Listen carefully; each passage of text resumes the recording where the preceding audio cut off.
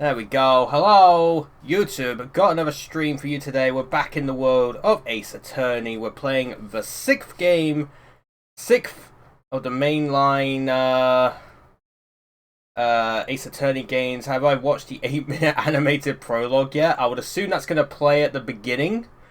If not, then no. But, well, hopefully it plays at the beginning. But, yes, we are playing Wright Ace Attorney, Spirit of Justice. This came out 10 years ago, originally. And this is still the latest mainline entry in the series. So, anytime Capcom, you know, unless they're like, you know what, we're done with Ace Attorney. If they say that like that, it's like, you know what, fair enough.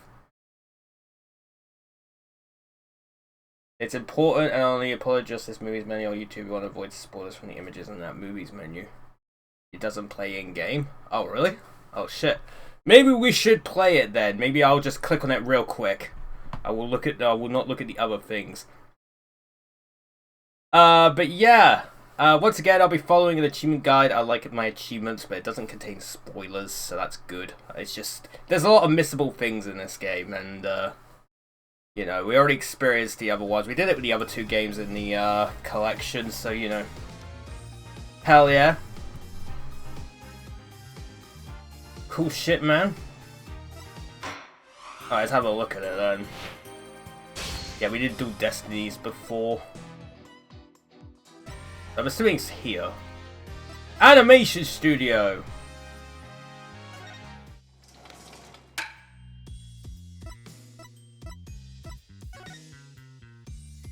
Is it in here? Take a while to load, Jesus Christ. Oh no, oh, this just allows you to create your own things, never mind. What would it be then?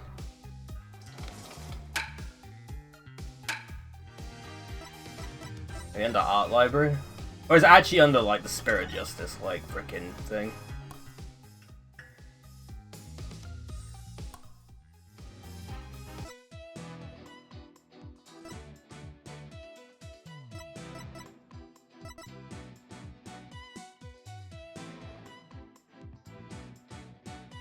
Do I have to put it on YouTube? Oh, fuck yeah.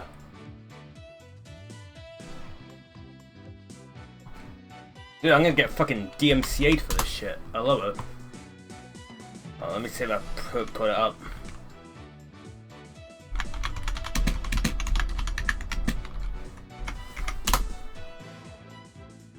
Yo, Nintendo of America.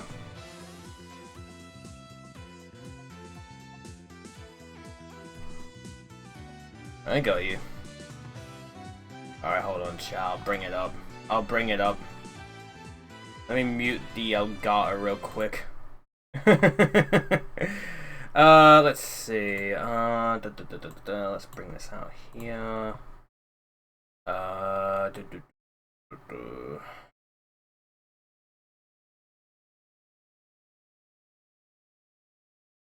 Chrome. That one.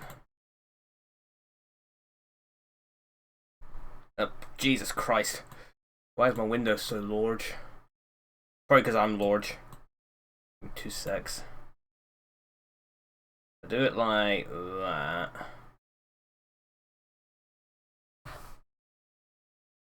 only work with like one screen, it's great. That should work, yeah. There we go.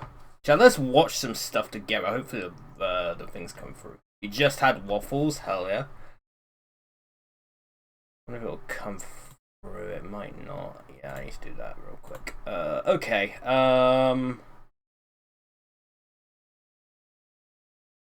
Bump that up there. Alright, let's watch this and then actually play the game, because apparently it's that important. T for teen. The Kingdom of Khurain, a country of spirit mediums and faith on the Can I have subtitles on this? the Far East. Its people's lives Auto-generated are nourished now. through the wisdom of Khurainism and protected by its founder, the Holy Mother. At least, that's how it used to be. This is the same voice actor that does fucking Sojiro in Persona 5. I don't like him. Prosecutor Sadmadhi, we've captured and detained one of the rebel escapees, sir. Silence, officer. You're disrupting the peace of this temple. Sorry, please forgive me, sir. If Capcom comes knocking, this wasn't my idea. Cause. Renounce your revolution and submit yourself to the judgment of this court. Yo, In judgment? your infinite Judgment mercy, reference? Our Holy Mother may yet see fit to save your soul. As if I'd give in. What's the point of a So court what that you're only saying is he doles out hasn't aged. guilty verdicts? A dragon's eye. One of the remnant lawyers, then? Sir, the other escapee was wearing a dragon's eye, too. Oh, Holy Mother, as your humble servant, you would have me act to save this wretch's soul. Well, if I worst comes to suppose worst, if the VOD this gets too taken down, I is can just part of cut my this part fate. out. I did that with the freaking cutscenes. Objection! Objection! Did that with the cutscenes in Chicken Run, because that was just the movies. These pork buns were frozen at the time of the crime. Excuse So me? it's possible they Pork were bun? solid enough to bludgeon someone to death. Was that fucking Blackwell? Silence. Sure is.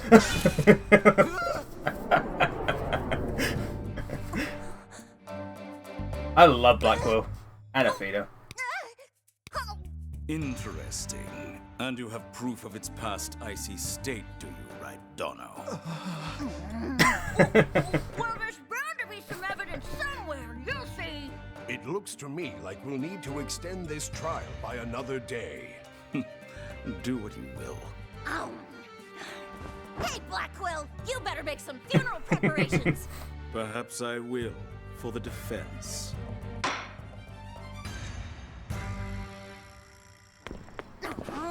That was great.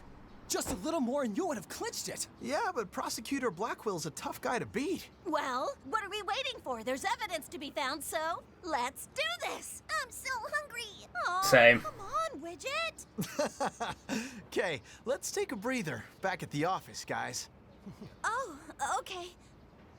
Oh, wow. Would you look at that? Hey, come to think of it, aren't we coming up on the end of, Miss Faye's ascetic training? Yeah, we sure are. Yeah, I know most of this game takes place in, like, that, was it Korean village, where Maya's and Pearl is from? I mean, we see it in the earlier games, but...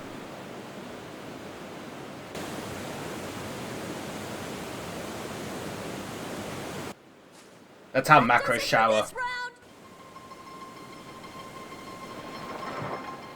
We also use waterfalls.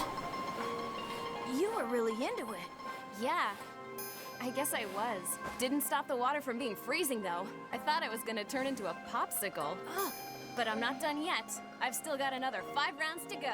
5 rounds? Just 5 more until you finish the Korean School Special Meditation course for increasing spiritual power. Dude, she's so old now. Okay, then let's get going. Holy shit. I mean, I'll never become the head of Korean Village if I don't finish my training. The head of your own village? Then you She's will all be grown just up! like her Our baby's benevolence, grown you know? up. Oh, really? Her benevolence, huh? You mean your princess, right? So, what's she like? She's really nice, Miss Maya. I bet you'd like her. No, you're wrong! What on earth? Her benevolence has performed the divination seance. But I know I didn't do it! How dare you? Are you saying that my insights contain an untruth? You insolent criminal. There is no room for argument. I now pronounce the accused guilty. Welp. Please, your majesty! I request an attorney! Well, there isn't one. Why is there not an... Okay. And exactly what good would a lawyer do? When all we need to know is revealed through my divination seances. Is there nothing? As you must surely know, the Defense Culpability Act has rendered lawyering a virtually dead profession within our borders. Welp. That seems a little one's... Oh my god.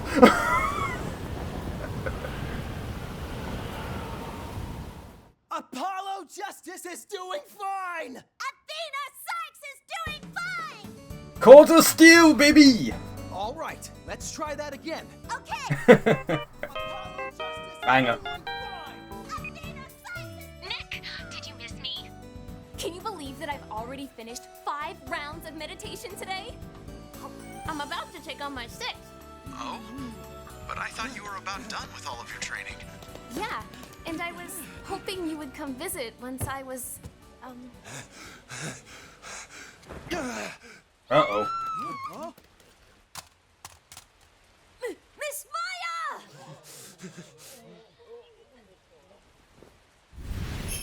Oh, you poor, pitiful, unenlightened soul. What do you want?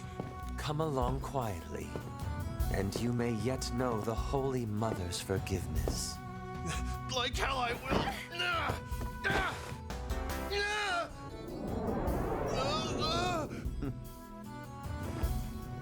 お前はもう死んでる。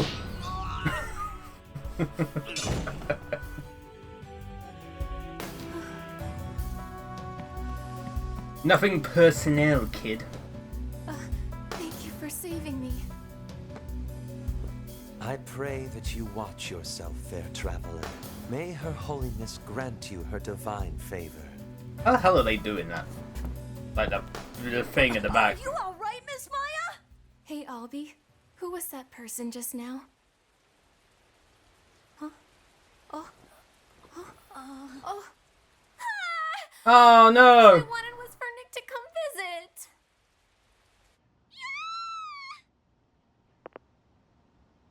Maya, hey! Answer me!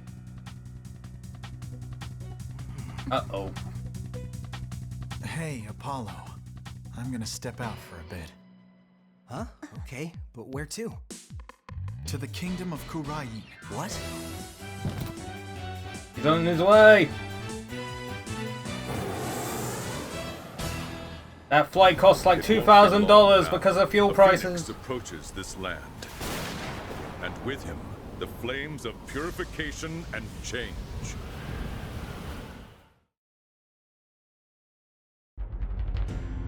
I guess that's it, shit. Now we can actually play the game. Look at that, 2016, and we haven't had a new freaking game since then. Well, a new mainline game. Actual abysmal dog shit. Ay, ay, ay. Alright, chat, we can actually play the game now. Now that we've experienced that. Before it just starts playing. That would be very funny. Anyway, new game. 2016. Actually, I can't believe we haven't had a new one since then. But again, as you said, probably like politics and shit. On the western edge of the Far East. How do you define the western edge of the Far East? Lies a peaceful country of spirit mediums and mystery. The kingdom of Wright. But now, the flames of revolution are threatening to consume it whole. Revolution! Wow, yeah, you know what? Things like revolt and revolution.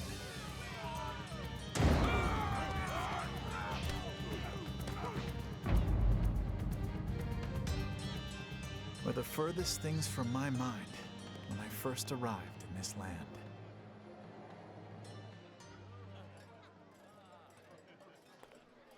This is gonna look so out of place.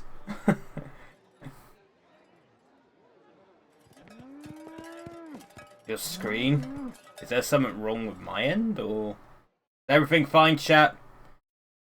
Episode 1, the foreign turnabout. Is everything fine? Are we like Apollo Justice? Are we doing fine?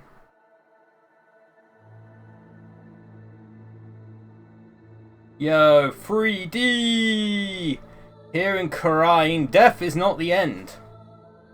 Even after death, the soul lives on in the Twilight Realm. The Twilight Sparkle Realm. And priestesses can commune with the spirits of the dead. Fear not, death. In the name of the Holy Mother.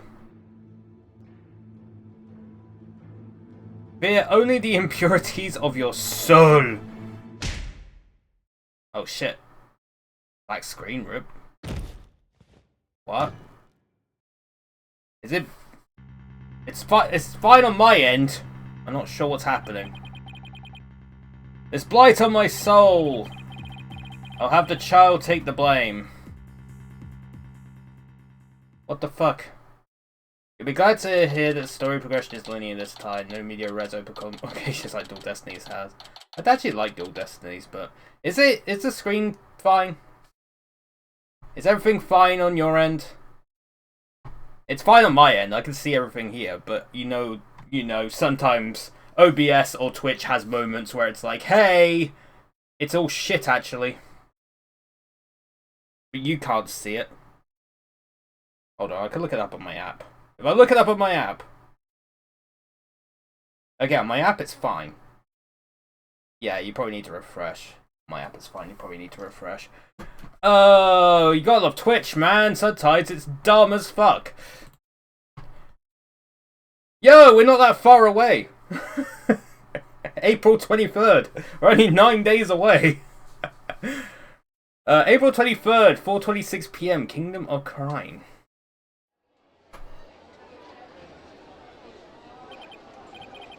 Phew, I'm finally here. So this is the Kingdom of Crime, huh? What a long trip.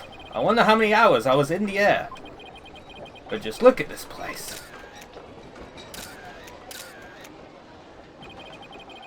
Get a load of this street. It really feels like I'm in another world here. And that gorgeous temple, I read that's the center of town.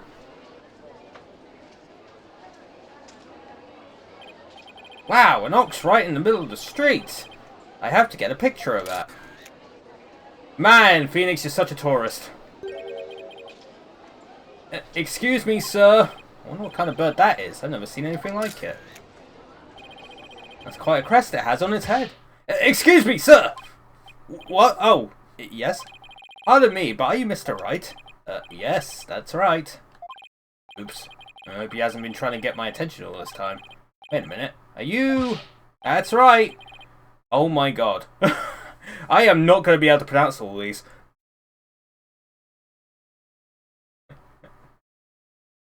I'll be... Oh, I'll be your guide. Oh, for God's sake. No, we already started. No, no. Fuck. I read it out loud and then it came to me. I was like, oh, for fuck's sake. Oh, no. Alright, it's about a field day again. Oh, jeez. I'll be your guide at your service. Yes. Oh, we're so back. I'm a monk in training at Temple. You got me. Oh my god. And I'll be your guide around town. Oh, I live for this. It's very nice to meet you, Happiraki?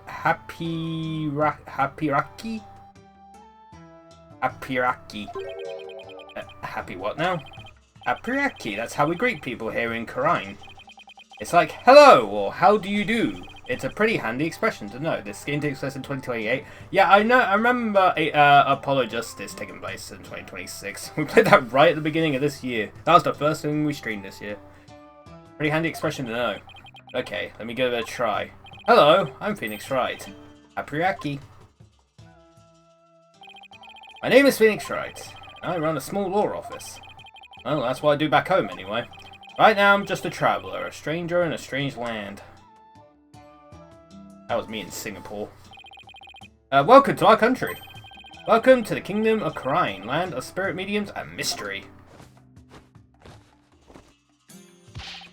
This is for you! To celebrate your arrival. Speaking of mystery, what is this mysterious green lump exactly? Allow me to explain. This is a famous Kuranese sweet bun. It's called a Magataman or soul bun. It's shaped like a Magatama. It's so yummy it will send your soul straight right to the Twilight Realm. That doesn't exactly make me eager to try it. Thanks. I think I'll indulge later. That will be 20 Dharmas. Thank you for your patronage. I have to pay? I always have plenty of those on hand, so just let me know if you ever want any more. No wonder his bag looks so heavy. It's stuffed with all the tools of his trade. Oops, I almost forgot to tell you something really important. It's about Miss Maya. She can't come see you for a few days yet. Yeah, when I called her from the airport, she said she was still training up in the mountains. So wait. But we heard the call. Whatever. Maybe they called again. I don't know. I told her I'd wait for her here. Either way, I was glad to hear she's in good spirits. Well, they did sound such like good spirits on the phone. Maya Fey is a spirit medium who used to work as my assistant.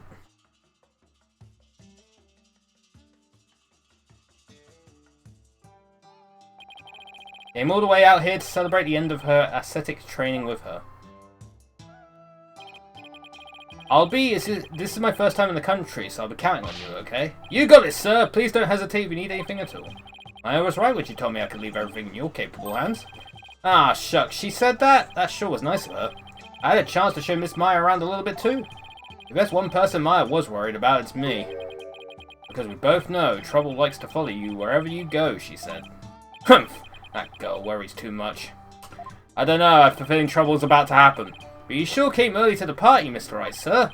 I mean, Miss Maya won't be done with her training for another 2 weeks. Ugh, I hate to admit it. I came early because I was worried about her too. Oh, well, you know. I thought I'd get in a little sightseeing first. Ooh, sightseeing? Well, I'm your man for that. I'll show you all the best sights this country has to offer. Thanks, that would be great.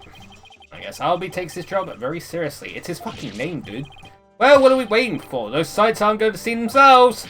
Yikes, you don't have to shove. First stop, Temple, right there in the center of town. There's something there I really want to show you. How can he afford to stay at this place for so long? He always complains about not having money, even though he's a goddamn lawyer. I thought lawyers make bank. I thought lawyers make like all the money. April 23rd, 4:45 p.m. Temple Plaza. Wow. It's even more impressive up close. Allow me to explain. This is the heart of our town, Temple. It was created by the founder, God, I'm gonna have many of these things. Kurainism, the Holy Mother herself. I'm training right here at this temple to be a monk someday. I read that the people of this country are all adherents of Kurainism. According to my guidebook, it's a religion in which ancestral spirits are venerated. Yeah, Maya was absent for the series for almost 12 years. This game sure loves teasing me, given how long it's been. Yeah, she wasn't in the last 2 games. Also, chat, at some point I will play the Investigations games. I still got to get the collection, but I'll probably wait till it goes on sale. We definitely will stream those though. And also the Great Ace Attorney as well. Although the Great Ace Attorney I'll have to do on Steam because there's no Xbox version of that. Oh, fun. The Holy Mother was a great spirit medium who could commune with our ancestors' souls. And spirit mediums will become queen to this day, direct descendants of the Holy Mother. Spirit medium rules the entire country, huh? Talk about power and influence. The main thing you want to see when you come to Temple is the Dance of Devotion, right? The Dance of Devotion takes place twice, once in the morning and once in the afternoon. Man, that sounds exhausting. This dance, along with the Song of Ceremony, is performed in offering to the Holy Mother. The Dance of Devotion has the power to summon forth souls of... Jesus Christ. Hold it! Slow down! I can't remember all of that at once. I couldn't even read all of that. Oh, I'm sorry. I guess I got a little overexcited. Anyway, the main thing I got from all that is that you really love your country. Heh, well, that's sure true. I like this kid. He pours his heart into everything he does. Let's see, I guess I just explained about half of what I usually explain, so I'll give you a special discount and only charge you 10 Dharmas for the tour fee. Thank you for your patronage. And I guess he pours his heart into aggressive salesmanship too. Not to think of it, Miss Maya told me she could tell I love my country too. We stood here for about an hour while I told her all about the Holy Mother. Really? An hour? Maybe I counted as patience training. And she seemed really interested too. She listened to my whole speech. Huh. That doesn't sound like the Maya I know. Miss Maya is so kind and nice. Treats me really well, like a little brother. She's kind of like a big sister to me. Get fucked, Pearl. This is Maya Fey you're talking about, right? Maybe she's grown up since I last saw her. Yeah. Memory scene. Clang! Clang, clang, clang. Oh no! What's the matter? Is it that time already? We have to hurry into the temple right away. But first, let me give you this lyrics card for the Song of Ceremony I told you about. There's an English translation of the lyrics there too, so give it a read, okay? Let's go! But why the big rush? We don't hurry, we'll miss the beginning of her benevolence's dance of devotion. Her benevolence?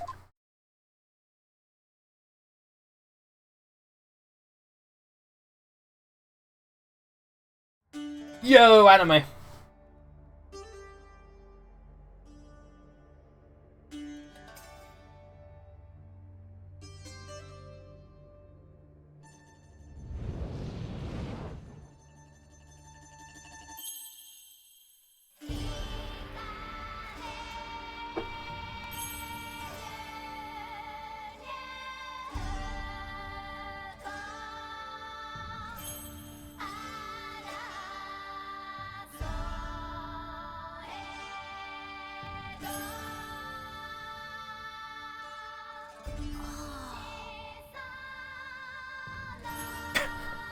Phoenix didn't look very impressed there.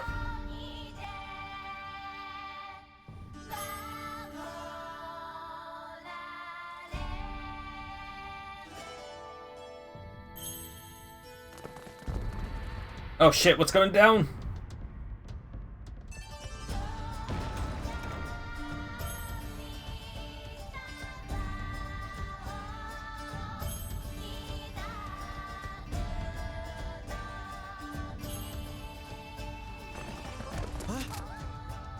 What the fuck? I'll be your guy. You're under arrest for treason. What the fuck?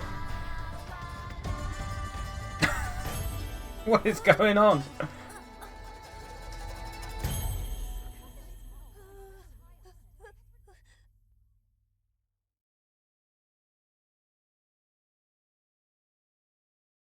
Oh shit.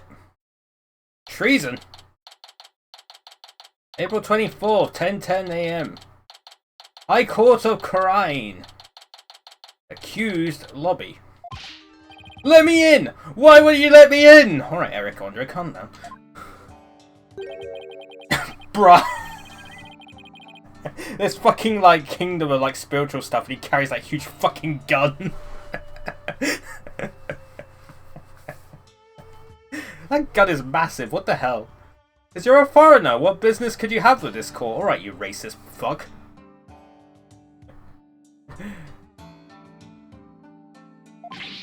I told you, my friend is on trial in there. The police raided the temple in the middle of the dance performance yesterday. It was short-lived, but there it was, a first case of an actual investigation thing. And arrested Albie on suspicion of treason. I was worried about Albie, so I just had to come see his trial. The trial isn't a tourist attraction, so clear off. You want a picture for your scrapbook? Take one of me and get out of here. Look, you got it all wrong. It's great. Well, I guess there's only one thing to do. Yes, tell him I'm a frickin'... tell him I'm actually a local. I'm sure I'll get away with that one. Lawyer. Yes, I'm a foreigner, but I'm not your average foreigner. What? I'm actually a lawyer. Back home, anyway. What? A lawyer? I can't... That's not possible. What's he so shocked about? Whatever. Now's my chance. Nothing wrong with a lawyer entering the courtroom, right? He's sweating. Wait, get back here, you!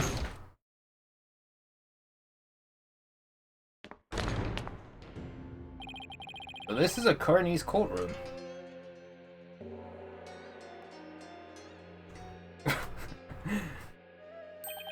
Wait, isn't that her benevolence? What's she doing here in court? Yo, I love the drip fucking this judge has. I love it. The divination seance has been performed. I will now hand down my verdict against the accused. Oh, nice font. Guilty. What? A verdict already? But the trial ain't just started. Guilty? But there's gotta be some kind of mistake. Please take another look. Seances performed by Princess Rafa are infallible. They show only the truth. What right do you have to question her abilities? But I didn't. Oh my god, they have their own version of pain. Dude, look at him. He's got the drip. Oh. Yet, another contradiction that makes this a fictional court system. You can't just take cases from other countries willy-nilly like this. There are many steps you need first, such as, learning the country's language. But we love Ace Attorney for how outlandish the court system is, so it's all good. Isn't, like, the whole series meant to be, like, a parody of the court system? Because I know, like, the Japanese court system is, like, stupidly strict. Like, I thought it was just a game thing. Because when I was playing Judgment, they talked about how, like, getting a not guilty verdict is, like, extremely difficult. Turns out that's real in Japan. Like, apparently they deal with the crime rate by just pronouncing everyone guilty there. It's fucking insane. Isn't it ironic that you, a devout adherent of Koreanism, would dare doubt her insight? Non-believers want to be met with suffering in the Twilight Realm, you know. But I didn't do it. Your benevolence! Allow me to explain, I beg of you. Be silent, impudent whelp! There is no merit to be had in indulging the ramblings born of a criminal's unclean soul.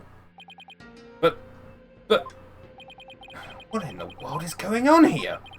The judge made his ruling based on something called a divination seance? What is Albie's attorney doing? Wait a minute. Where is Albie's attorney? Why is this happening? I didn't do anything wrong. Foolish child! Doubting the divination seance is tantamount to doubting the Holy Mother herself. Your Majesty, Royal Priestess, and in the name of the Holy Mother, I command you. Impose the highest penalty against this unclean soul. As you command, so shall it be done, your benevolence. May her holiness grant us a divine favour. Diarrhea... That's not diarrhea. Daihara Karai. Yeah, I made a joke. Odihara. Objection! Yo, we objecting. What?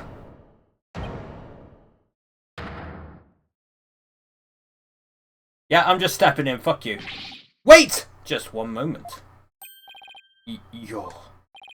Ugh, me and my big mouth, now what? He can't help himself.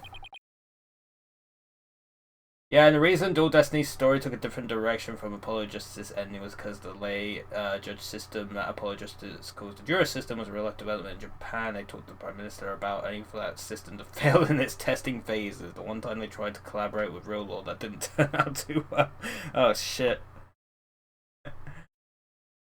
Oh, God, yeah, I keep wondering, like, why didn't they make, like, the fucking, like, the jury system? A thing in Dual Destinies, I guess that would explain it. Mr. Wright, what are you doing here, sir? Well, I'm in it now, so I have to do this right. Dude can't help himself, man.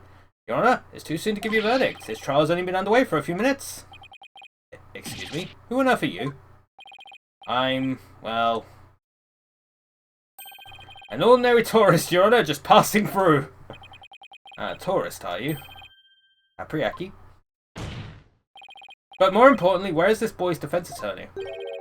Defense attorney? Ha ha ha ha! Whatever are you talking about? He doesn't need a defense attorney. Wait, what?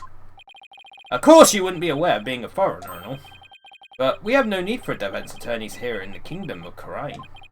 We leave it all up to her benevolence, this sacred power of spirit communion. Her divination seances determine all. What? But surely you see how unfair that is. What kind of insane court system are they running here? You would dare mock me, you barb-headed buffoon! If you value your life, you will leave post-haste, or shall I summon the bailiff? The bailiff is that big scary dude with the big scary gun, isn't he? And I'm sure he would be happy to oblige you with a bullet or two as a souvenir of your travels. At the cost of an arm and a leg, no doubt. Now hold on! Mr. Wright has nothing to do with any of this. Albie! I appreciate what you're trying to do, Mr. Wright, but never mind about me. You just go ahead and go see Miss Maya. But... forget about me! You have to go now! I'm sure you can find another guide. There are lots more places I wanted to show you. But it looks like I won't get a chance now. I'm sorry. Poor kid. I'm put on a brave face, but look how terrified he is. What can I do? What should I do? Go find Maya. Yeah, fuck you, Albie. I guess we're probably going to defend him. I can't just let the verdict be handed down with nobody standing in Albie's corner. Albie doesn't have a defense attorney? Then I'll do it. I'll defend him! Defend him? You can't be serious. Did you hear that? Is he out of his mind? Heaven forbid.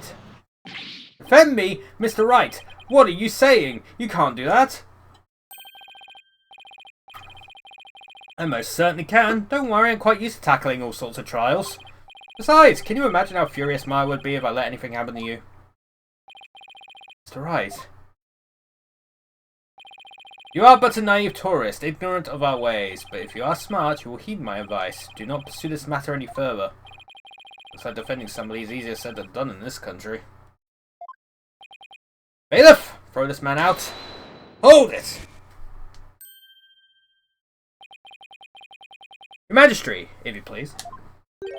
You have something to say, Mr. Payne? Heh, heh, heh. Why not allow it, Your Majesty? Why not have him defend the accused? It could prove very interesting. Right, Mr. Phoenix Wright? Right. Mr. whoever you are. Prosecutor, are you acquainted with this traveller? That's Chief Prosecutor, Your Majesty, and yes, I am acquainted with him. He's a defense attorney from my native land. I've had dealings with him in the courtroom before. Oh, it's the same guy! Heavens to Betsy! Oh, I love that. What? Mr. Wright, you're a defense attorney?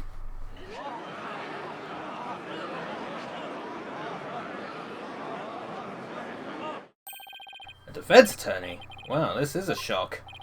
You may be surprised to hear that I have more than 10 years of experience. I guess there aren't all that many lawyers around here.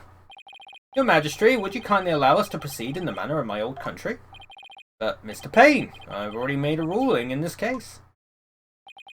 Hey, call it nostalgia if you will, but I am most eager to give it a try.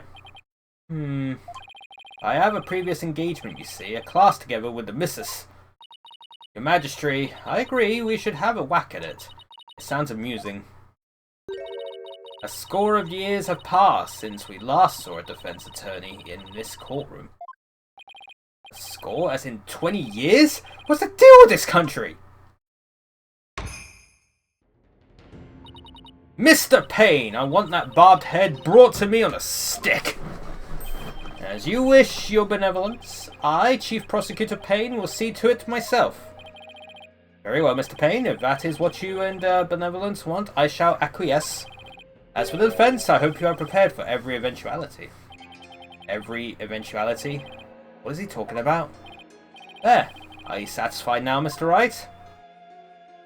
Yes. Thank you, Mr. Payne. I'm sorry for not remembering you earlier. That's Chief Prosecutor, or the Incredible Payne, as I'm also known in this country. And you'll see soon enough just why that is. When you're forced to capitulate to me before this very court of law. I love how this dude is always in the first case. He keeps losing, so he just ends up going to a country where he's automatically wins every time. Love it. Love the logic. Why is he so strangely confident? Not only that, but what's with the gallery? Just you watch. That defense attorney will try and twist the truth. You can bet on it. Get him, Chief Prosecutor. Crush that defense devil. This is way more lawyer hate than even back home. Now, if you would please give your opening argument once again, Mr. Payne. Certainly, Your Majesty. The accused is charged with 2 crimes, larceny and murder. Yesterday, the Founder's Orb was stolen from the treasure room of Temple. In addition to the theft, 2 other things were discovered in the treasure room. The dead body of Mr. Patrol.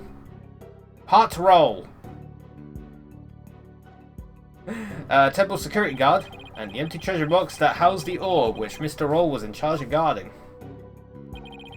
We believe that Mr. Roll was murdered by the thief who stole the treasure.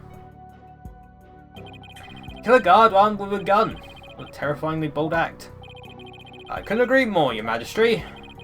Please allow me to submit as evidence the victim's autopsy report and crime photo.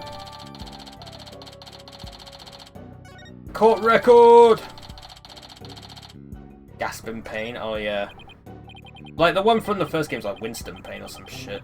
They're just all named Payne, it's just a family of prosecutors. It's been a long time since we had evidence presented in court as well. It's kind of refreshing, actually. Ha ha ha! We may rely on the power of the seances, but our police still carry out investigations. Plus, any proof I provide is indisputable. Oh, really? Well, forgive me if I don't just take your word for it. As in patrol. Oh, of course it is. Paw Patrol! That makes sense. Looking at the court record. Just see how thorough you and your police were, Mr. Payne. Such a deplorable crime. The audacity of stealing the sacred treasure of Her Holiness, our founding mother. It's a crime that strikes at the very heart of our nation. Exactly, Your Majesty. We mustn't let the culprit get away with his heinous deeds. Indeed, such deeds are best described as treason against the crown. Is this treasure really such a valuable object? How can you even ask such a thing? Of course it is! Why, sealed within this treasure is the very soul, the mitama of the Holy Mother. A soul is sealed within the treasure? I think I'll take that with a grain of salt. You don't believe it, do you? Of course I believe it! Something tells me I'd better play along. This kind of irreverence is exactly why I dislike this defense attorney so much! Your Honor? Your Majesty? What is it now? This treasure, I've never seen it, so it's a little hard for me to imagine. Did I see a photo of it or something? Of all the outlandish requests, you defense attorneys are truly beyond the pale! You've been getting awfully angry with me, and are those veins popping out of his forehead? It's forbidden for anyone outside the royal family to view the treasure itself. They say that anyone without the proper spiritual power would be blinded instantly. That's why the average person has never seen the treasure, Mr. Wright. And I guess there are national treasures that are off limits to the public back home too. For the benefit of the shamelessly uninformed defense, let me share this newspaper article. It includes photos taken about 8 years ago when the treasure was unearthed. These are the only public photos of the outer box in existence. What's more, the treasure box only leaves the temple's treasure room but once a year, for a special New Year's rite that takes place at the palace. Therefore, this treasure box has only ever been seen by a handful of people. Forced open and its contents stolen, the average person can only see it in this newspaper article. Here there's been a string of thefts lately of historic artifacts from the temple. Right, Your Majesty, inexcusable thievery of precious national treasures for personal gain. Is the actual person Nicolas Cage? Nicolas Cage did it. And the culprit is the accused. So he used his position as monk in training to get his hands on the treasure, is that it? The accused family is by no means wealthy. To help with family finances, he works as a tour guide in addition to his ascetic training. Thank you for giving an excellent outline of the case, Mr. Payne. Now then, no more questions from the defense, I presume? What? No, I do have questions! Even more? But you just asked a bunch. Well, make it snappy. My class starts in just a few short minutes. What? He's still planning on going to that thing? There's still a lot I don't know about the case. I should ask now while I have the chance. Let's see, what else do I need to know more about? Crime scene, the weapon, and the motive. Probably the weapon, right? We know about the crime scene. I don't think we can establish a motive yet, so yeah, the weapon. Mr. Payne, what was the murder weapon? The murder weapon was the treasure box itself. Yo, blunt force trauma. And the empty treasure box left at the scene had a large blood stain on it. How utterly reprehensible, using the secret treasure box for murder.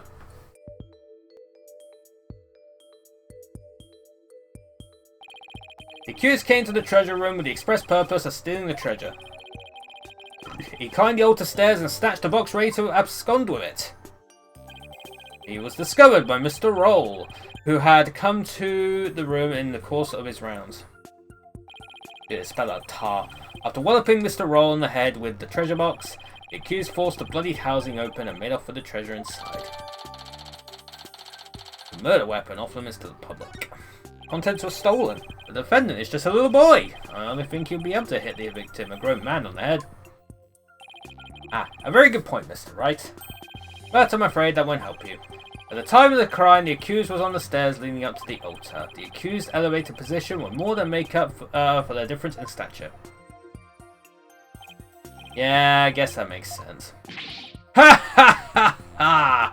Mr. Payne, your reasoning is flawless. What an elegant argument. Hats off to you, Chief Prosecutor. Well, your title is obviously very well earned. Well, the accused's guilt is certainly conclusive. Unless there is anything else, I am ready to announce my verdict. Very well. In that case, I find the accused... Just one moment, Your Majesty. Don't you think you're rushing the verdict just a little bit? I told you. I have plans to attend to, and... Aha! I'm late. It's already started. How did the time fly by so fast? He's still stuck on that?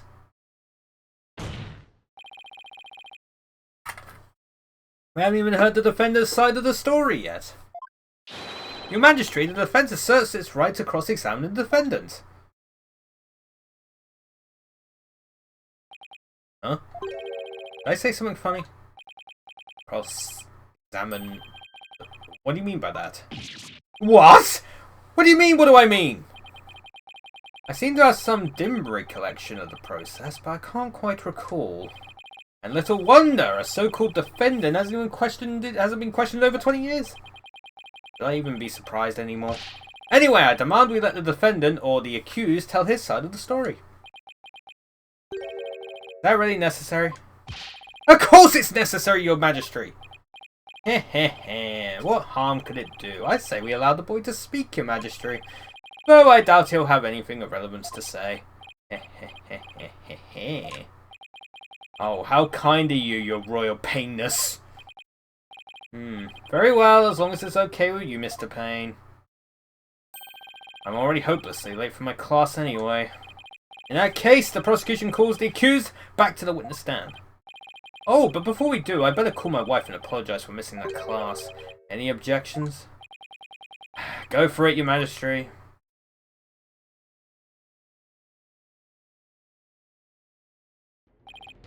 Accused, state your name and occupation again, if you would. I'll be your guide. I'm in training to be a monk, and I'm a tour guide too. Why me? Now, where were we? Cross-examining the defendant, Your Majesty. Right. Let's do that then. At the defense attorney's insistence, I might add... That's a little dispirited. His wife must have given him a piece of her mind. Well, the defense had better get to it, and make it quick if you please. The defense? Mr. Wright, I didn't know you were a lawyer. Well, I am, and I'm here to defend you, Albie. Don't worry, all you have to do is tell the truth and you'll be alright. You tricked me. What? If I knew you were a lawyer, I wouldn't have given you that tour. Give back that magtarmin I gave you yesterday. Albie, what's gotten into you? Don't talk to me! You disgust me! Now even Albie's against me. But why? Hehehe, this must be a new experience for you, Mr. Wright, being loathed by a client. Now then, accused, please give the court your testimony. The incident occurred around noon, during the break between the morning and afternoon dances of devotion. I want you to tell the court what you were doing around that time. Alright.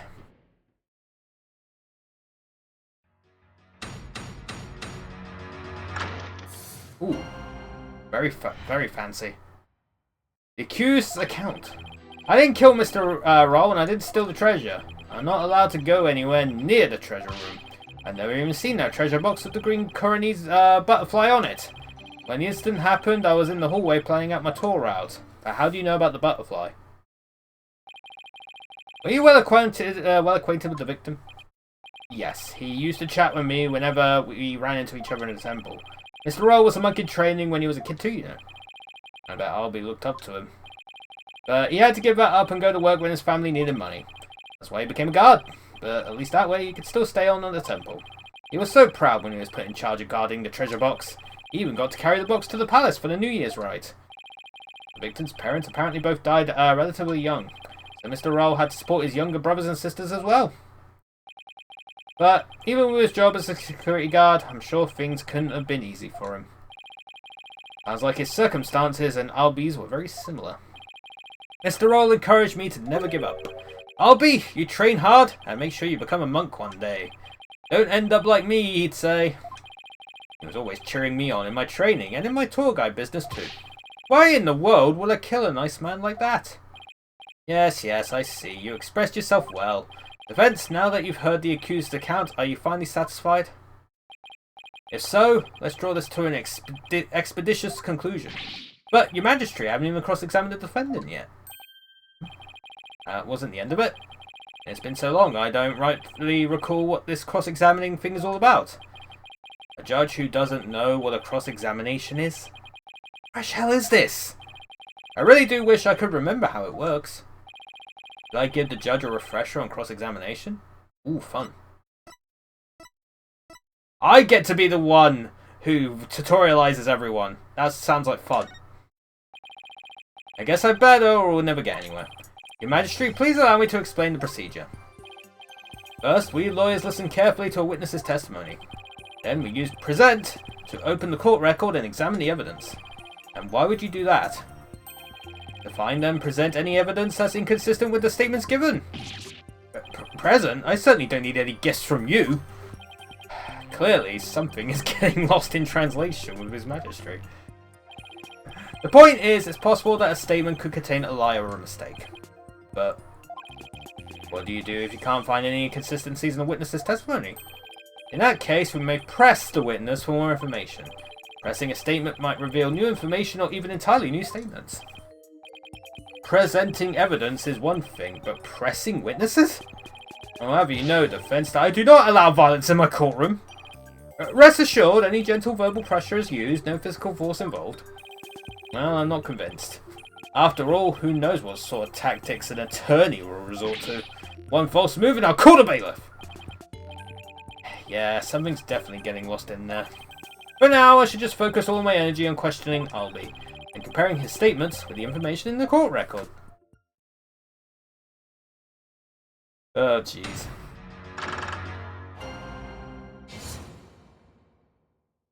Yeah, it's definitely the butterfly thing. It's like, how do you know there's a butterfly on it?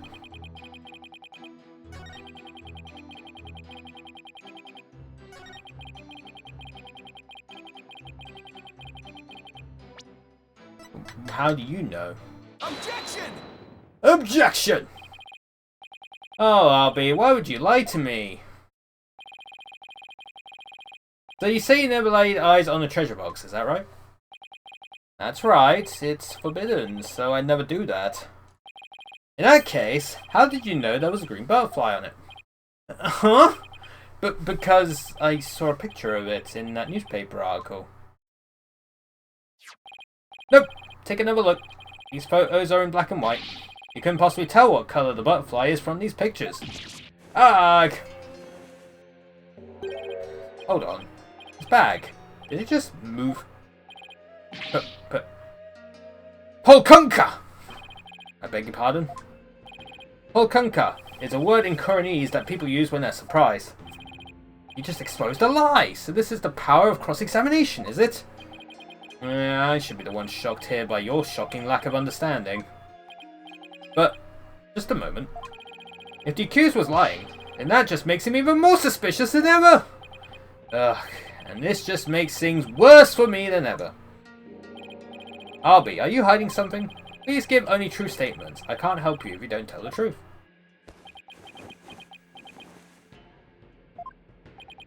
Darn, I just can't seem to get it to open up to me. Hehehe. So, accused, you have seen the treasure box with your own eyes after all, haven't you? Well, maybe I did take a peek one time a long time ago when I was cleaning the treasure room. But you weren't in the treasure room at the time of the incident, right? Of course I wasn't. Objection! That is a lie.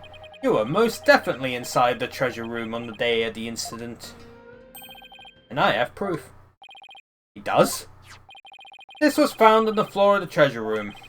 It's a scroll entitled Notice and contains a list of temple monk duties. These instructions pertain to the day of the incident. And what exactly is that supposed to prove? The accused fingerprints were found on the scroll. What? Oh no! Where is it? It's not here! I must have dropped it somewhere.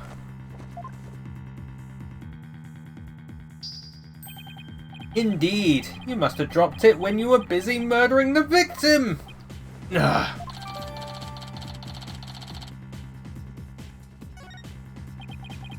No, no, no, no, no! Then that means Albie was there on the day of the incident? Ha ha ha ha! So this is the power of cross-examination. The more the accused talks, the guiltier he paints himself. Yes, it would seem so, your majesty. Hehehehe. Ah, he predicted my argument and had evidence ready to refute it. How was any of that supposed to help the accused?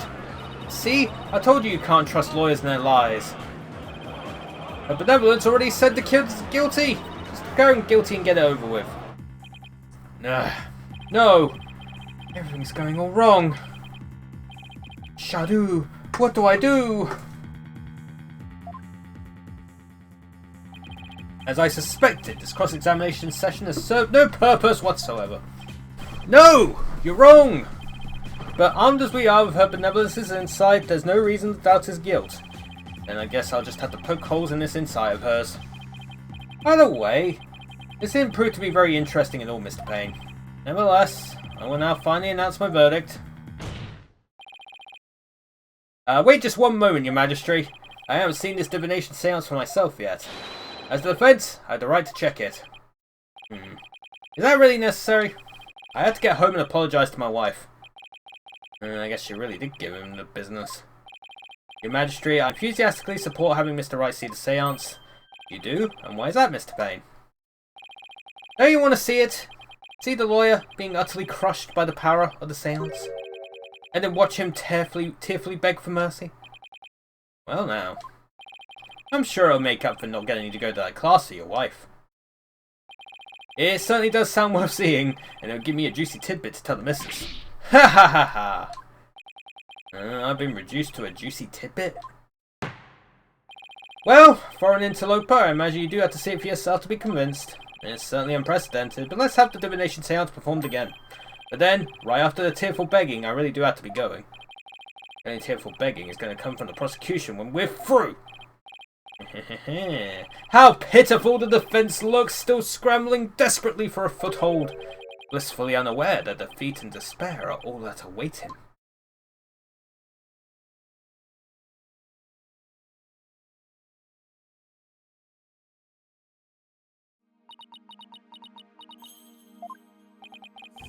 There she is, her benevolence. Your benevolence? Rafa Padma, Karain, thank you for coming all this way once again. Your gratitude is unnecessary. This is simply my duty.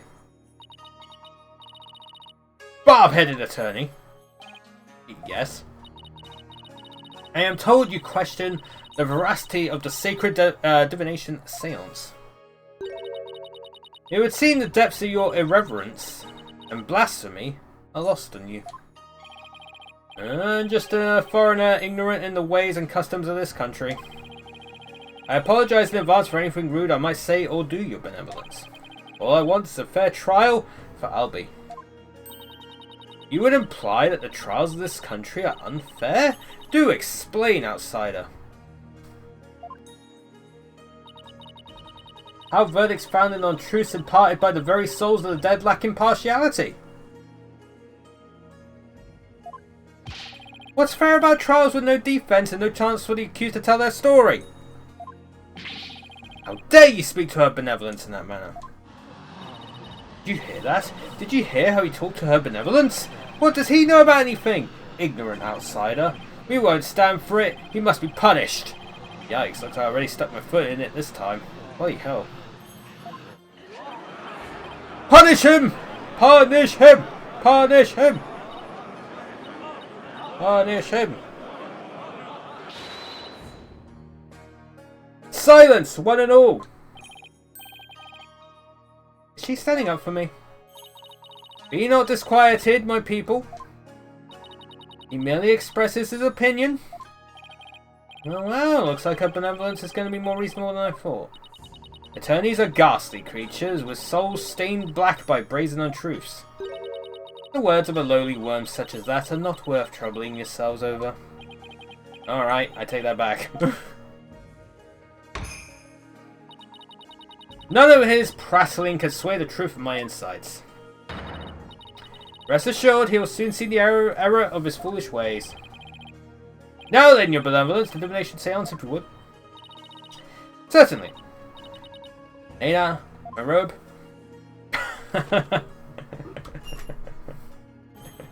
Just slides in and out.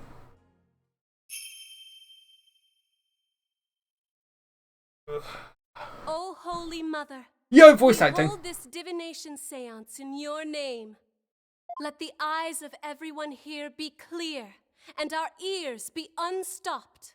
O dance of devotion, guide the victim's soul to me, so that we may receive their final memories in the pool of souls. Dude, I actually got to take a break.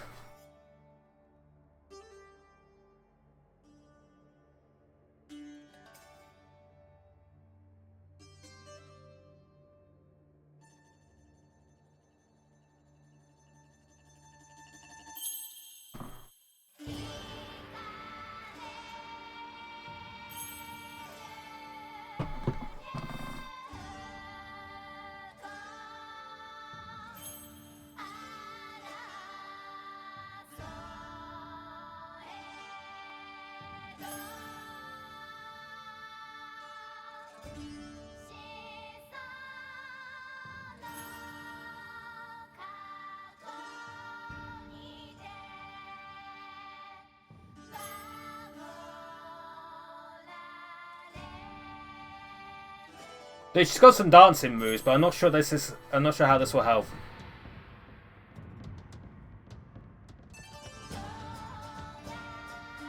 You kill it in DDR. That's all I'm learning so far.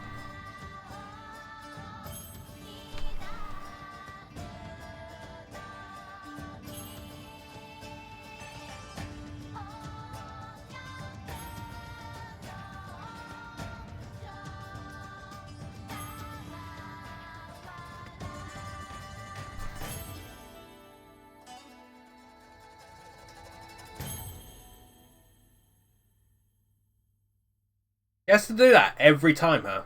Every freaking, like, trial.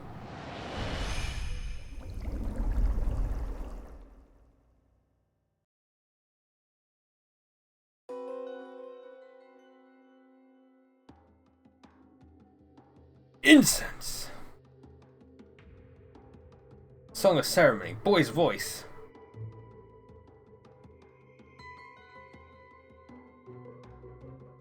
Pain! Well, that doesn't seem good.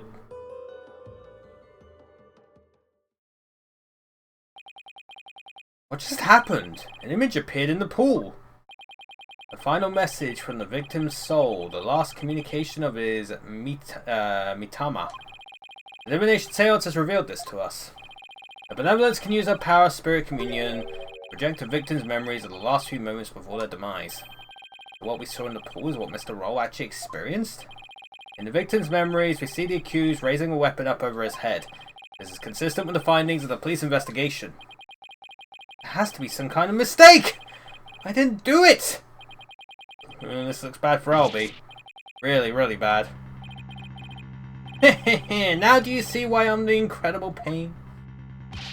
More than I can express. But even if those really are the victim's last memories, what can I do with them?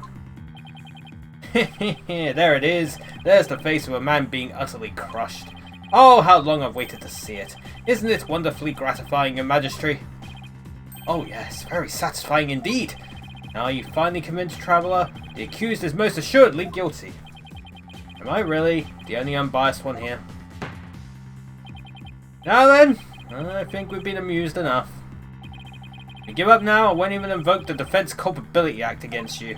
You'll be free to slink back to your own country with your tail between your legs. The Defense Culpability Act? What's that? What? You mean you honestly don't know? No.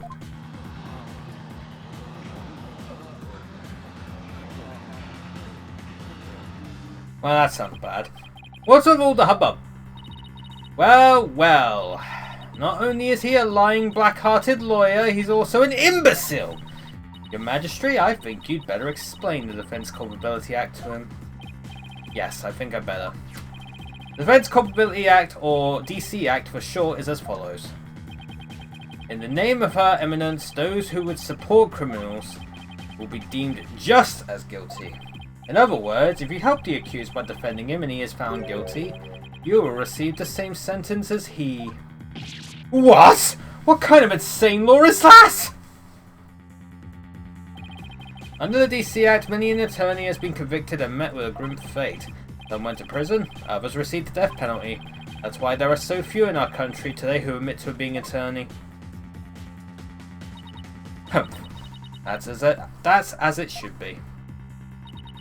The history of our courts proves that attorneys are black-souled creatures who will tell any lie to save the accused. Thus, attorneys deserve to be exterminated! Oh my god, the gallery's full of Daleks! Shit! Never felt so much hostility coming at me from so many sides. What could have happened to make everyone feel this way?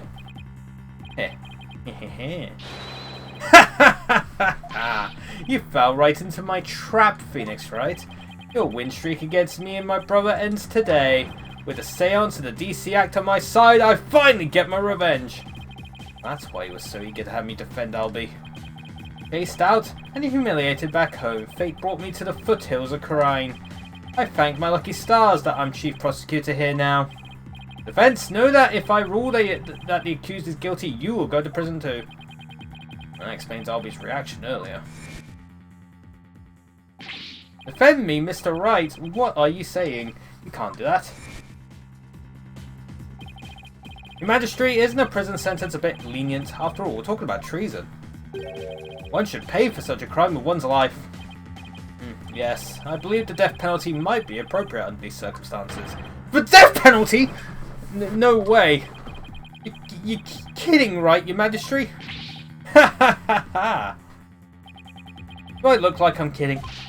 I'll have you put your life and your dark, tainted soul on the line here. Death? This can't be happening. The courts of resignation. Our courts are well known as thus. In this land where my seances provide the truth and no attorneys can intervene, criminals know that all they can do is resign themselves to their fate. Oh, foreign lawyer, I ask you once more. Are you sure you still want to defend the accused? Nope. Dude, fucking high stakes already. There's more to think about in all of this too. Can't just lay down my life. What in the world should I do? Oof. Well, we're probably going to continue anyway. Let's do it. Isn't this why I became a lawyer in the first place? Tis to start the cage match between Phoenix and Gaspard. This is such a good way to Gaspard running away back in the end of Dual Destiny while also leaving the other brother Winston innocent of, wanting to kill Phoenix outright. To help those with no one on their side. I can't just abandon everything I believe in.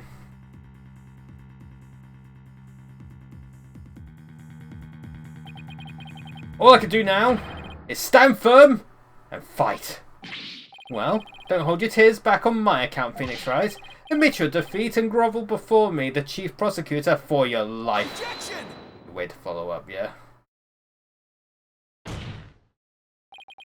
Even if it means being subject to the Defense Culpability Act, I will defend Albie. What? But Mr. Wright. Oh, oops. Defendant insists he's innocent, and not even a divination seance should be accepted without examination. His finger was so wiggly.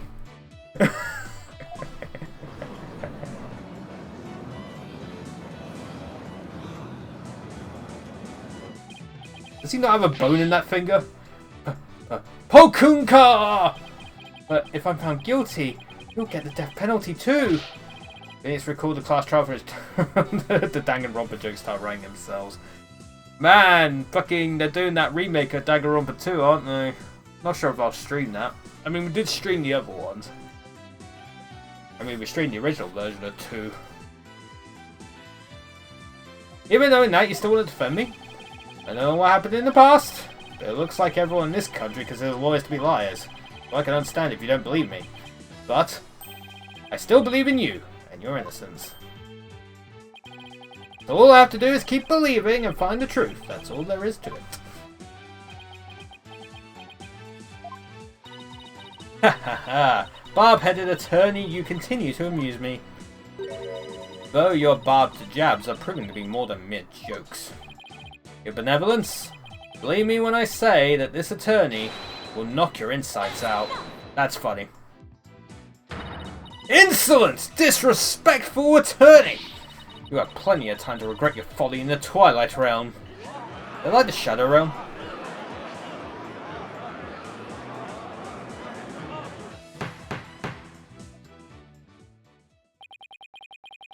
Not a wise move, traveller. Not wise at all. You should have taken the chance I offered to save your life. But you have made your choice. The Defense Culpability Act will be applied in this case.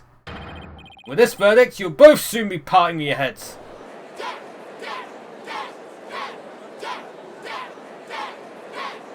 Man.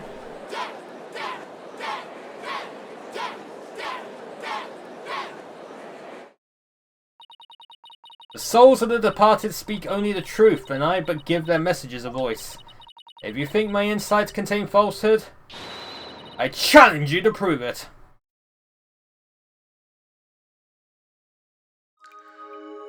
Inside. Ooh, I'm guessing this is new. Rafer's inside. The accused swung whatever he was holding down on the victim's head. It all depends on whether the alternate story of Danganronpa 2+2 turns to is good, because it's easy to see what the fans want to see a continuity where the Danganronpa 3 future arc never happened, but it has to be written considerably well. I know... God, I should really watch fucking that Danganronpa 3, because I know V3 is completely different. And I still don't like the twist in V3, not gonna lie.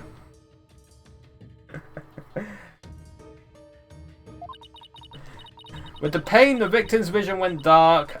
This is when he lost his life. Still, I can't believe it. A murder after the morning dance of devotion? These are the victim's experiences just before his death. As the victim's final memories, we can assume they aren't lies. How do I break this down? Allow me to relieve you of your ignorance, defense. Did you notice the words that appeared in the seance vision? I did. Come to think of it, I did see words, like Song of Ceremony and Incense. The victim's final memories are not limited to sight alone. Sight, smell, taste, sound, touch, all is laid bare in the pool of souls. So what Mr. Roll experienced with his 5 senses appears in the vision as words, right? Precisely. And by examining these sensations, we can perceive the victim's final moments with unparalleled clarity. Works for me. I can use all the extra information I can get. Now, to find a contradiction between her insights and the seance vision. Your benevolence, I ask that you please show me the seance vision again. Very well.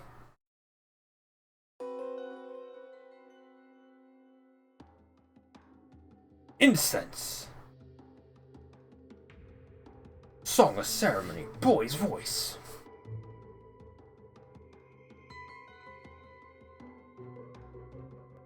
Pain.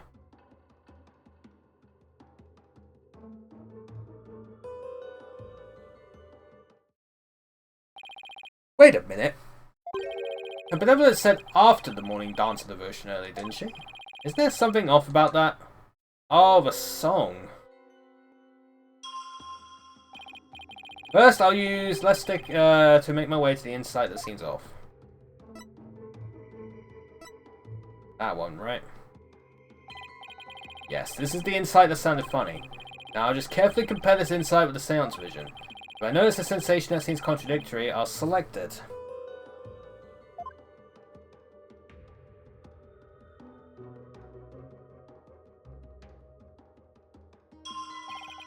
This is it. This is the part of the vision that contradicts the insight. Now I'll just select the sensation I think is inconsistent and then present it. That one, right? The sound. Objection! If it took place after, why would the song happen? Wait just a moment. Yes? What is it, Barbed Head? You're saying the incident occurred after the morning dance of devotion, right? That's right. What of it? Then isn't it strange that Mr. Roll could still hear the Song of Ceremony? Oh my, you're absolutely right!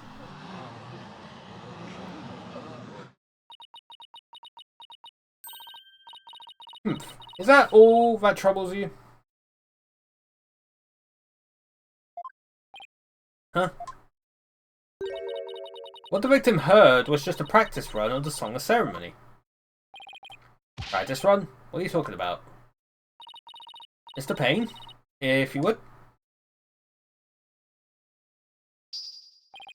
Certainly, allow me to explain. The incident occurred in the interval between the morning and afternoon dances. During that time, the singers were practicing in the performance hall. Precisely. I was there as well, so I can corroborate the statement. I see. So what the victim heard was that practice session. Ah, I guess my contradiction.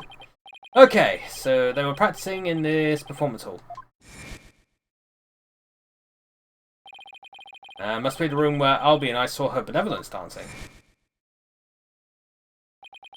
However, Mr. Payne, I admit one detail troubles me. Ask away, Your Majesty. It's a big temple. The performance hall and treasure room are quite far from each other. Would the song really be heard all the way in the treasure room? He's right. It is a very big temple. Well, how about it, Mr. Payne? Your Majesty, have you forgotten? There are speakers in every room of Temple, including the treasure room. Oh, that's right. Speakers? For what purpose? Are you serious, Mr. Wright? They're to broadcast the sacred music at the performance hall throughout the temple. And that's why the victim could hear the Song of Ceremony in the seance vision. It was the practice run going on in the performance hall, heard over the speakers. Thank you for your explanation, Your Benevolence. That makes perfect sense, even to a feeble-minded old man like me. Think nothing of it. Now, if you wouldn't mind, could you please alter your insights for us? Very well.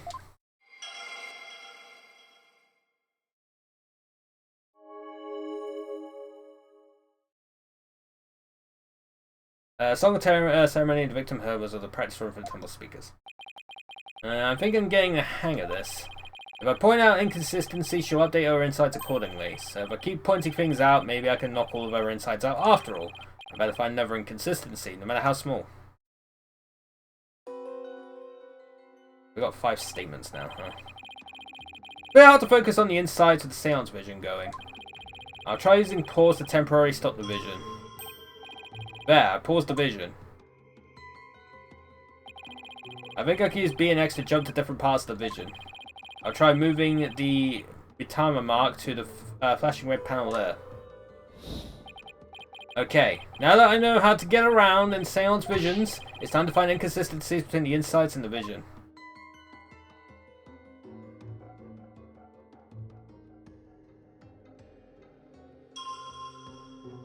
Is that right? Oh wait, I gotta let it play.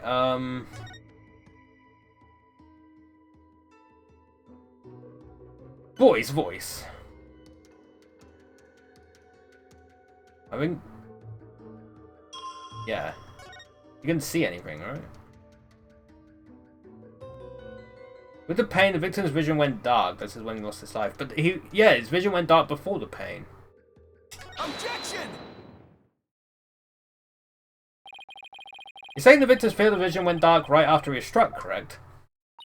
Of course, as anyone with eyes can see. Well, pardon me, but I must disagree. What? Your benevolence, please take another look at the exact moment the victim felt pain. Oh. Everything goes black and then only after that the victim feels pain. Inconceivable. This places the order of events at odds with what you say happened. My word. Hokunga, your benevolence, what is the meaning of this? I cannot be wrong. Insights are beyond fallacy. If what the defense says is true, this is a very grave matter indeed. Please forgive me, your benevolence, but I'm afraid this contradiction is something we simply cannot ignore. Hehe, now, let's not be too hasty, your magistrate. I think I can clear this up. You have something to add, Mr. Payne? 1,000 apologies. It seems the prosecution has failed to make one tiny thing clear. And that would be, please don't say he's like blind. On the day of the incident, there was a power outage, a blackout in one part of the temple.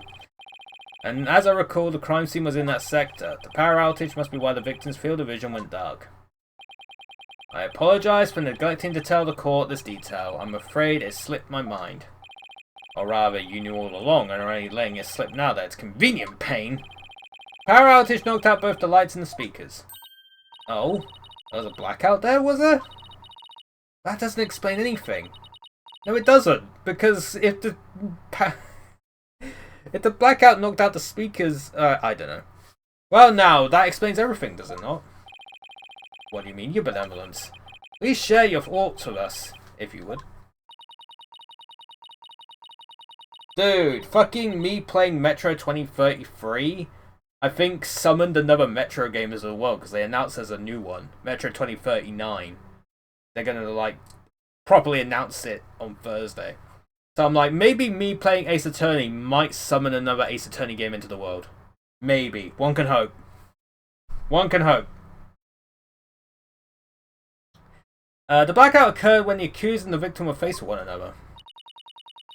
Fearing the victim would flee under the cover of darkness, the accused swiftly brought his weapon down on the victim's head. I see. That makes perfect sense, your benevolence. So the victim was struck after the lights went out. The depth of your insight is awe-inspiring, your benevolence. Give her a hand, everyone. Well done! Long may you live and prosper. Hey! I want to live long and prosper too! Enough applause. You flatter me. Now, your benevolence, in light of this new information... yes, of course, I will alter my insight.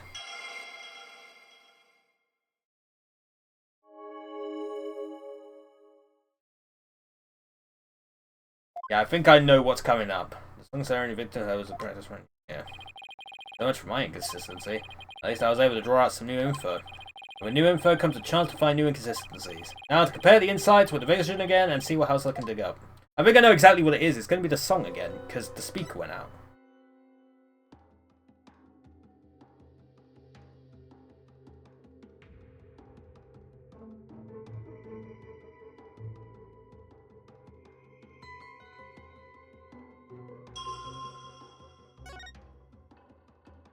Objection! Yes, I finally found it. This is the gaping hole I've been looking for, which will probably be explained away anyway. Your benevolence, as impressive as your spirit communion power is, it's not infallible. Never know when to stop talking, do you? I hope you realize your words are an insult to all adherents of Qur'anism. God damn. Defense! Watch what you say. If you don't mind that tongue of yours, you won't have one left to mind. It's certainly not my intention to insult spirit mediums. But maybe I'm not the one who needs to learn when to stop talking. What malarkey. I believe he said a few moments ago that the victim could hear the Song of Ceremony thanks to the temple speakers. But then, how do you explain how the victim could still hear the Song of Ceremony even after the power went out? Oh, contradiction of facts can only mean that the Song of Ceremony Mr. Rog heard was not coming from the speakers. What? Impossible! What are you saying? That the song he heard was coming directly from the performance hall?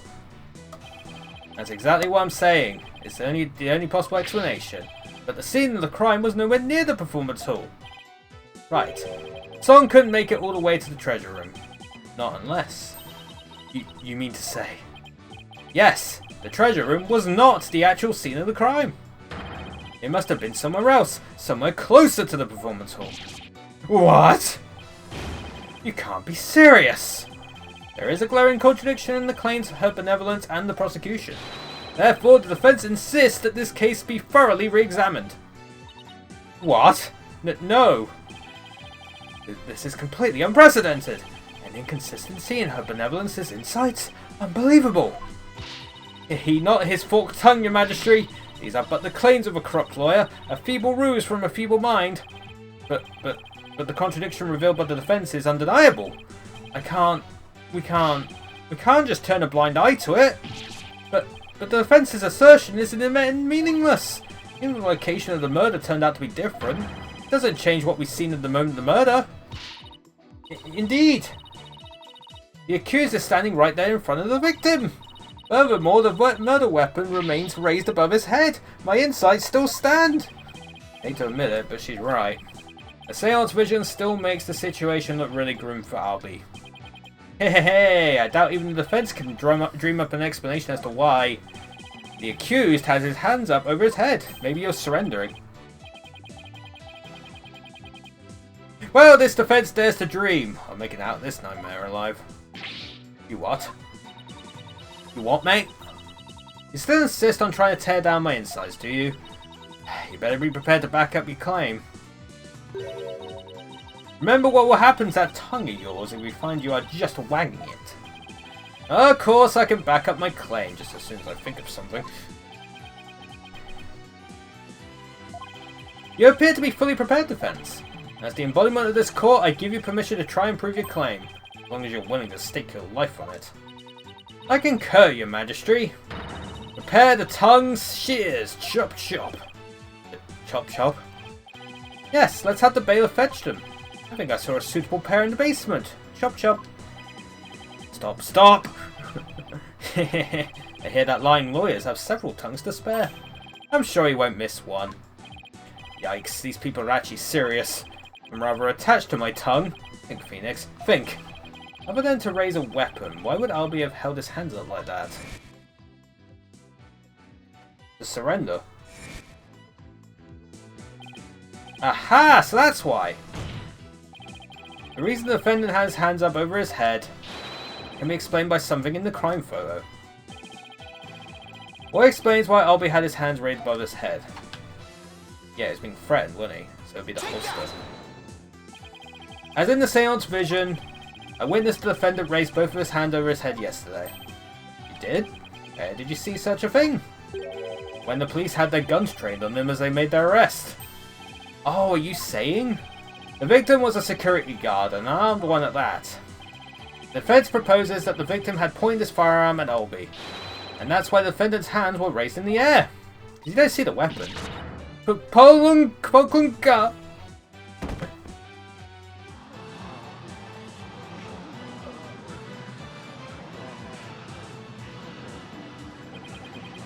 would have thought the seance vision could be interpreted that way? This is not possible!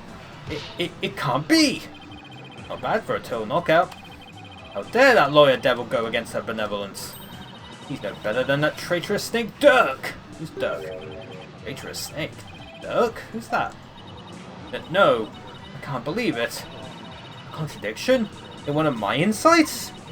There has to be some kind of mistake. I won't accept it! That's right, your benevolence, and I won't accept it either.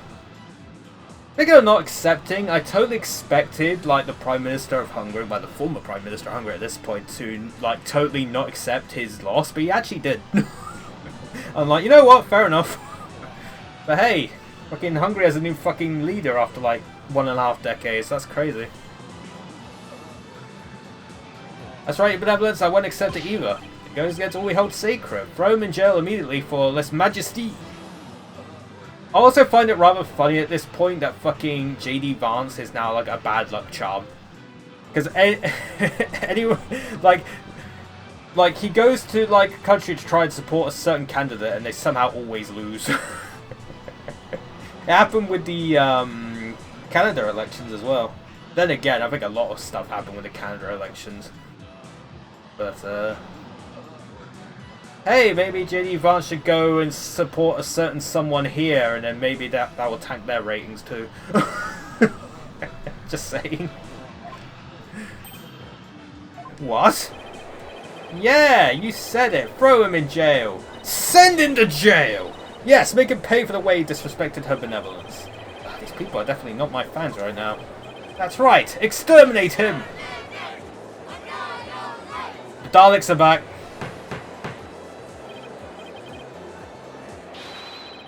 I said peace! Peace, man. Now, everyone, please calm down. Did you see the frickin' April Fool's joke that frickin' Iceland did? Not the country Iceland. We have a supermarket here called Iceland. But, I thought it was AI at first, but it turns out it's just, like, photoshopped. And I'm just like, thank God it's just photoshopped. But they hinted that they might make it real if, they, like, get enough support for it. But they made Dalek bread. Not garlic bread, Dalek bread. It's literally bread shaped like a Dalek. And I'm like, that's funny. Like, thank God that is an AI. Now everyone, please calm down. See? Your Majesty, please assign this black-hearted attorney a suitable punishment. They can't. No, I can't charge him with less Majesty. What? What? But why not, Your Majesty? He was simply following the proper procedure for defending the accused. There's nothing unlawful about that. But, Your Majesty, don't you want to wrap this trial up quickly? Why not just give your verdict? Then you can go home and make it up to your wife. You can't end the trial now, not when we just learned new information about this case. What? Your Majesty! Not you too! You would honestly entertain the idea that my insight contains a contradiction? Truly, it is shocking. I didn't see that April Fool's joke. I was more focused on the Bulbapedia April Fool's article on humans, which treating them like mysterious beings of unknown whereabouts, just like Procopia. Oh, God. It's kind of annoying with April Fools, because I'm sure like there's some companies that probably just like, just use AI to make fucking April Fool's videos. There was one that was funny, and it kind of like relates to my interests. Fucking, they made the macro SD card. I'm like, yes. Finally, a storage solution for me. That was pretty funny. I mean, technically you can make a macro SD card. You just take like a freaking hard drive and just slap like a skin on it. You could probably, you know. Each Pokédex entry of human contained jokes about the opinions of the fan base on the franchise. Oh, hell yeah. I admit myself, I'm not the biggest fan of Pokemon. Like, I played a couple of the games, but it's just like, I feel like they could do better with it, but that's just me. But hey, I heard Procopia was good. I heard Procopia was good, and then Pokemon Champions is not that good. I think it's kind of like the same with Nintendo as well. I mentioned it in previous streams, so I probably won't go too much about it. But I guess like with the recent like Mario movie as well, and it's like a lot of Nintendo fans are just like, we love this movie, and I'm like, are you sure about that? From what I heard, it's just like freaking reference slop. And I'm just like, man, I guess people are easily entertained. It's just like, you can, like, you know, ask for better. It's fine. We've had 3 perfectly good Sonic movies. Like, you can make a decent video game movie without having to, like, rely on references. But, hey, that's just my opinion on it. Not fact. I love the Pokemon Mystery Dungeon series way more than the core series. They bring out the untapped potential that Pokemon keeps missing from a story, character, and aesthetic at some point. I do want to try Pokemon Mystery Dungeon at some point. I won't lie. I do want to try it at some point. I might emulate it. I know they did like a sort of remake or remaster for the Switch, but I might go the emulation route, at least for, well, some of the other ones anyway. Anyway, back to the game. In the 20 plus years since the DC Act went into effect, such a thing has never occurred. To be honest, I didn't want to believe it either. But with his life on the line, the defense pointed out an inconsistency, and it's our duty to scrutinize it to the satisfaction of the law. Well, at least the judge is on my side. You dare go against the royal priestess, you non-believer? No, my faith is as strong as ever. I have a duty to make a fair ruling in this trial. If you insist on interfering with that process, your benevolence, I'm afraid I must request your removal from this courtroom, royal priestess or not. What? I'll have you know. Your benevolence! Please, acquiesce in this, your benevolence. Like yourself have been the developers of the Pokemon Mystery Dungeon series from start to end, so you know they're experienced at it, so no new game in almost 11 years has fans yearning for a new one. Oh, just like Ace Attorney! Oh, jeez. If looks could kill. Oh, I saw a news article this morning, chat. Fucking, apparently Sony is actually going to be making an animated Blood Bowl movie. A fucking Jacksepticeye of all people as a producer. I won't forget this offense, Barbed Head. I do not admit defeat, I won't. Bailiff, please see her benevolence out. Your Mitama will face due retribution in the Twilight Realm. The demons there they'll plug the barbs right off your stupid head. Ha ha ha ha ha! I hope your suffering will be super duper painful. And I hope they throw you into a lake of burning fire. Yeah, and then. I don't think she took that too well. And I guess she's still just a teenager after all. Now then, defense, Mr. Light, was it? That's right, Your Majesty. Phoenix Wright. Oh, of course, Mr. Wright. My apologies. Well, now that we have this newly uncovered fact, I suggest we proceed with arguments. Thank you, Your Majesty. Yes, but do not misunderstand me. This doesn't mean I trust you completely. I'll be keeping a close eye on you, so don't even think about lying to this court. I understand, Your Majesty. Maybe now we can finally run a real trial. Arguments, Your Majesty? Very well, I accept your challenge. Huh? What's with him? Hee. Oh, the look on your face, Mr. Wright. It's just too hilarious. What's so funny, Mr. Payne? The defense still doesn't get it. The truth he unearthed is going to bury him in this case instead. River is 14 years old. I guess they chose an older VA for her because of how unreliable child VAs can be. Oh, is she really 14 years old? Oh yeah, sure is.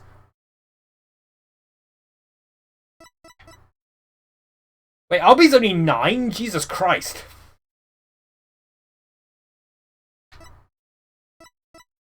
Payne's 56. Jesus Christ. Oh my god, fucking Patrol is the same age as me. Hell yeah. What do you mean by that, Prosecutor? I told you, it's Chief Prosecutor. Yes, because that's the thing to focus on right now. The fence is digging its own grave. Consider this, Your Majesty. Why would the victim, a security guard, point a gun at the accused? Oh, indeed. Because the accused was about to commit a theft. It's the only logical explanation. What? That does sound pretty logical, actually. It doesn't help the accused situation at all. If anything, it makes him look even more guilty. Yes, I have to agree. Allow me to spell out this truth the defense didn't bother to think through. Mr. Roll came across the accused just as he was trying to steal the treasure. The guard pointed his gun at the accused, and just when the power went out, the accused murdered the victim and hid his body in the treasure room. Ugh. hand truck for moving heavy treasure around is stored in the treasure room. The accused could have easily moved the body with that.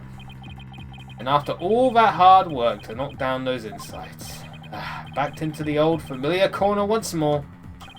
Mr. Wright, do you have a rebuttal? I'm drawing a total blank here.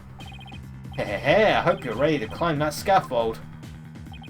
I asked you a question, Defense. I got nothing. I don't think of any grounds for an objection. The only thing to do at this point is ask the defendant himself what happened. But I don't know if Albie will cooperate with me or not. Albie? Will you tell us what really happened?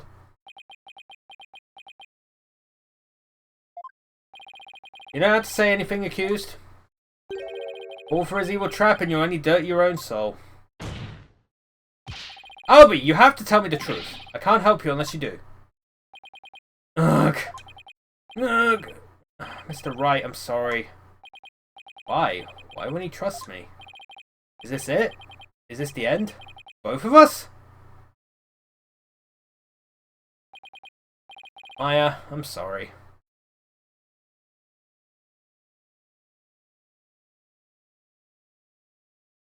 I never met a real lawyer before. Everybody always told me they're bad. Bad people who help dirty criminals go free. I never thought a lawyer would actually try to help me. Would actually believe in me. Would risk his own life for me. I never would have even imagined it. Albie. So, that's why I lied. To try and save myself. But I'm not gonna lie anymore. If you believe in me enough to put your life on the line, then I'm gonna believe in you too. But what? Allow me to explain!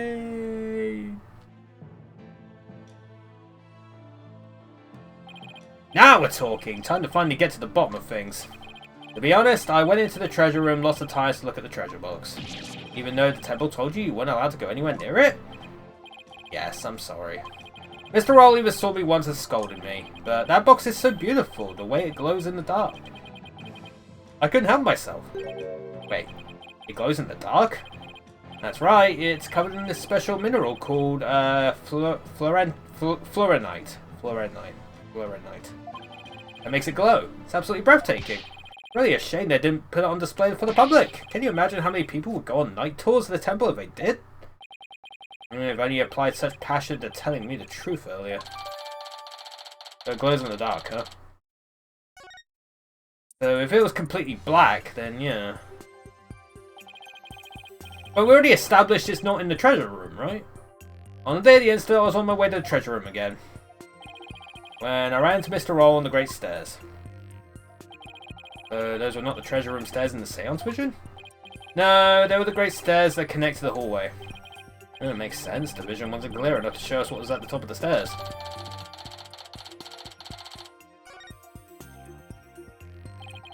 All of a sudden, Mr. Roll drew his gun and threatened me with it. I quickly put my hands up. Mr. Roll, he acted so scary. For some reason, he had his scarf over his mouth. I couldn't read his expression at all. Just then, the power went out. So I took that chance to hightail it out of there. I ran for my life, even now when I tried to think back on it. All I can remember are the gun and the piercing look in Mr. Roll's eyes. That must have been when I dropped the notice scroll. Which means someone else brought it to the treasure room along with Mr. Roll's body. Did Mr. Roll say anything to you when you ran into him on the stairs? Ugh. What is it, Albie? I have no idea why, but he asked me a strange question. Did you steal it? He said. What? I'm sorry. I'm sorry I didn't say all this before. I didn't think anybody would believe me. Hey, a grand speech! One that confirmed my suspicions that you were the thief! It doesn't confirm anything. You just asked a question. Objection!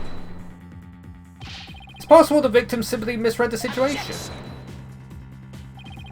Where there's smoke, there's fire, as they say. The victim must have had good reason to be suspicious of the accused. Why does every new piece of information seem to have to seem so incriminating? Shadow, what do I do, Shadow? Well, that's the thing. It's like, obviously, this guy knows he's been in there several times to look at it, so I guess it's natural for him to be suspicious, but it doesn't confirm anything. And what better reason to suspect the boy than seeing the treasure box in his hands? In the course of his rounds, the victim must have noticed that the treasure had been... It wasn't in his hands! He held his hands up. He held his hands up. I guess it could have been in the bag, but it wasn't in his hands. In the course of his rounds, the victim must have noticed that the treasure had been stolen, and then just after that... You're right to accuse. I'll be your guide. No! That's not what happened. Therefore, the one who stole the treasure and killed the victim can be none other than the accused. Ugh. Oh. Wait, what?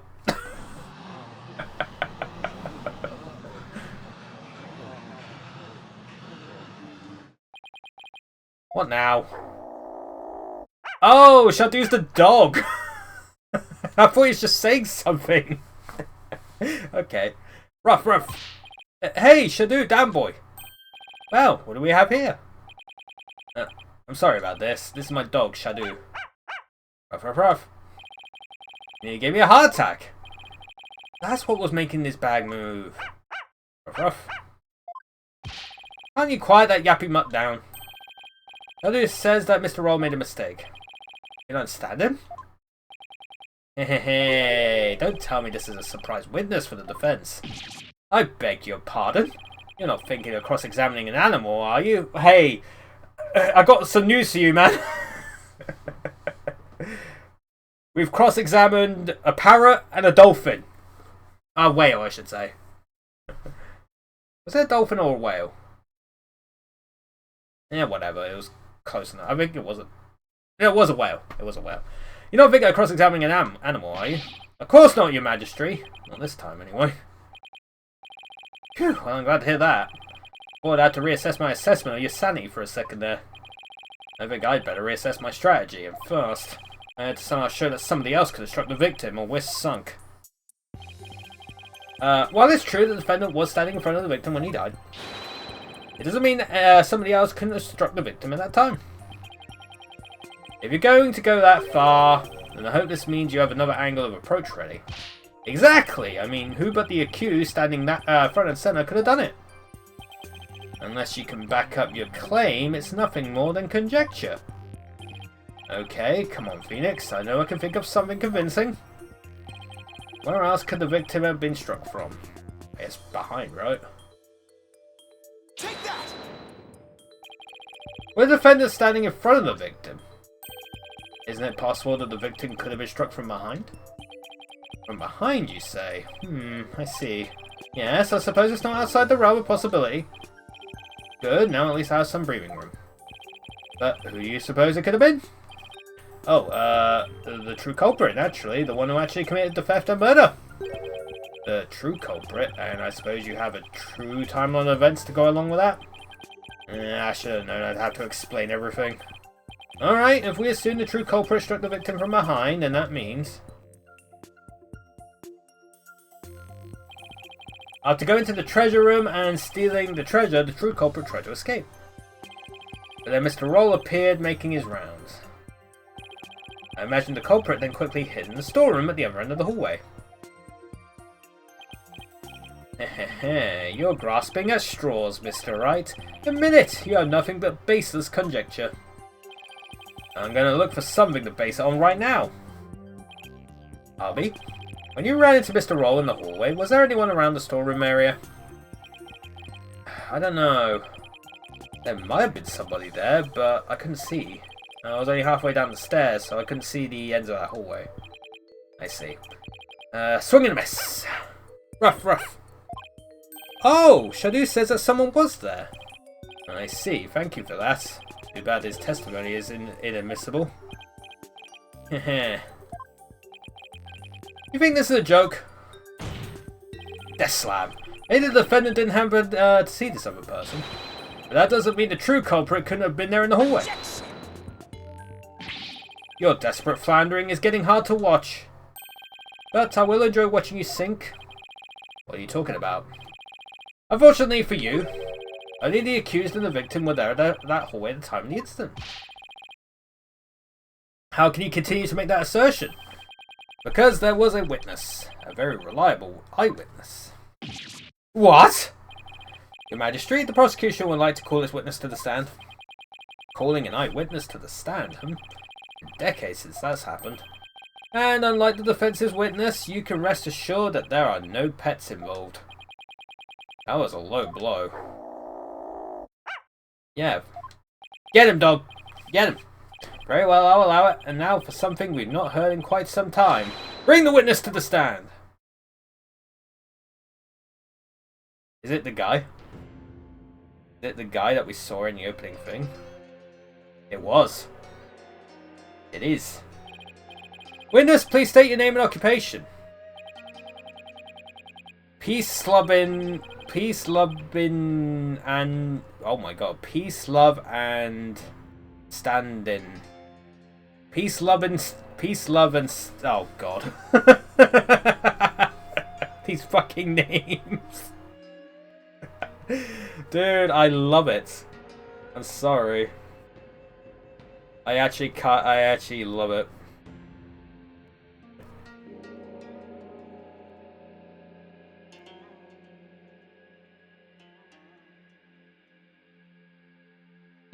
Wait, hold on. Peace, love, and peace, love, and understanding. Oh, funny. I got the peace and love part, yeah. Why don't the Payne brothers ever realize that the deciphered witnesses are always the killer? They always are, yeah. Peace, love, and understanding's the name, unlike Temple's head monk, can you dig? Oh, if it isn't Instructor Understanding, you're the eyewitness? Instructor? Not only is Mr. Understanding Temple's head monk, but he's also a renowned Damalan expert. Sorry to have to ask, but what's a Damalan? Oh, he's got the sick tunes! Check it! Here she is, my sweet serenader, my one and only. Groovy, right? But you heard our sultry sounds once before, brother.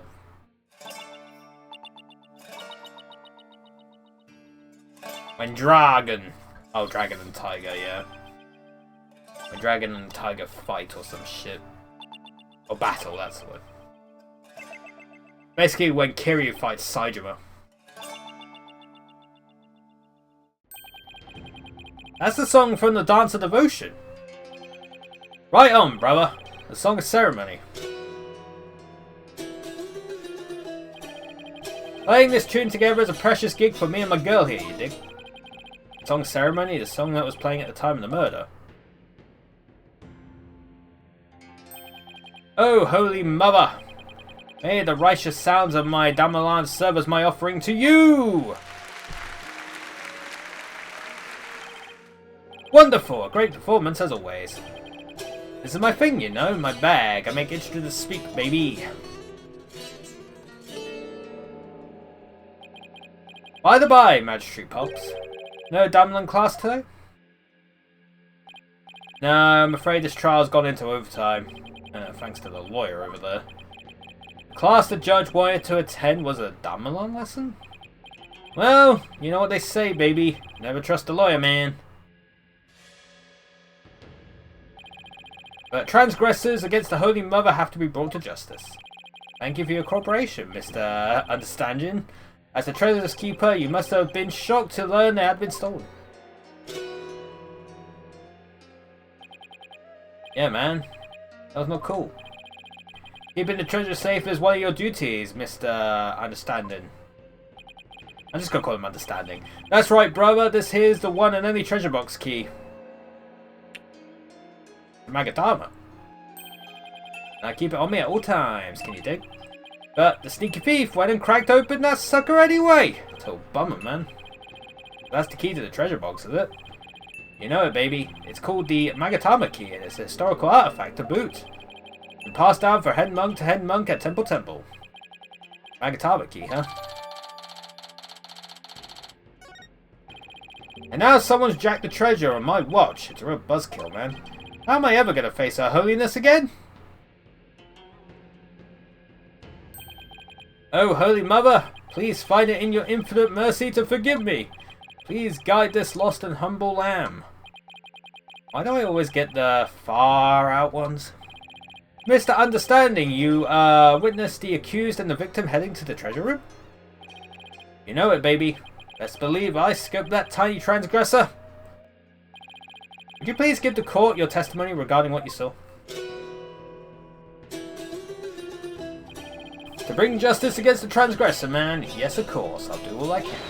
In the name of Her Holiness, I vow to sing naught but the truth I swear to bring. Hit me! Alright, Dr. Seuss.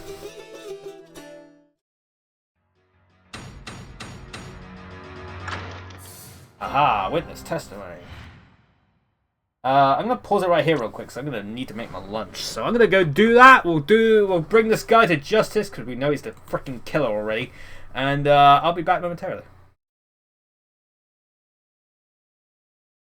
Alright. What I saw, baby! Maybe Saul taught them that. Maybe. After the morning dance of devotion, to go back to my chamber, I got the notion. Don't you know my chamber's on the way? The temple's treasure room, hey hey. Any small footsteps I can quite clearly hear if anyone to the treasure room goes near. Albie was the only one. Albie was the only one. For the blackout, one of them roll. And the Albie to the treasure room. Did he stroll? Maybe some talk to that. Tell me I was hallucinating just now. Like, can you believe Mr. Roll bit the big one after that? Harsh, man. I share your sentiments. You were the one who discovered the victim's body, weren't you, Mr. Understanding? What? You found the body as well? It really is a key witness then.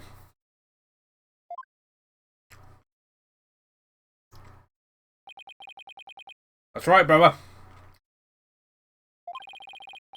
After the blackout, I went to reset the breaker and get power back to the people. The circuit box is near my chamber, so I'm always the man for the job, you feel me? Interesting. The breakers are in the first wall hallway in front of the storeroom. On the way, I got whiff of something funky. Blood, man. Really harsh my mellow.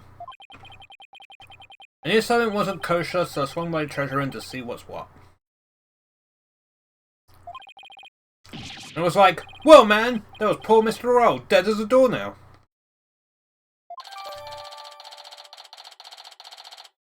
Interesting. In the interval between the end of the dance and devotion and the blackout, the only ones who went to the scene of the crime were the victim and the accused. They say Mr. Understanding's unassailable account is what led to the accused's arrest. Hold it!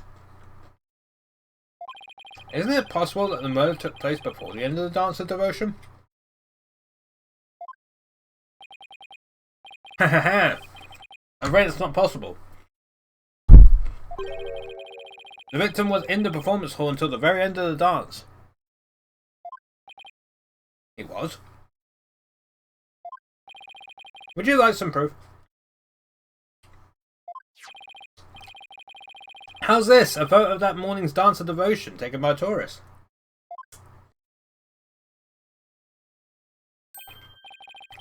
My, what graceful dancing. I can almost hear the sound of Mr. Understanding's gamelan now. Payne's right, there's Mr. Roll on duty.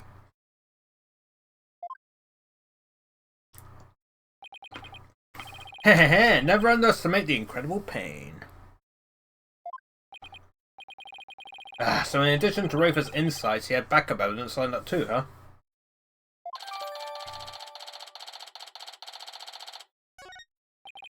As head monk, my monks in training are like my own kids, like family. Can you dig it?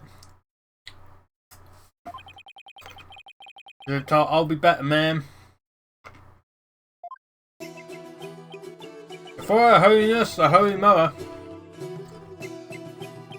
Oh, I'll be confess your sins, my young brother.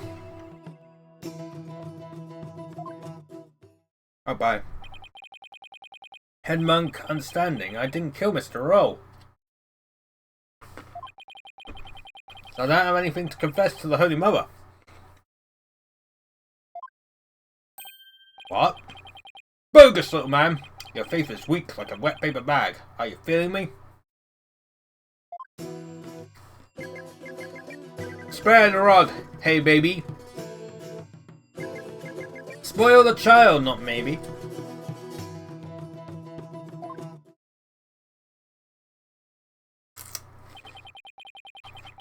Her Holiness is magnanimous, son, if you confess your guilt.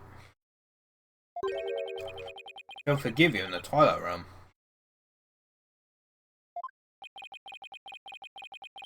I don't suppose she could forgive him in this realm first?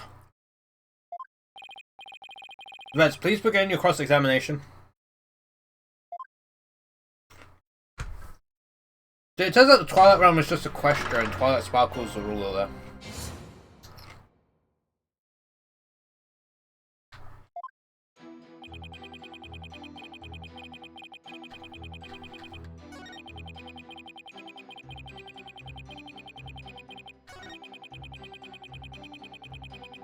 Dude's still strumming away, we can't hear it though. But why was he wasn't the only one, because you saw him. How could you tell it was Albie just from the sound of some footsteps? Albie is practically family, man. The smooth groove of his shoes are easy to pick out. How do you know he went to the treasure room? Are you fucking Daredevil? Did you think it was possible he went to the storeroom at the other end of the hall? No way, man. I saw him my own two eyes. You saw him?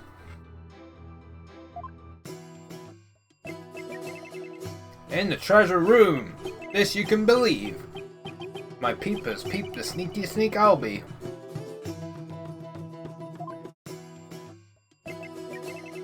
And tell us where it is you stood, and you saw the accused, if you will.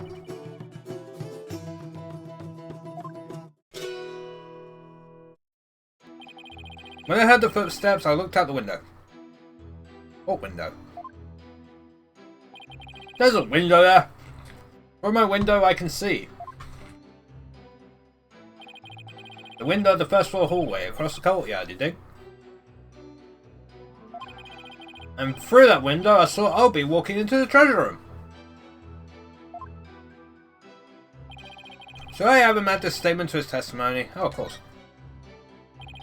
Would you please add that statement to your testimony, Mr. Understanding? You got it, brother.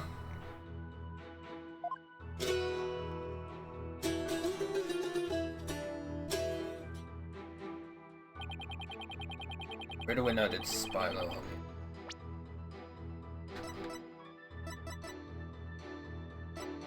Objection! Objection! There's something off about that, Mr. Understanding. Music is off. I'm sorry you feel that way, man. Even this vibe ain't topping the charts where you're from. What's your poison? Orchestra? Jazz soul?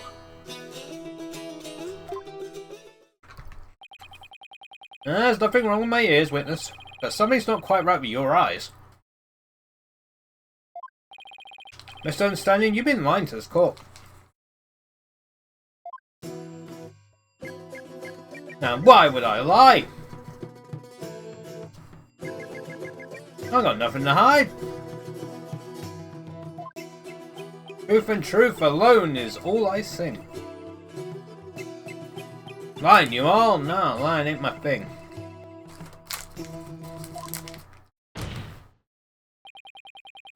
I contend otherwise. Do you recognize this object, Mr. Understanding? It's a temple notice, man. What of it? In this notice, the following instruction to the temple monks is written. All the hallway shutters will remain shut for today's dance of devotion. What are you talking about, Phoenix?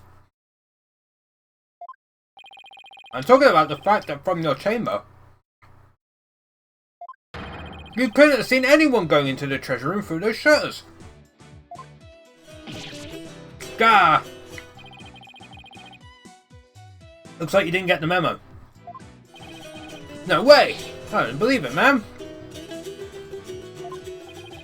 If you don't believe it, why don't you read the notice for yourself?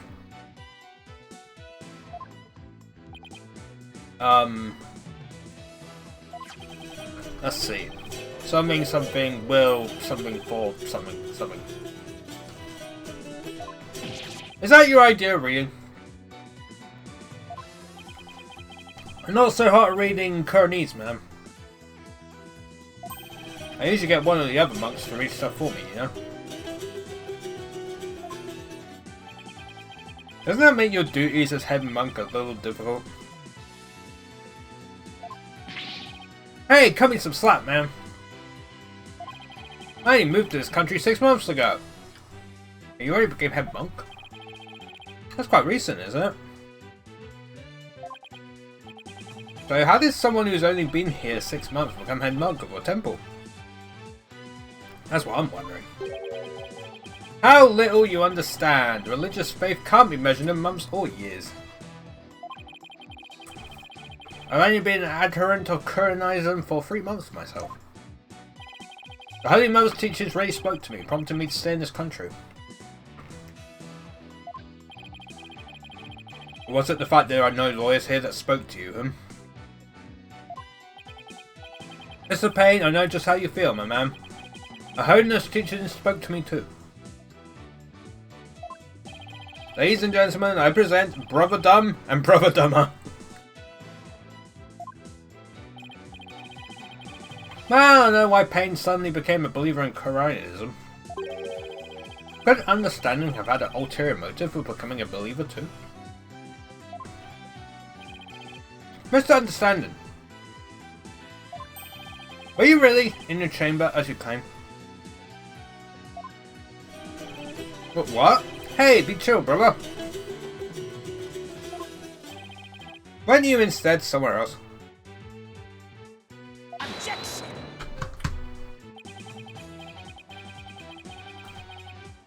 Mr. Wright, what kind of nonsense are you spouting now? According to Mr. Understanding's testimony, he saw Albie with his own 2 eyes. Very nice. Localization director from there. Must have had to put tons of extra work for some of these characters. Unfortunately, they left Capcom, but we'll never forget the many contributions that was this. Oh, they left. Oh, that's a shame. Therefore, is it really nonsense to suggest he could have seen Albie from somewhere else? Well, do you have a theory, Defense? I have a game theory for you, your magistrate, whatever the hell it is. Do you know where Mr. Understanding was, if not in his chamber? Magistrate, whatever. Not in his room, then Albie had gone down the hallway towards the treasure room. Only a few places you could have seen Albie from. I do have a theory, your magistrate. That's it, magistrate. Let's say the witness really did see Albie go towards the treasure room. What then? The defense proposes this is the only place he could have seen. It could have been to see Albie go down that hall. Here, wouldn't it? Not right next to this. Take that! There, but you just suggested earlier that that's where the true culprit might have been. True, but no matter how I look at it, this is the only place Understanding could have been. Mr. Foreign Lawyer, don't tell me. Are you accusing Mr. Understanding of being the true culprit in this case? Oh, absolutely. Yes, your magistrate. I contend there's a strong possibility this witness is the murderer.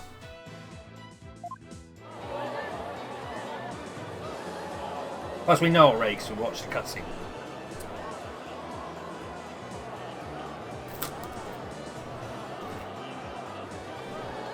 Objection! How dare you be so disrespectful! As you criticize her benevolence as insights, now you accuse the head monk of murder? Objection!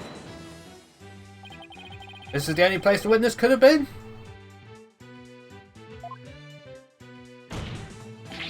If he was here, he could have struck the victim down from behind and moved his body to the treasure room. That's nothing but groundless conjecture. And there's one more thing. Do you remember what was said in the opening argument? The opening argument? During that argument, it was suggested that Albie used his position as monk in training to get his hands on the treasure. That's right. And what of it? Well, why don't we try this twist on for size? I like size. The thief used his position as head monk of the temple to get hold of the treasure. What? What? You joshing me, man? The key to the treasure box has been passed down from head monk to head monk. What better position to be in if you want to steal the treasure? You can't possibly be serious! Does this mean you're claiming that Mr. Understanding's oath of faith? It's nothing but a lie designed to get him close to the treasure? The witness hasn't been truthful in his testimony to this court. So clearly he isn't above lying. Ugh. Didn't you swear to the Holy Mother that naught but the truth would you bring? In light of that, I don't think it's unfair to call your faith into question. No, this is ridiculous. Are there no limits to what this lawyer will say? I mean, lie is such a strong word. Maybe it was just a mistake. Uh-oh. Enough with the nervous recruit team, prosecutor.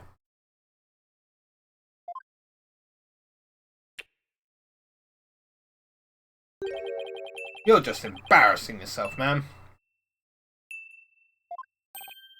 What? What was that, Mr. Understanding? Lawyer, man. You really are the lowest of the low. You've gone and said something I can't forgive.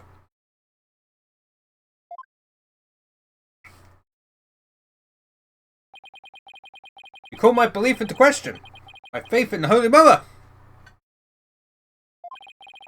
And nobody gets away with that. Gonna challenge me to a Guitar Hero battle. I was kidding!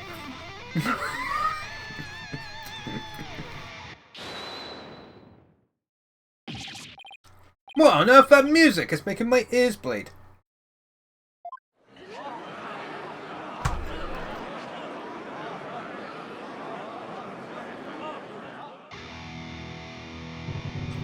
This is the music of my soul! Death to the lawyer!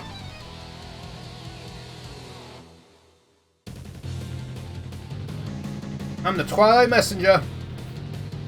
Can't you tell? Dude's rocking, dude. Gonna take this lying lawyer straight to hell. He's dripping with lies, running with Philistines. I'm gonna send that lawyer to the guillotine. That doesn't rhyme.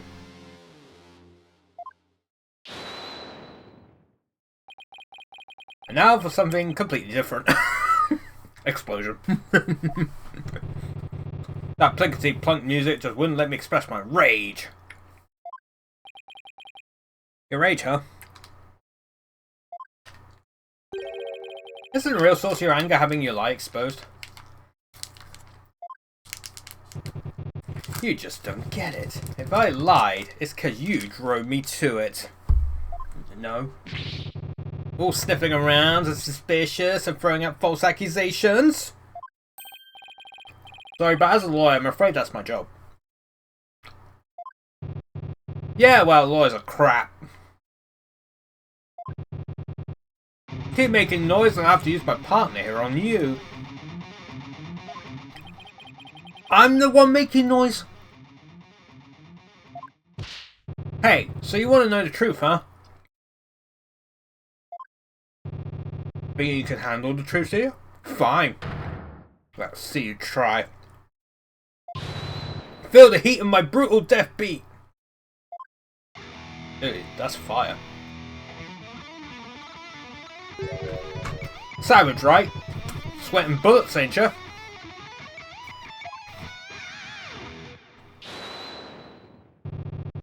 The squeeze of my soul are gonna make a mosh pit out of this peanut gallery.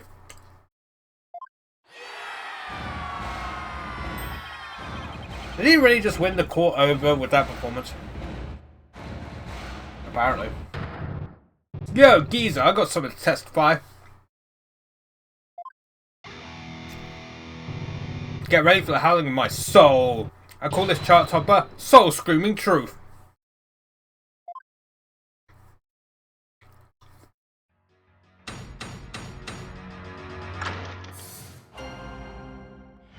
Not gonna lie, I do like this character. This character kind of rules, actually. The princess's dance had come to an end. To the music storeroom, my way, I did win. Death, truth is what you dread. Hear me, shred. From my spot in front of the storeroom, I saw I'll be creeping to the treasure room. And trailing from behind, hounding the scent, I saw pot roll after Albie he went. Me and my go, innocent and sweet, back by the storeroom, can't be beat. And out went the power, ticket to midnight. Blacker than black is black, robbing all sight. Yeah, baby, let that soul metal flow. Is that part of the testimony? What is that music? I've never heard anything like it. It's so fast, it's making my head spin.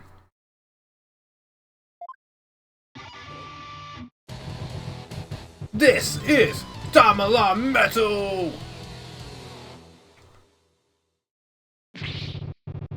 Hey yo geezer, how this is ringing? I don't know much about music. But I got chills, and they're multiplying. Heh, you scared, lawyer man? Run away, fast as you can.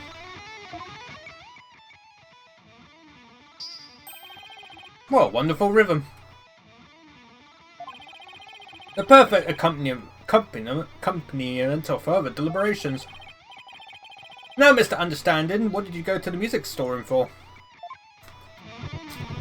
Hey, I went to put my dumb alarm away. She's my precious partner. Gotta give her a good rest after playing in the right. But then why did you lie before? Because you'd send me to hell. Huh? We all know about lawyers and their lying, lawyerly ways. Am I right, people? If I admitted I went to the storeroom, he'd have drummed up a false charge on me. I don't want to get sent to hell. What do you say? He's right, that so would have happened. Now let's see why the Defense Culpability Act was passed. You feel me, Crane? Yeah, you said it. Is it too much to ask for a low-key trial? Now, are you punks ready to rock or what? Yeah!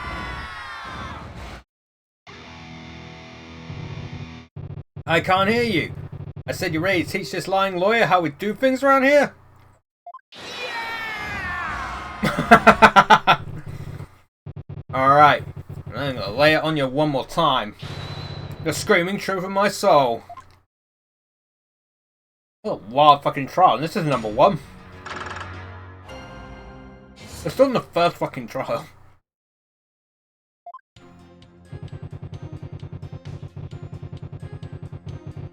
Hold it! You say you went to the music storeroom. But how do we know you didn't go to the treasure room to steal the treasure instead? On what grounds would you base that accusation? Got anything to show for it? He's right, I don't really have any proof. Yeah. Well, you can't prove that you didn't go to the treasure room either.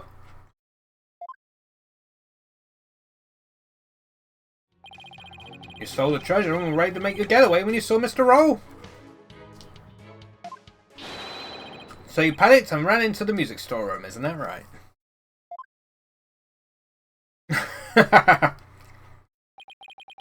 Why do I feel like I'm being stabbed by icy stares from every direction? Probably because you are. The silence is your answer, lawyer man. This audience knows the score.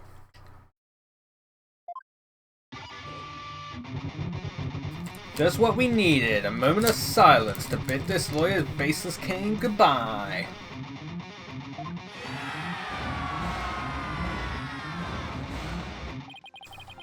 Why do they have to hate lawyers so much in this country?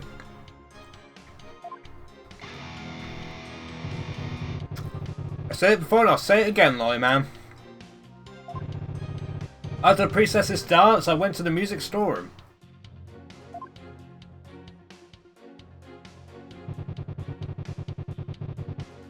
Hold it! I like how the noise with the text appearing changes. So what exactly do you mean by death truth? The blade of truth that's gonna send your lawyer's soul to hell. A sea of blood will be the last thing you ever see. I'm not sure I want to get what he's saying. I don't expect a bobblehead like you to understand. Either you get it and you feel it, or you don't. Simple as that. He's going nuts. Hold it! How did Albie appear at the time? Come to think of it, he was glancing around all shifty-like.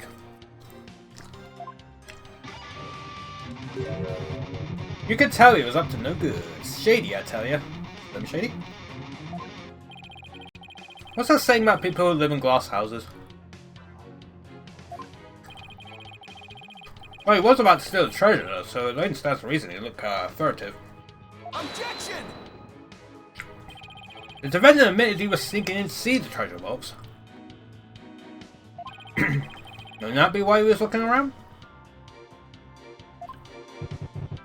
What's that, people? Only the Holy Mother knows the truth, we say?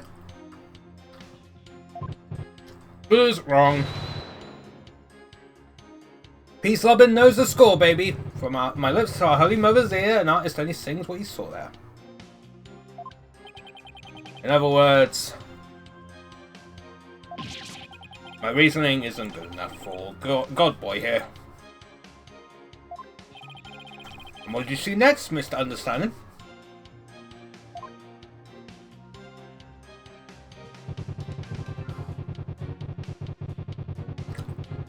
Hold it! So it tells me this is going to be a spectacular waste of time, but... What do you mean by hound on the scent?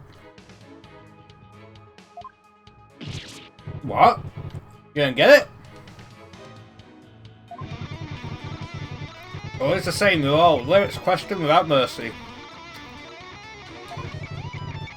The more famous the song, the greater the controversy. I mean, kind of. It wasn't your lyrical sense I was questioning. I say hound on the scent like a hunting dog, because, you know, roll as a guard and... Uh-oh, here we go. The inspiration came to me suddenly, like a flash, and... Hold it! That's okay, don't have to explain your lyrics anymore. Hey, you're the one who asked. And you shouldn't have asked. There's an understanding you still understand, so please stick to your testimony. You can explain your lyrics to me later in Damelan class. Fine, have it your way, geezer. The show must go on! Slash and thrash.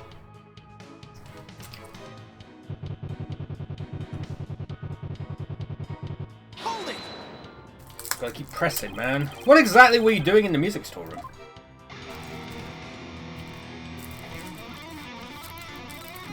Ooh, excuse me. He's just shredding. There! You get the picture? Picture? What picture?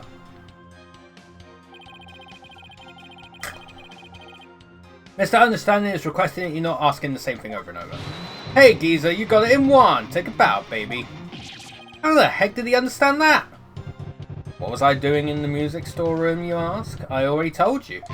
I was taking care of my partner in crime, getting ready to put her away. To see, would you believe it?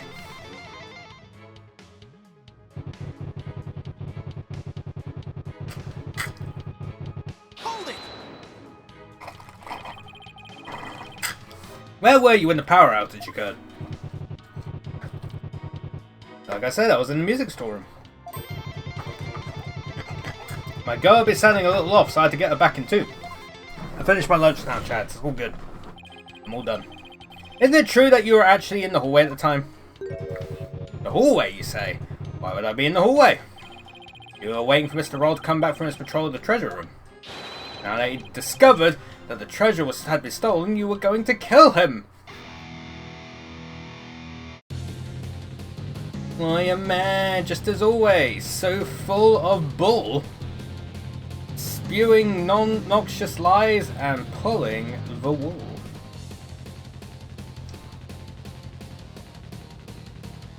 Oh. Filthy liar, through and through! I ain't never ever gonna forgive you!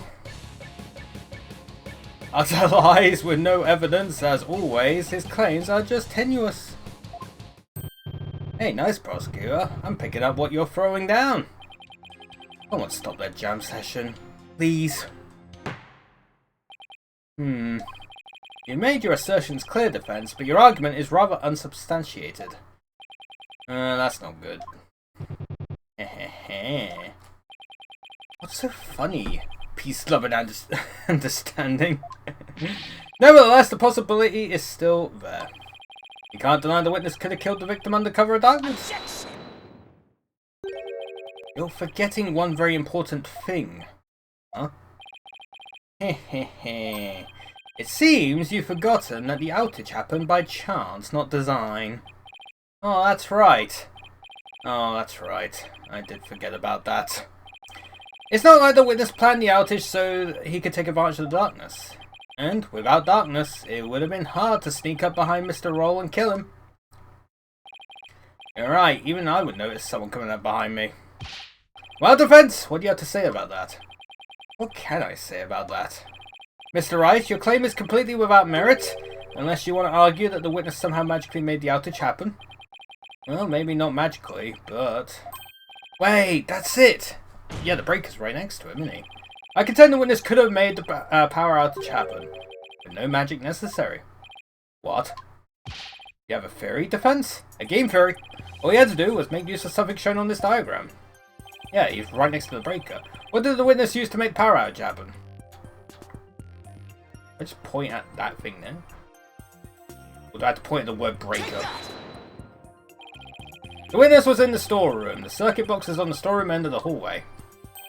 There's nothing really magical about turning off the breaker, wouldn't you say? Look! Nice try, but that theory doesn't hold water, lawyer man. And why not? You're saying I turned the breaker off and then stuck on Mr. Rollin in pitch black darkness with no source of light whatsoever? Is that what you're saying? Oh, the thing glows in the dark! Ha ha ha! The lights off, that hallway is blacker than 100 midnights. But the box glows in the dark! You can't see the hand in front of your face. How can anybody commit murder like that? Unless it was somebody standing right in front of the victim, like the accused! I hate when he's right. But I can't just let his point stand. Well, maybe the victim was holding something that served as a guide. A guide through the darkness? Something? That's more a little vague, wouldn't you agree? You ain't gonna move this room with a half-baked hunch like that, bro. You gotta hit them hard, really make them feel it, you hear me? Just like my verse, baby. Woo! Well, I'm afraid I don't understand the witness's lyrics very well either. In a trial, your arguments have to be clear and precise. Let's see some of that clarity and precision in our defense. Uh-oh, what do I do? Can you present to us something that could have served as a guide through the darkness? I can. Box. Yes, I can, because there has to be something. Alright, let's see what you have, defense. What could the victim have been holding that served as a guide through the darkness? Take that! Isn't the dark one, man? I believe the victim was holding the treasure box. Huh? Huh? Huh? Have you gone mad? Well, the box goes in the dark, so you could use it as a sort of beacon. Well, I guess you're right. But why in the world would the victim be holding the treasure box? Oh, well, because your guess is as good as mine. I don't know, he was moving it? What is this lawyer talking about? Nonsense and lies yet again! Give him the death penalty already. Is there no way to win them over? Vince? Are we going to be needing those tongue shears after all? No, your majesty. Yeah, man, do it, then we can jam out to this lawyer's shrieks of pain. Ha ha ha, better get those screams of agony out now, lawyer man. While you still have a tongue to scream with. I guess I better come up with a reason. No pressure or anything. As to why the victim was holding the treasure box. Oh, was he the thief? Can easily be explained as fuss, brain dead family now. What reason could the victim possibly have had to be holding that treasure box? The victim was holding the treasure box because he was... I mean, he was a security guard. But if he was a security guard, he had no reason to move it. Same with that. He has... Oh, God, he could have been the thief. It's an idea that I just happened to stumble upon. But I think it just might be the answer. And it would turn this whole trial upside down. Hello? Defense? Are you still with us?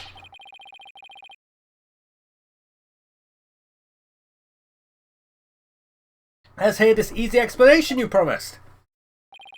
Isn't it possible that it was because the victim himself was the thief? The victim? The thief?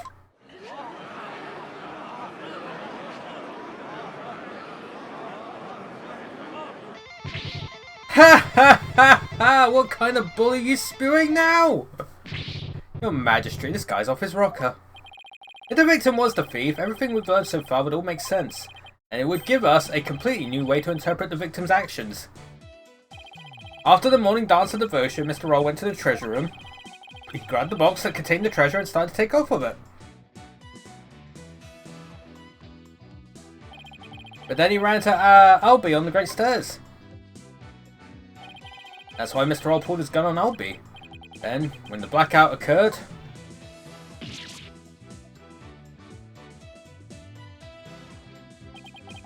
Mr. Roll was bludgeoned to death in the darkness. This explains why the victim would be holding the glowing treasure box in the dark, and how it would have been possible for someone other than the accused to kill him. I love how those like speakers just magically appeared. Then again, it's the same with anything else. Do you have any idea what you're saying? You're unbelievable, lawyer man. I think you've lost it. Ha ha! That's the craziest thing I've ever heard. Roll. Try to roll the temple. That devout believer? That pious Koranist? Pious? I won't allow you to disparage the victim's departed soul with unfounded allegations. I hope you're prepared to back up your claim. Of course, your majesty. Oh, really? In that case, can we assume you have proof? Uh-oh. Proof, huh?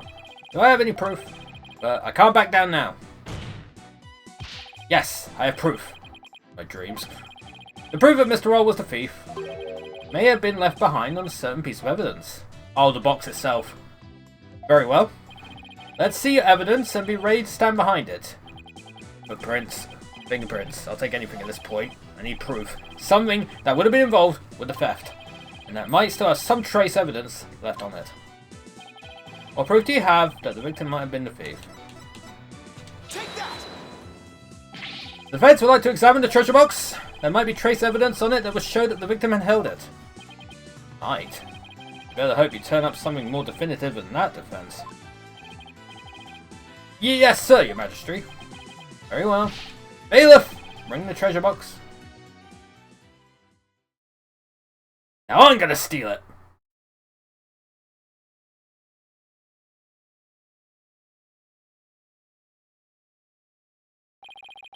There you are, defense. You're free to examine it. And if I don't find something now, my entire argument to this point will be blown. Plus, there's that little matter of the old tongue shiz. I have to find something, I just have to. Oh, do I get to examine it myself? Hell yeah. Now, to make sure I remember how to do this, I can rotate the evidence with the right stick. I can also use Y and B to zoom in and out to get a better look. If I ever get too turned around, I can always use reset to return things to this initial state. Let us search every inch of this box carefully. Examine anything of interest in detail with A. Rotate! Whee! Is there anything around it?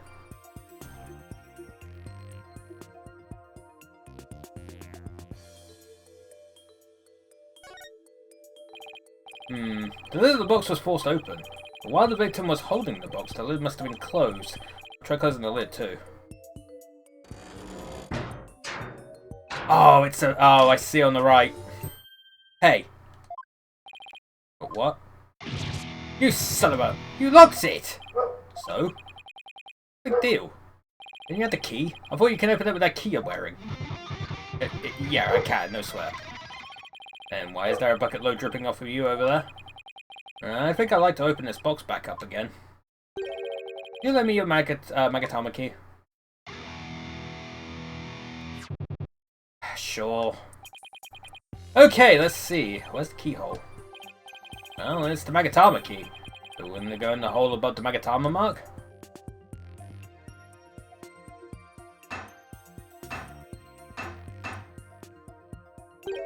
Huh? It won't open. Oh, would you look at that? The thief must have busted the lock when they forced the box open. Really? I'm not so sure about that.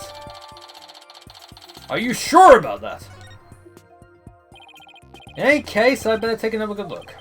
I have to find proof that the victim was holding this box. Handprint, innit? Yeah. This blood stain. It shows the outline of a hand. Could this be what I've been looking for? I'm not small. No, not mini either. Not small, but hello. Never small. Your Majesty, take a look at this. There's a blood stain here that outlines the shape of a hand. Really? Let me see that.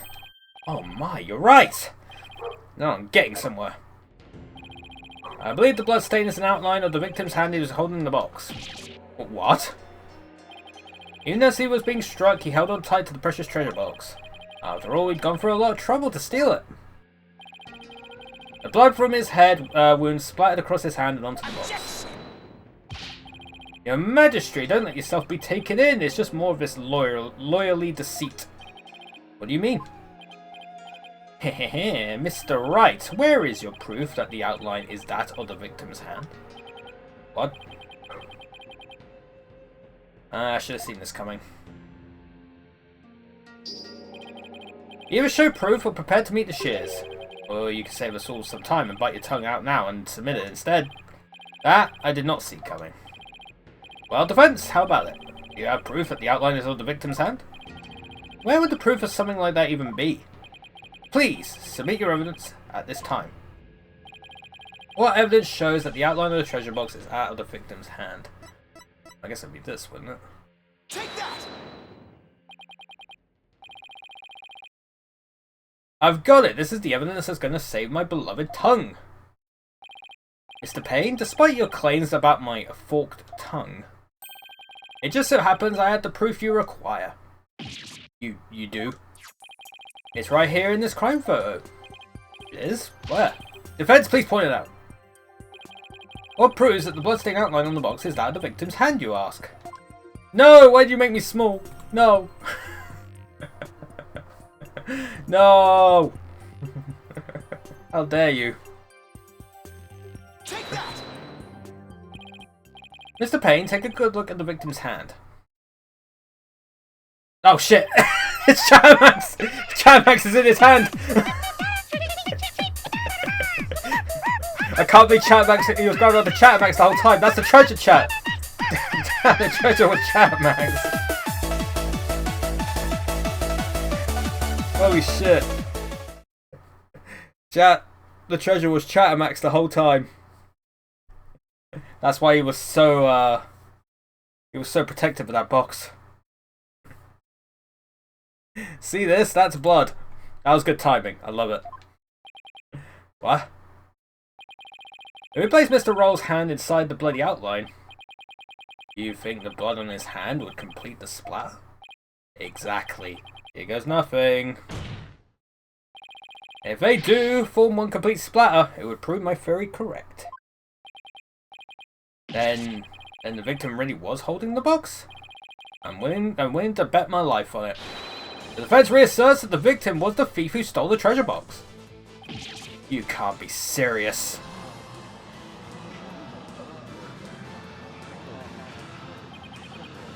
I protest! There's no way that would ever match up. Oh, you want me to hydrate now? I will hydrate.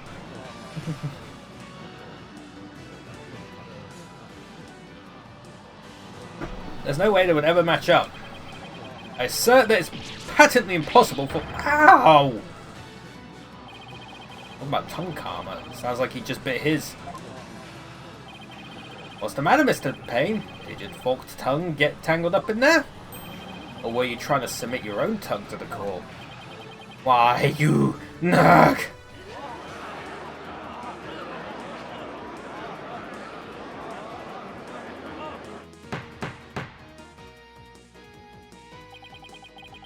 I can hardly believe it. Apparently not everything out of the defense's mouth is a bluff. Of course not, your majesty. This tongue doesn't lie. And I'd like to continue to use my tongue in the future too, if you wouldn't mind. And he never asked to know it really was a bluff. No, not Mr. Roll. Can't believe it. I'm sorry, Albie. I know it's upsetting news. He must have needed the money badly, probably to support his family. After all, he even gave up his dream of becoming a monk to help them. Oh, it's that thing Mr. Roll would say to me. Albie, you train hard and make sure you become a monk one day. Don't end up like me, he'd say. Yeah, he was probably warning you not to end up a thief. Devil. Oh, Mr. Roll. And now wait just 1 minute. If the victim was the thief and he was holding the treasure box, then that means Mr. Roll was holding the murder weapon when he was killed. Oh, that's a very good point. It doesn't make much sense, does it? Objection! If the victim was holding the treasure box, it couldn't have been the murder weapon. Which means the real murder weapon must have been something else. The real murder weapon? Was something else? The blood was thought to have gotten on the box when the box was used as a weapon. But it turns out that wasn't the case.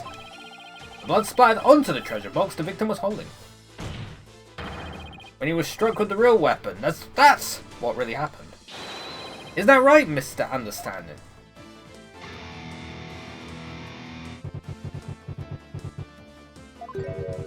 Are you insinuating I'm the one who used this real weapon? Are you saying I'm wrong in my understanding? You got me riled up, lawyer man. I feel a song coming on. Oh no.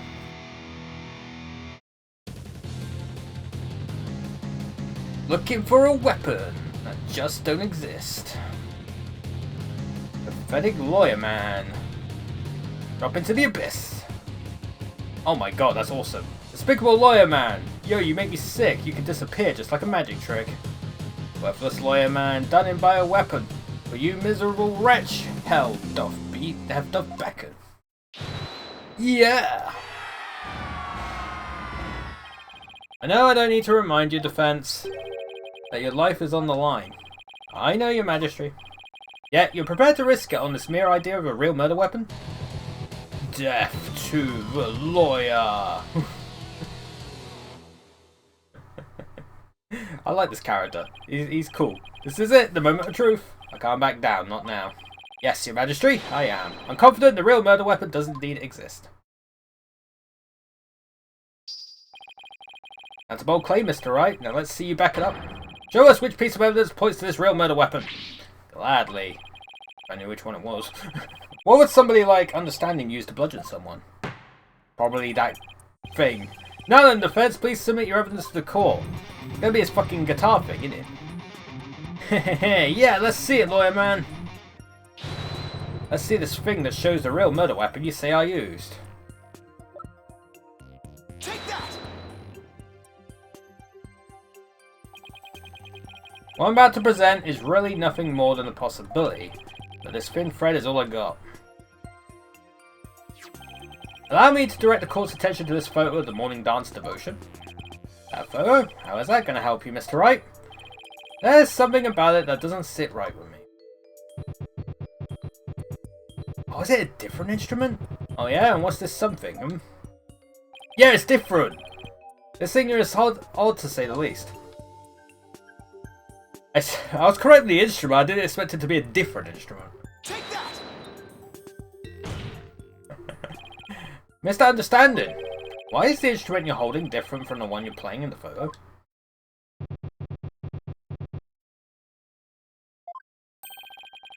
Would you look at that? They're completely different shapes.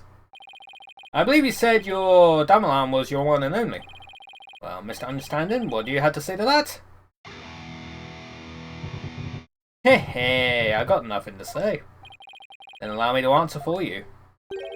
They're different because the one in the photo is no longer in playable condition. Dude, he's angry. Not after you used it to bludgeon Mr. Roll to death! Yo, he's sweating.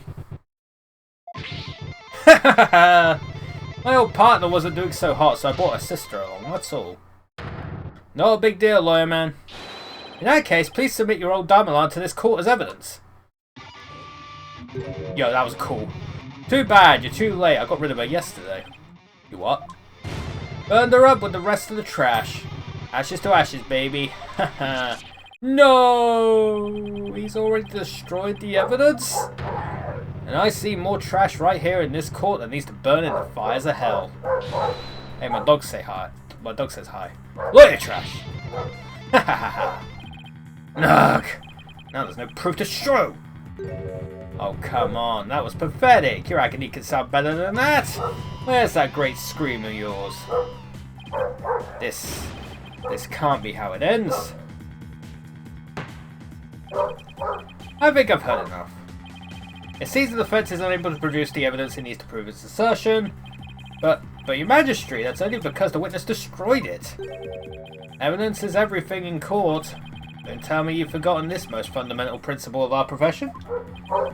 Without sufficient proof, your claim that Mr. Understanding is the murderer is no more than conjecture. Ugh! There's the pained expression I've been looking for. By the way, there seems to be one more thing you're forgetting. What is it now? You accuse Mr. Understanding of being the thief, but the real thief turned out to be the victim. Uh-oh. And with that, Mr. Understanding's purported motive for murder goes out the window. Ah! Great point, prosecutor. You tell him. If I had been now, I would have just collared Roll and gotten the treasure back. That wasn't any reason for me to kill him now. What's there?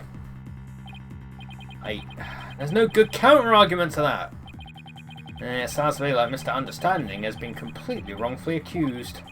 Unfortunate as it may be, I think it's time to hand down the verdict in this case. Not good, not good. Defense, I trust you understand what you yourself will receive for taking on this case.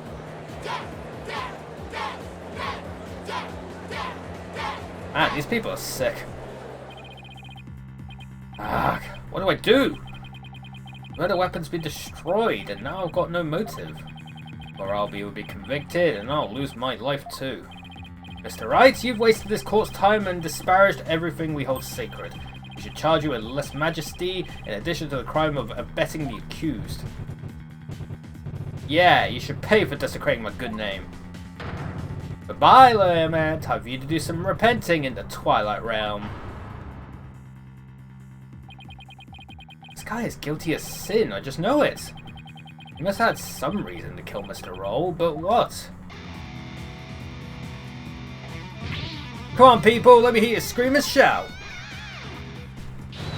I'll just take this lawyer trash out. Exterminate, exterminate, exterminate, annihilate.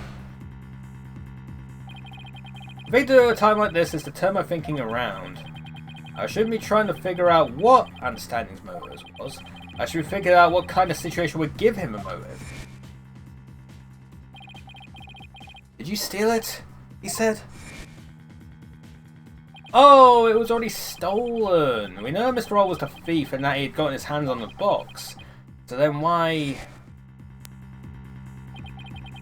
in the world did he ask Albie that question? What about the treasure box would have prompted him to... Ah! Defense, what's gone into you? Now I get it! Now it all makes sense. Like, Polkunka, man, what are you trying to say? Muttering and squealing to yourself. Sounds like you knocked something loose upstairs. Your Majesty, please hold off on your ruling for just a little while longer. Don't tell me you're going to start begging for your life now. No, Your Majesty, that's not it. It's just that I realised something important. We've been operating under a serious misconception this whole time. A misconception, you say? That's right. A mistaken notion about the treasure box. But could this really be true? If so, there's still a lot to figure out. Very well, let's hear what you have to say. Thank you, Your Majesty. Your Majesty, this is just more of his nonsense. He's just stalling for time. This is your last chance, Defense. The second I find it really isn't nothing but nonsense. No amount of begging will stay my hand. Understand? Yes, Your Majesty. We all know this is just going to be another one of your stupid bluffs. Now then, Defense, what is this misconception you mentioned? The thing we didn't realise about the treasure box was that it was gone. It was the treasure box never existed. It was empty. What if the treasure box was already empty from the start? What? What? Please recall that when Mr. Roll ran into Albie on the Great Stairs, he asked the boy a question. Did you steal it? He said. Also recall that Mr. Roll was holding the treasure box at the time. So why then did he ask Albie the question that he did? That is a bit peculiar, isn't it? Not at all, Your Majesty. Not once you realise that by the time Mr. Roll got to the treasure room, the treasure box was already empty. I beg your pardon.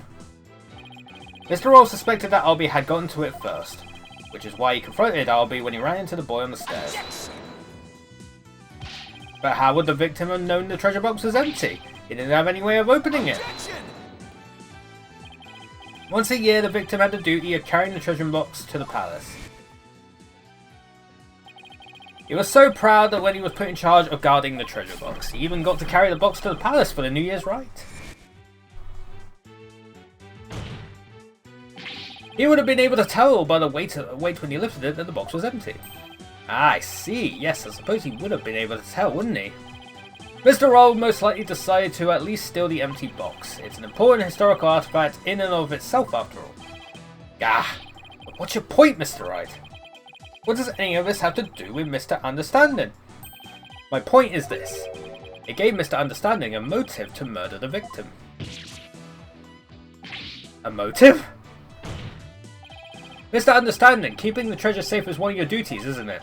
So if anyone had found out that the treasure was missing, you would have been accused of incompetence. From the moment Mr. Roll discovered that the treasure was gone, his fate was sealed. Because you decided then that you had to be silenced forever. But that's absurd! I'm really hoping his hair comes off again.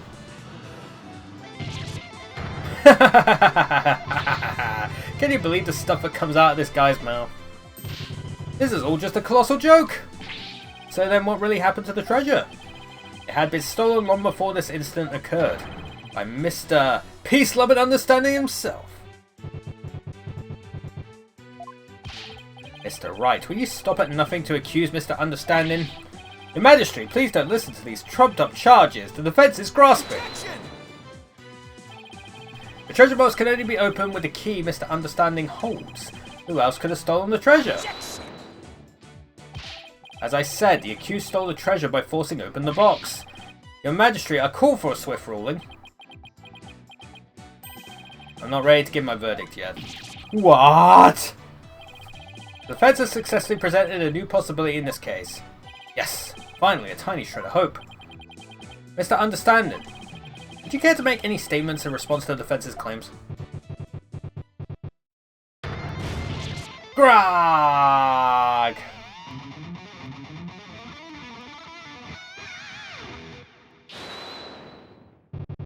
This is all bull! My noggin's a rage cage and it's ready to explode, baby. Instructor Understanding, please calm yourself. I'm not gonna take it. No, I ain't gonna take it. I dutifully watched over that treasure with pride. And now I'm getting accused of stealing it? This lawyer is a lying scumbag. Eep. You better believe I got something to say. Open up your ear holes, sheeple. Let's rock. Death to the lying lawyer! This fucking... I love it that we've already gone off the rails in the first case. I love it.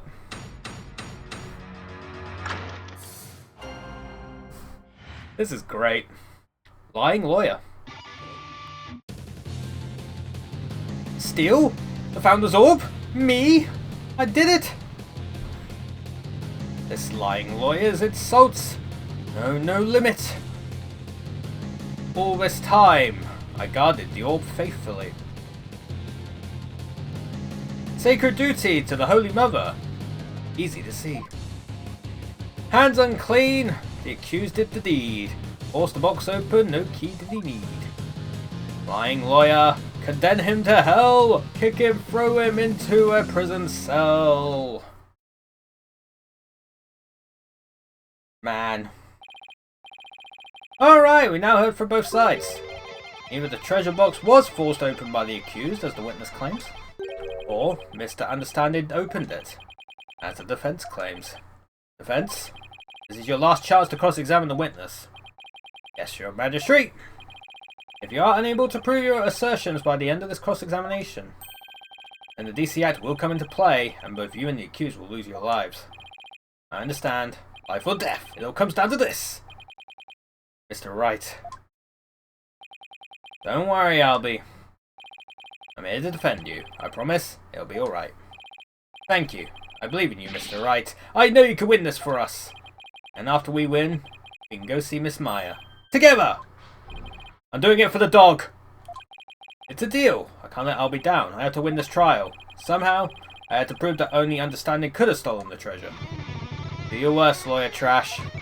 This is your Requiem! Resident Evil Requiem. The last song you'll ever hear on this mortal coil. Again, I'm doing it for the dog.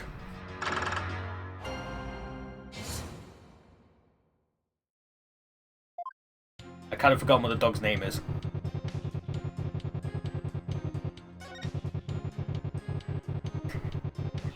But I'm doing it for the dog. Hold it! The defendant didn't force the box open. That's a lie. In fact, you're the one who opened it, isn't that right? Come on, you just saw for yourself, didn't you? The lock was busted on account of the box being forced open. Oh, yeah. Well, there's your proof right there. Ugh. Small one for the metalhead. Shadu, that's their name. Thank you for reminding me. I will do it for Shadu! Look, if the accused really didn't try to force his way into the box, then how do you explain why the lock was busted and wouldn't open up for you earlier? How do I explain why the box wouldn't unlock earlier? Maybe there's a different way to open it. There's a different way to open the box. Huh? What are you talking about? There's a secret trick to opening it to protect its contents from being stolen. And you're the only one who knows how it works, isn't that right? Are you for real? You've been watching too many movies, lawyer man. Ah, so you're one of those tourists. Honestly, Mr. Wright, did you come expecting magic and mystery around every corner? I'll have you know, Defense, the Kingdom of Wright is not some sort of fantasy funland. Ugh. It's true, I don't have any real grounds to make that assertion, and yet... Oh yeah, I feel another song coming on, a little number about a crazy lawyer with wild fantastic ideas. The real method to open the lock, you say? Delusional man, there ain't no other way. Ah, a new verse, please do add it to your testimony, Mr. Understanding.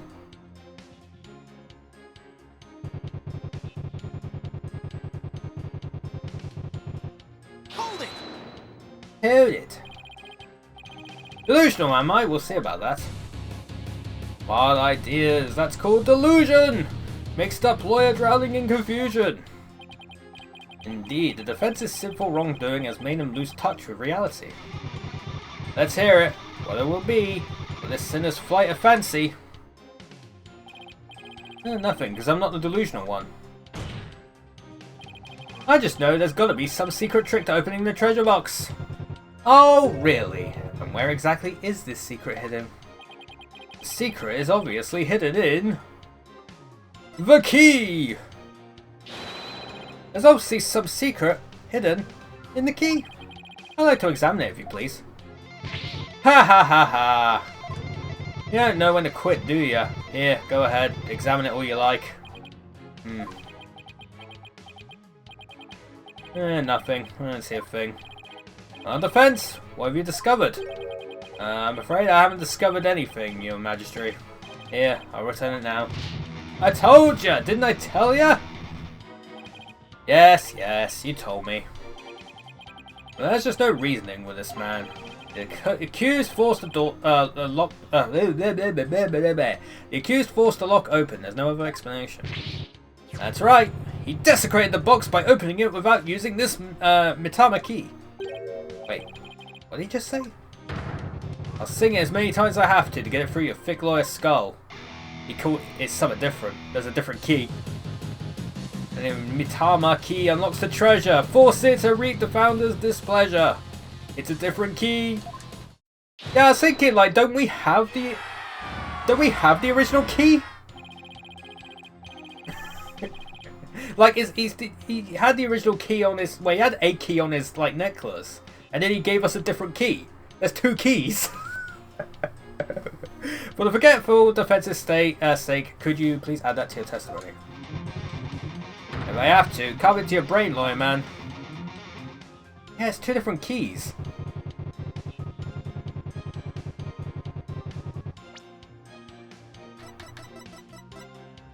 Objection! Just a minute, Mr. Understanding. You just called your key the Mitama key, didn't you? Ah. But didn't you originally say it's called the Magatama key? Got. Oh dear. Mitama key? What's that? Or is it the same key? You just call it something different? Is there two keys? I don't know, Your Majesty. But apparently, it's a rather crucial question. What? What's the big deal? Well, I said the wrong thing. So what? Simple slip of the tongue? An A for effort, Mr. Wright, but your grandstanding betrays your desperation. I'm afraid a small slip of the tongue like that adds absolutely nothing to your argument. What say you, defense? Is it an important detail? Judging by understanding's reaction, I'd say it's everything my argument needs. Yes, your majesty, it is very important. This key is apparently not the Magatama key, but rather the Mitama key. And I believe this discrepancy holds great significance for the defense. Nah, man, just a meaningless mistake. Insignificant. You're riding the crazy train to nowhere, lawyer man. Your majesty, please don't pay the defense any heed. It's all nonsense. To tell the truth, I'm not really clear on what the defense is driving at myself. However, I am eager to find out. What? Defense? You will explain yourself like your life literally depends on it, because it does. Now then, is the name of the key an important detail? Yes, it's an absolutely important detail, I think. Because the Mitama key is connected to the Founder's Orb. I see, very well, in that case, hang on. When Dragon and Tiger battle, the Founder... Ah, when the butterfly embraces the Mitama, the favor of the orb. Oh, yes. I was thinking I never looked at that, but hey-oh. Very well, in that case, please show the court the grounds on which you are basing this claim. The grounds, your majesty? You can, of course, show grounds, can you not, defense? Of course! What else can I say? Ugh, I have to come up with something, anything, even if it's just a bluff. Mitama key. Mitama. There has to be something somewhere that ties Mitama and the orb together. Don't keep me waiting, defense! What evidence shows a connection between the Mitama key and the Founder's Orb? Take that! What's that? The Song of Ceremony? All this time, the answer was right there in front of me. Right there in the Song of Ceremony performed during the Dance of Devotion. Your Majesty, the Song of Ceremony tells of the treasure of the founder of Koreanism, but hidden within its lyrics is the secret behind how to really open the treasure box. Holy mother!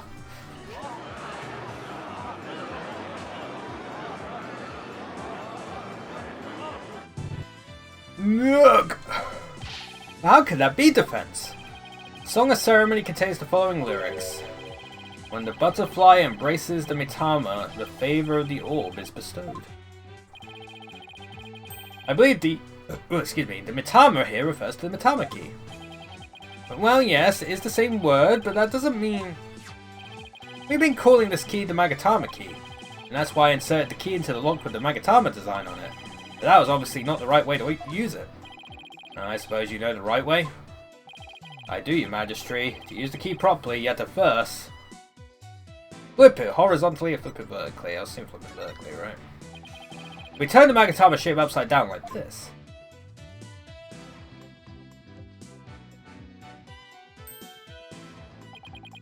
It becomes the Koronese symbol of the soul. In other words, a Mitama. Oh my, you're absolutely right. But now what? What do you do with it? It's too big to fit in the lock that way. Oh, I knew he was just bluffing. Bluffs and lies are the only tools of this trade, after all. There must be some other place this key fits, but where? Let's see, what were the words to the Song of Ceremony again? The butterfly! Yeah, it's the butterfly thing. Where should the Mitama key actually be used? There. Got it!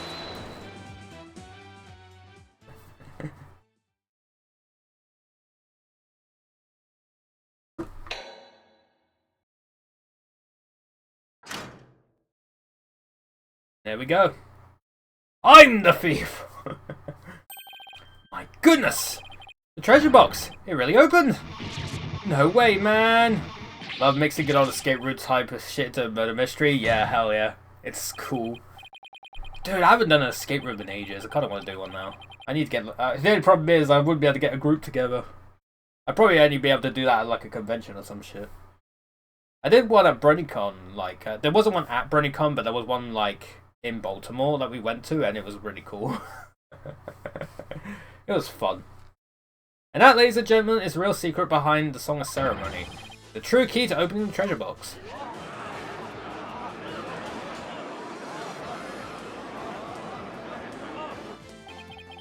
It's all over, Mr. Payne. How so? Let's say someone was fooled into trying to force the front-facing lock open. Sadly for them, it won't budge. That's because the lock is, after all, just a decoy. Then what you're saying is, neither the victim nor the defendant would have been able to open the box. They therefore had no way of stealing the treasure. The only one who could have stolen it is the one man who knew about the Mitama key. Peace, love, and understanding. Ag! But I'm not done yet. Please recall the scene of the crime. On the floor by Mr. Roll's body was the very unlocked and very open treasure box. Only someone who knew how to open the box could have left it in that state. Murk! And so, there can be only one true culprit. Minute! Mr. Understanding, you're the one who killed Mr. Roll!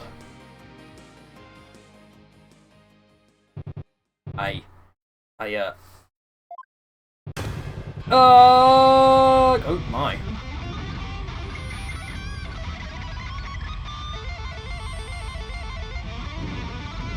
I love the shaking. The door's shaking! He is shredding though, not gonna lie. And then he broke. Oh.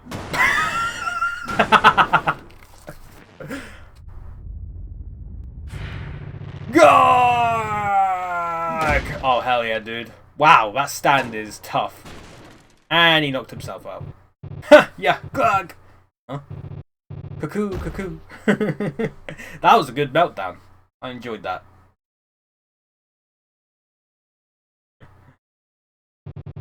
Curse him. It's all his fault. Why did he have to try and steal the treasure? Why did I have to spot him with that box? On my way to the storeroom after the morning dance. His fault I had to cause that blackout and clock him good.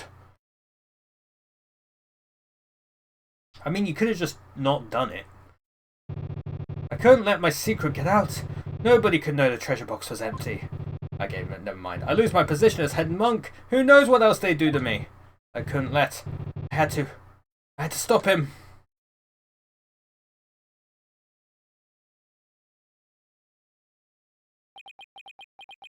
Okay, does the prosecutor get executed at this point? What a shocking development. I can scarcely believe it. Nothing like this has ever happened since the DC Act was enacted 23 years ago. No. My perfect, unblemished record. Destroyed. Incredible pain. Ruined. No. Please tell me his head goes off. Bold. Bold. Be bold. Bold. Did the lawyer really win? I can't believe it. No way. This can't be happening. Peace! I said peace. Honestly speaking, I'm just as shocked as everyone else. But the truth has been made known, so it's time for me to give my verdict. In the name of the Holy Mother, this court finds the accused. I'll be your guide. Not guilty!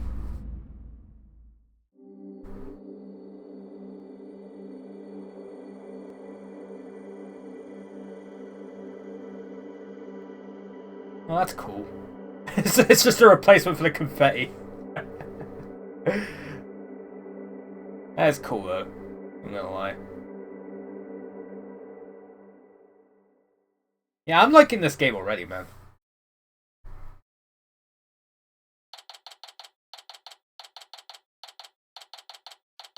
April 24th, 1:36 PM, High Court of Crane. Accused lobby. There's still quite a commotion. The people from the gallery show no sign of clearing out. I can't believe it. Not guilty? I'm still in shock. Can you believe that guy? I can feel everybody's eyes on me. This can't be happening. It's impossible. Oh, Holy Mother, preserve us. I've never been in a defender lobby quite this uncomfortable. Mr. Wright. Oh, Elby. Thank you so much for what you did for me. Ruff. I did it for you, Shadow. I'm just glad it turned out okay. It was touch and go though for a while. It always is touch and go.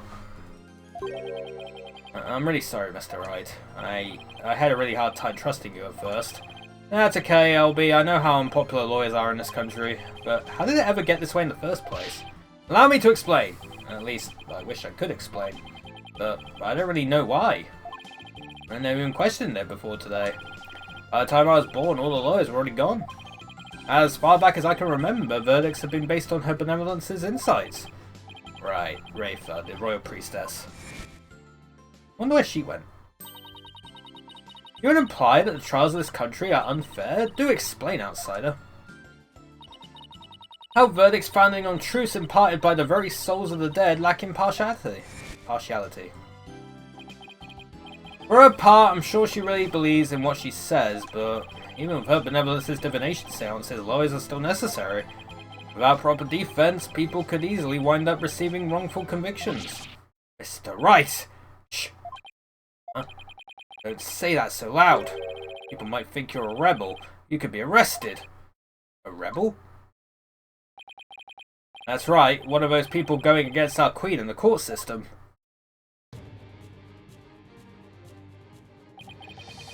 They call themselves the Defiant Dragons, and they're led by a scary guy named Dirk. They'll do anything to overthrow her eminence, even commit crimes. Dirk. I remember people in the gallery mentioning that name. The things you're saying sound a lot like the stuff they say, but you're not scary like that Dirk guy. Pardon the intrusion. Oh, hey man. You. Yeah, you. I want to talk to you, see? Flight, is it? Right, sir, Phoenix Wright. And you are? I'm the colony's Minister of Justice. The name's Inga Karkul Karain. Inga Karkul. Now I'm trying to figure out what pun this is.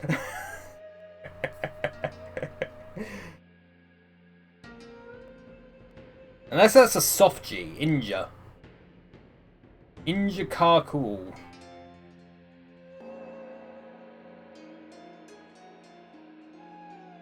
Maybe that isn't a pun.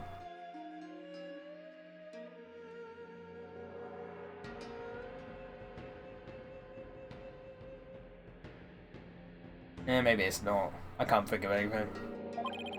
I oversee the whole legal shebang. I was watching that three-ring circus in there. You were?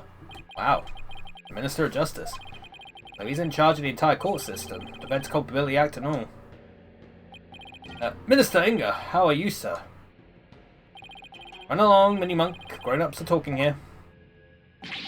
Yes, sir. Very sorry, sir. May I help you with something? That's why I had a good look at you. Guys like you aren't exactly a dime a dozen around here. Well then. He's eyeing me like I'm some kind of exotic creature in a cage. Oh yeah, might as well share this little morsel with you. Turns out Roll was a seasoned thief, a repeat offender, see? Had my men look into it, and they found all the booty he pilfered right there in his digs. But he seemed like such a nice man. Why, Mr. Roll? Why? Yeah, I guess he was doing it for the family. What a mook. A mook? How can he say that? I guess that kind of sob story gets you common folk all misty-eyed, huh? Anyway, another thing. I had my men check out that understanding fella too. It wasn't the one with the sticky fingers, it's the insurgents. What? They put the squeeze on our head monk, apparently. So he gave up the Founder's Orb and tried to keep it hush-hush. Oh, I see. Thank you for letting me know. Yeah, say, White. That was a cute little number you pulled in my courtroom today, wasn't it? First not guilty ruling in 23 years. You're making waves, see? Stirring the pot, catch my drift. Oh, well yikes, I'm in for it now. But thanks to that song and dance, we know our precious national treasure got nicked. I'm gonna call it a wash and let it slide this time. But all I did was defend the accused. You do best to read between the lines here, chump. Standing on thin ice, you get my drift? Even a dirty, no-good Nick punk knows to cash in his chips before the house steps in. Do us both a favour and keep an eye on the path you're walking down. You never know whose toes you might be stepping on. This ain't your turf, buddy. Never forget whose soul it is you're standing on. Or soil. He's scary. Yikes! He was kind of... That's what I just said.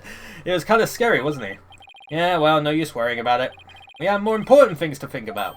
Such as when can we continue the sightseeing tour? Or, anytime, sir. We still have plenty of time till Miss Maya's training ends. And there are still lots more temples to see and all kinds of local foods to eat. I can show you the natural beauty of the area and the waterfalls used for training, and I haven't shown you the breathtaking mountain view from the Plaza of Devotion yet, and there's... Okay, cool. Alright, slow down, Obby. There's plenty of time. I love his sparkly eyes. Very anime. And when we're done with all that, we can go see Miss Maya together. Yeah, you bet. Maya. I wonder how she's doing. Hope she's okay. I just want to see her, damn it.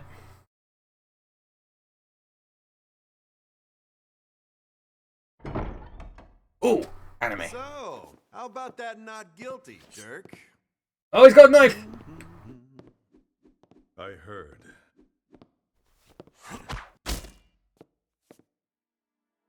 Sounds like the winds of change are beginning to stir. Alright, Sojiro, calm down. Hey, that's the first case that took over 3 hours. Jesus Christ. Yo, it's Sheba. Oh, which save state should we use, chat? I'm thinking number 9. I'm going with number 9. The magical turnabout. Sure. Once we get to the next save point, we'll probably stop.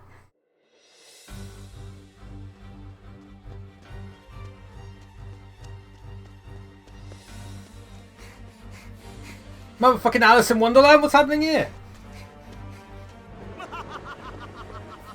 Oh, what the fuck?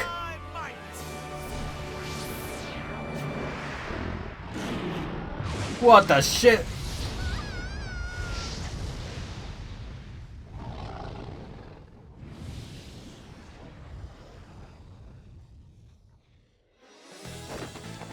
Oh, it's Trucy!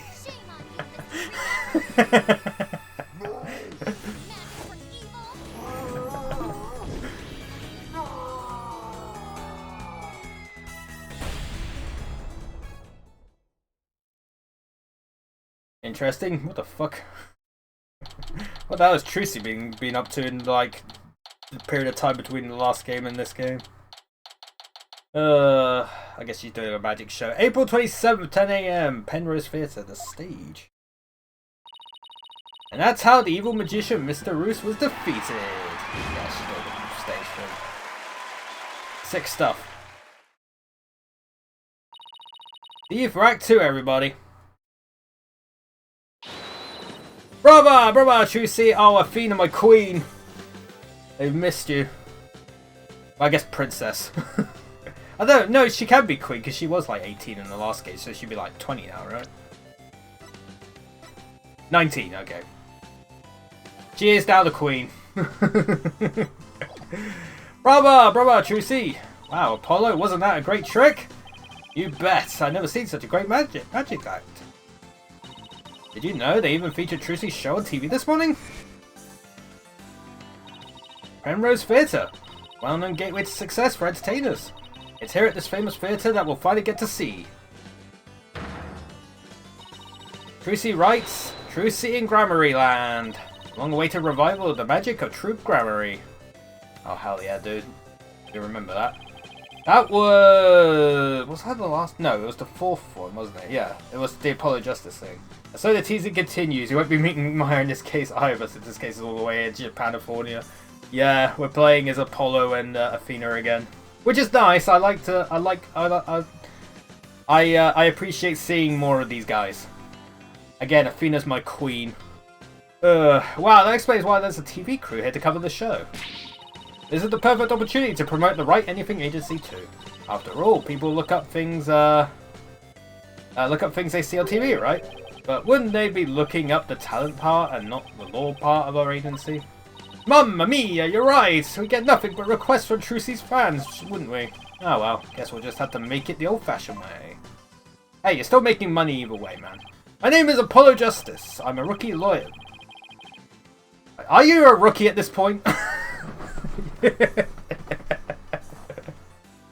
I'm not sure if you are. I'm a rookie lawyer with only about 2 years of experience under my belt. We're here to see Trucy's magic show. She's a fellow member of our agency. We came on behalf of our boss, Mr. Wright, who's away on a trip. Oh, and did you hear, Apollo? Even though it's only her debut, her shows are completely sold out. What, really? That's amazing. Voila, a star is born. Who knows how far she'll go. His first case happens Monday. Who knows how far she'll go. At this rate, nothing in the world can stop us. You do realize this has nothing to do with you, right? This is Athena Sykes. She's another member of our agency. She may not look it, but at just 19 years old, she's a lawyer as well. What do you mean she may not look it? Of course I look the part. Can you explain how exactly? Oh, come on, have a heart. Don't treat me like a child. The gadget around Athena's neck that spoke just now, that's Widget. Widget helps Athena out with her special field of expertise, analytical psychology. She also has a habit of blurting out whatever Athena's really thinking. Yeah, this little guy can be a little unruly at times. Hey, upgrade me already! Buzz. Your attention, please! The show will restart after a 20-minute intermission. We ask that you please be back in your seats before the next act. Thank you. Hey, why don't we go say hi to Trucy in the dressing room during the break? Ooh, yes! Let's go see the big star. I'm so nervous. What should I say to her? Whatever you usually say to her at the office every day?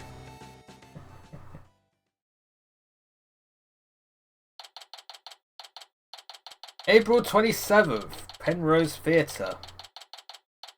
Dressing room. I think the funniest thing that happened was, I can't remember who it was in the chat, but we were playing Apollo Justice and Trucy appeared on screen. I think it was Trucy appeared on screen. And they made like an NSFW remark, and I just immediately pulled up the court record and showed Trucy's age, and they were like, nope, sorry, backing out.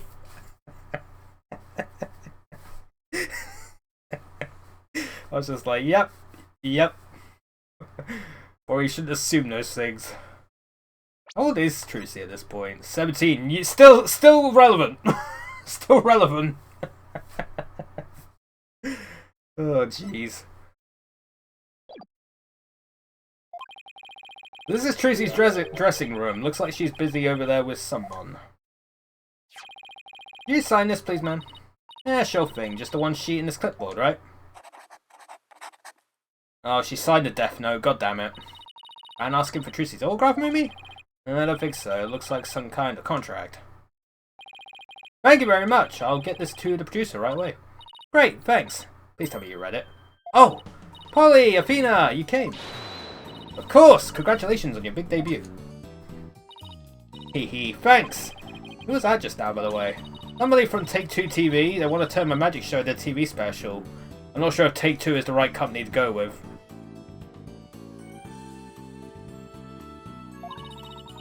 They're planning to broadcast it nationwide. Hee, can you imagine? Wow, you really are a big star. Hey, can I get your autograph later, Trucy? Sure, my signature's in high demand today. Would you like one too, Polly? Yeah, actually, I would. Oops. Oh, looks like I ran out of flyers, so I'll have to sign your forehead instead. Hey, knock it off. Look, just forget about the autograph. This is Trucy Wright. She's a magician and Mr. Wright's adopted daughter.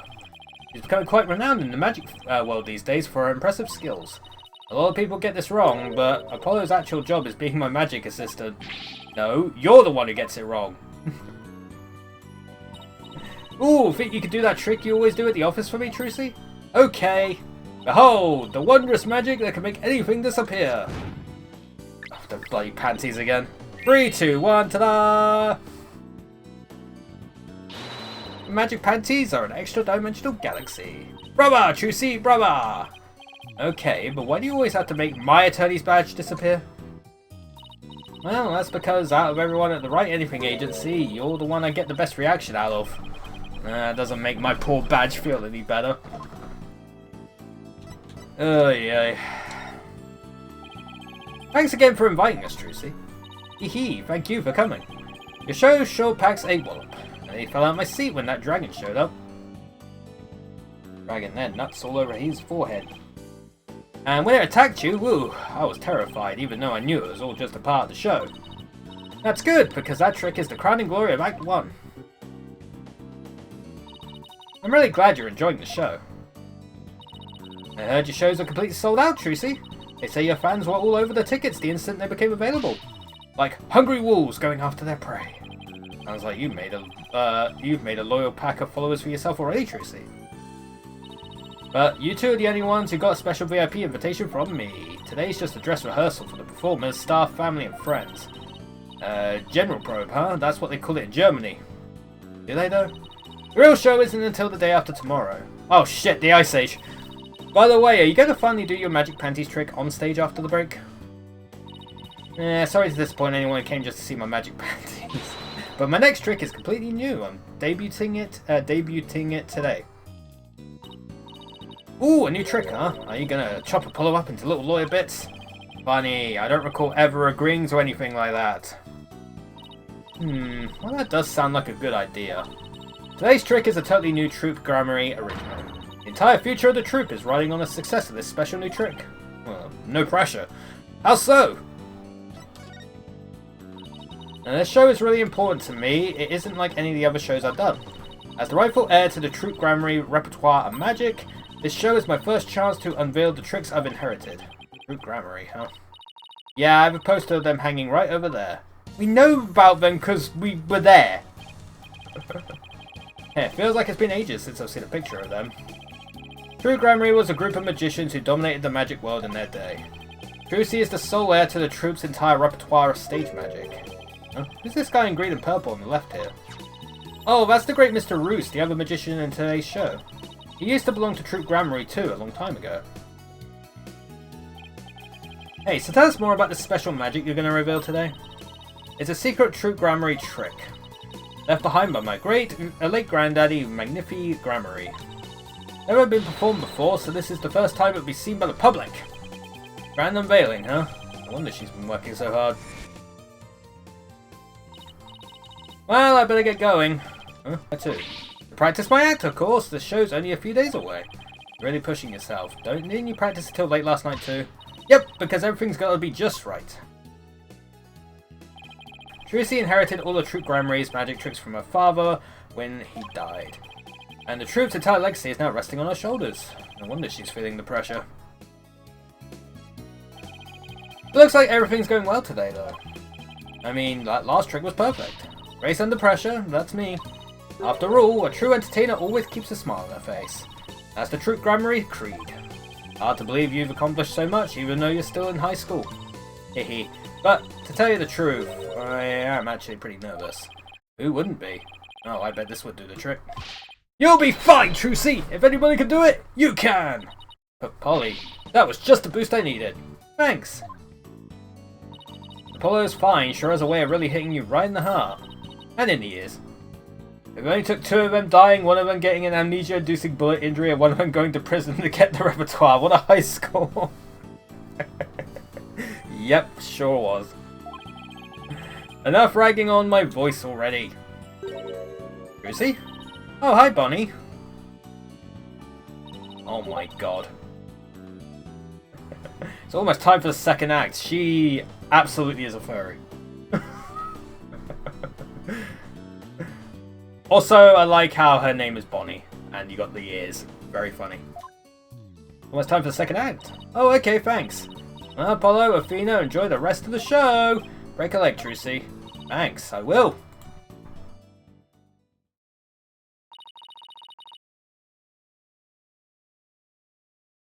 I hope a new trick goes well. Hey, this is Trucy we're talking about. She'll be fine. Oh, I wouldn't be so sure. Huh? Performing magic is like walking a tightrope. There's always an element of danger. One little mistake can even cost you your life, you know. I wonder if she'll make it across today. And what do you mean by that exactly? Hee, oh, nothing. Now, if you'll excuse me. That to the bunnies in the background, by the way. She's gone. What was that all about? Judging by what she said, I'm gonna guess she's probably a magician too. Come on, Apollo, we've got to get back to our seats now, we'll be late. Ow! Hey, stop pulling. Okay, let's see. I guess it's time to move back to the stage. Wow, I got so many choices.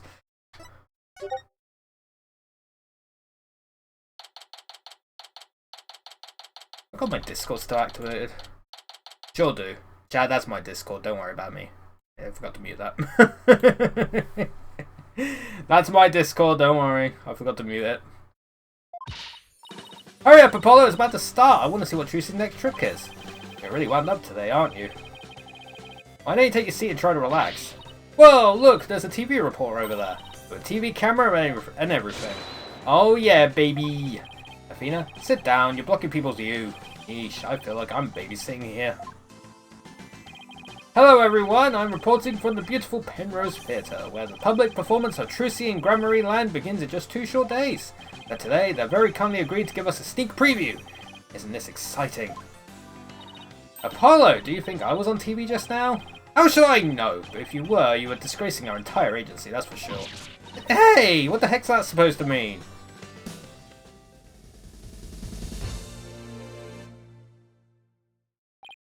Oh, here it comes. Anime? Now, Anime. give up your dastardly ways. Holy shit, she's gone. Over here.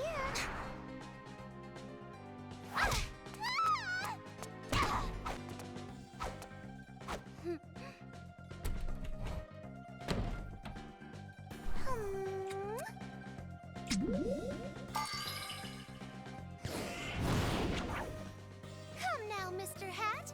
Offer the girl's life up to Mr. Rias and bring him back to life.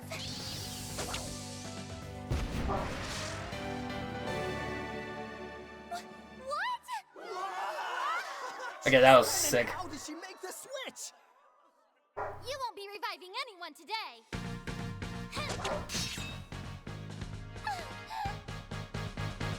There's eyes. Can't wait till it turns out she's actually stabbed someone. Wow, that was amazing! I have no idea how she escaped that coffin. I'm glad Trucy's escape trick went off without a hitch. I can't wait till there's actually someone in there. And when I open the coffin, like this, inside you see there's gonna be a dead body. Yeah, that's my dog. Sure is. But Mr. Rias? That's my dog. But how? I wonder what's going on. He's not getting up. Octavian with the raid! Oh, friend! Please be my friend! Oh, friend! Hello, thank you Octavian for the raid. Hello everybody. Hello, hello. We're Phoenix writing, and there's been a murder. How am I here? Hey, this is just like that one Crescent Kitchen. How are you here? Because you've been forced upon me by Octavian. But yes, welcome everybody. Welcome. We're playing Ace Attorney, Spirit of Justice. We're on the second case, and yeah, this has happened. Eek! Trucy? What the fuck?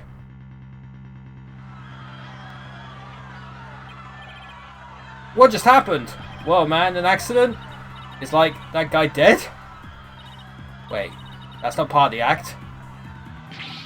Attention please, for your own safety, we ask that everyone please evacuate the building. What's going on? Is Trucy okay? Outside everyone, evacuate immediately please. Whoa, hey, stop grabbing at me! Trucy! So Trucy's going to be accused of the murder, and it's probably that bunny girl, right?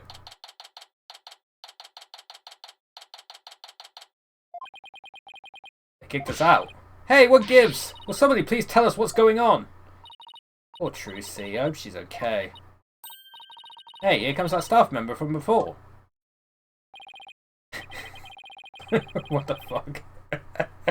Your attention please, we regret to inform you that today's show has been cancelled. What? I was looking forward to the rest of it. We are very sorry, but the theatre is on lockdown pending a police investigation. Excuse me, is it because of that accident? That man in the coffin, is he... well, we're still trying to figure things out, sir. But I can tell you that Miss Wright is fine. A stranger! How do you pronounce the name Chi-Chi? Chi-Chi's good. Thank you for the follow. I wonder why you named yourself that. Spoiler, I know.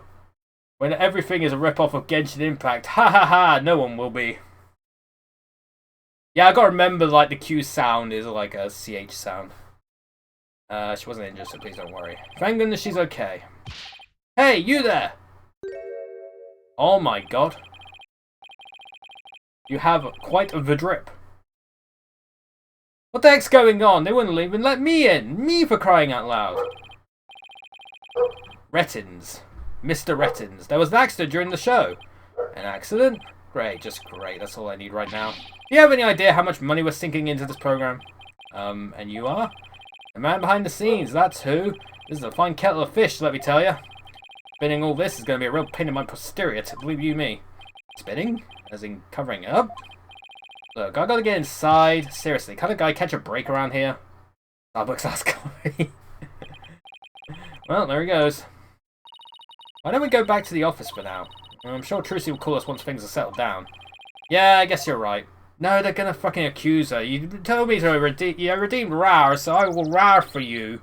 Rar, rar, rar, rar, rar, rar, rar. Spam your Rar emotes if you have them. Rar, rar, rar, rar, rar, rar, rar, rar, rar, rar, rar, rar, rar. It looks like he can build a power suit of armor in a cave. My man is actually Tony Stark.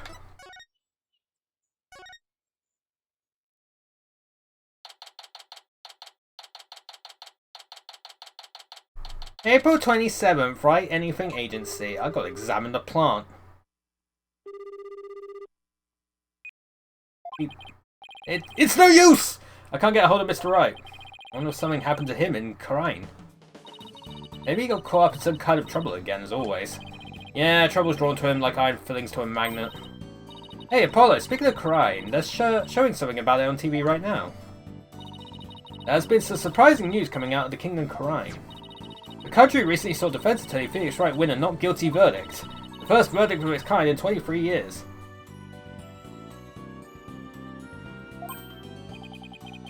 Mr. Wright won a trial in Karine? Lawyers are said to be highly disrespected in the Kingdom of Karine, so Mr. Wright's win was an upset victory amidst entrenched hostility. Wow, did you hear that? The first time in 23 years. Yeah, but what was he doing in court there in the first place? I thought he just went for a visit. So he was in some kind of trouble, just like we thought. Next, an update on the unfortunate accident that occurred at the Penrose Theatre. Hey, now they're talking about the accident at Trucy's show. Famed magician, the great Mr. Roos was skewered with a sword and died on the spot. I know I'm pronouncing his name wrong, but I don't care. Oh no, so he really is dead. And now, here is the footage of that deadly moment.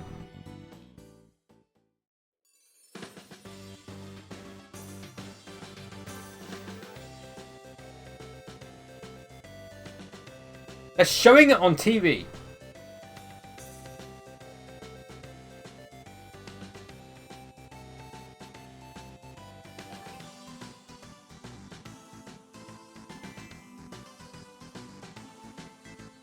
Oh, did you see something fly up just now?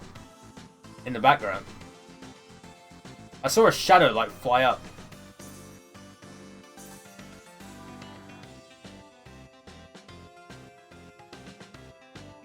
They're absolutely going to accuse her of doing it. They're absolutely going to accuse her of doing it. I wouldn't be surprised if the bunny girl has something to do with it.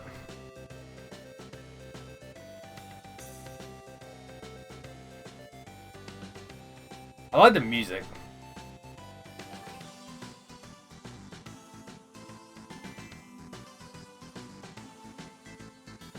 Hey, it didn't show the body. That's interesting.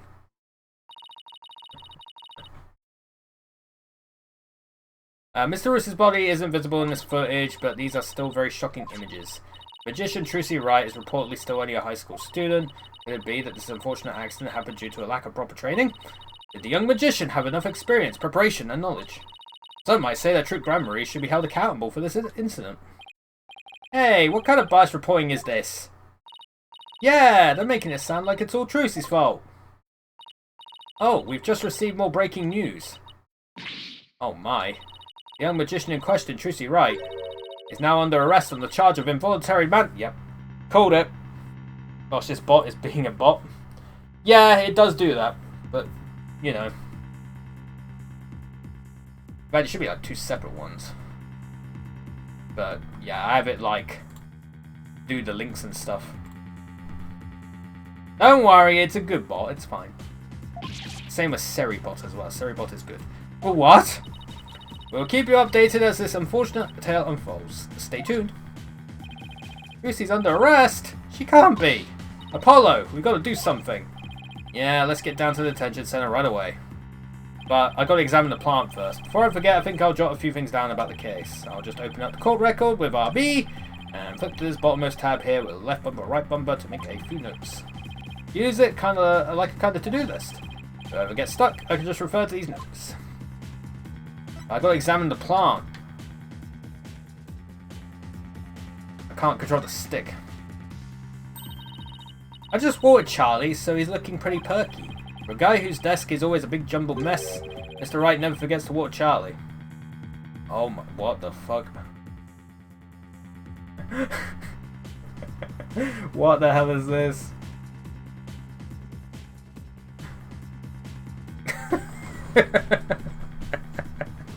I'm not reading that. You can read it for yourself, chat, but that's definitely something. Mr. Wright never forgets to water Charlie. Sometimes I catch him staring at that plant and smiling. It must hold some special meaning for him. Could be. He'd say Charlie's been in this office since his first days as a lawyer. He doesn't seem to want to talk about it much, though. One thing's for sure, Charlie is no ordinary plant. There we go.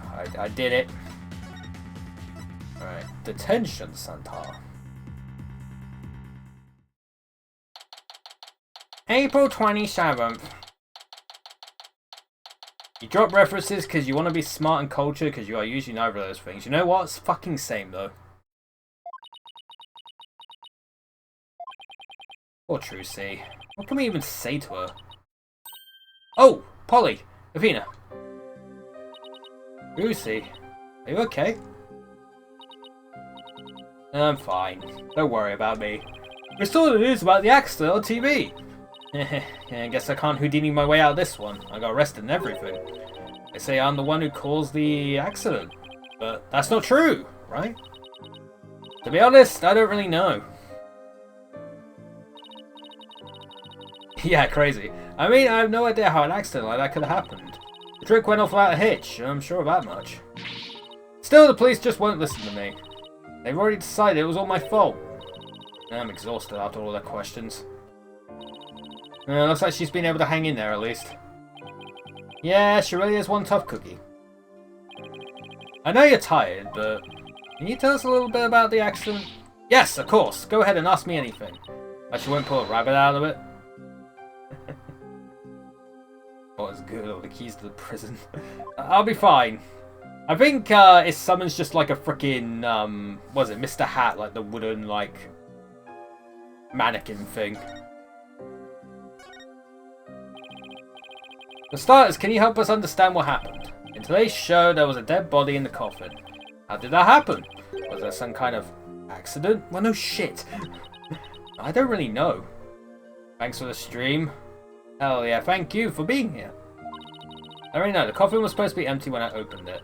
But instead, Miss Ruth's body was in there. That must have been a huge shock for you. What do you mean, how is there a body in the coffin? And when the dragon set piece fell down at the end, was that an accident too? It must have been. I have no idea how or why that happened either. Doesn't coffin contain body? Well, in this case it did, but I suppose it wasn't supposed to, but it did. Nothing went the way it was supposed to. I still can't believe Mr. Roos is actually dead. Miles go for miles. Yeah. As tough as she is, this is obviously taking a toll on her. But how did Mr. Roos's body get into the coffin in the first place? Trucy, we need you to tell us the secret of the trick. You know what they say, a magician never reveals their secrets. But I guess I should make an exception this time. But if you ever tell anybody, I'll make you my guinea pig for every single new magic trick from now on. Don't worry, I'm a lawyer, remember? Client confidentiality is part of the job. Except I'm streaming, everyone's gonna know. Shit. So let's call this trick Trucy's Great Escape. How did you get out of the coffin? Alright, here goes. I'll reveal the trick just for you two. And the guard in the back. And all my chat.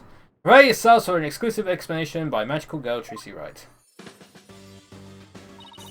Yeah, I figured there's a trapdoor. There's a secret trapdoor in the stage that leads down to the understage passage. A trapdoor? So when did you slip down into the understage passage? Remember when Mr. Hat was on stage holding a sword next to the coffin? Well, but then I'd already escaped from the coffin and was waiting on the stage. And while I was down there, I did several things to get ready for the next part.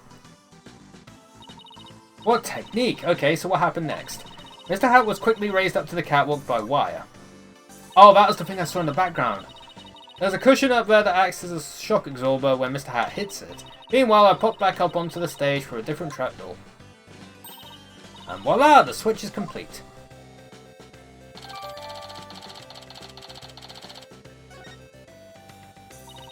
I had no idea all of that was happening. I was convinced you were still in the coffin. That's what professional magicians do. They make their audience see something that isn't really there. In other words, you make us see illusions, right? We call it misdirection. While we keep you busy believing one thing, we're busy making something else happen. It's just like in the courtroom. What we say is there really isn't, and what we say that isn't there actually is. I get it, it's kind of like a magical bluff.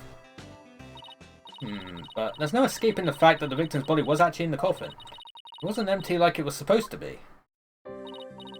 Yeah, that's the part I don't understand. Last thing in the world I expected to see in there was Mr. Roos. He had climbed in there by mistake? I should get back to asking Trucy about the accident. Can you tell us more about the victim? Who exactly is this Mr. Roos? You said he used to belong to Troop Grammary, right? Wait, you don't know who the great Mr. Roos is, Apollo? He's super famous. He's all people talk about on TV. Really? I just assumed he was one of Trucy's assistants. Way to diss the dead, Apollo. So how did the two of you come to perform together, Trucy? Well, like I said, he used to be a member of Troop Grammary. He was a protege of my granddaddy, Magnifique Grammary. Did I just have like a weird sound effect just now? Or was that just me? It might have just been my earphones, honestly. So the TV station arranged for us to perform together this time because of that connection. He continued performing as a magician after he left Troop Grammary? No, he got injured while practicing for a show about 13 years ago. That's why he left the troupe. After that, he took a break from magic for a while. I'm pretty sure it's a recent thing, him getting famous again. I only started seeing him on TV again maybe last year? I had nothing but respect for Mr. Roos as a magician. I can't tell you how sad I am this happened. I can't imagine how traumatic it must be to have someone die during your big show. Oh, but hey, don't worry, I'm fine. I'd stay strong for my fans. Oh dear. The bracelet! Oh, my bracelet's reacting. People tend to unconsciously tense up when they're trying to hide something. And when I pick up on their distress, the bracelet around my wrist starts to feel tight. Excuse me. So I guess this means that Trucy's trying to hide something from me. I guess I should give my bracelet a tap with Y.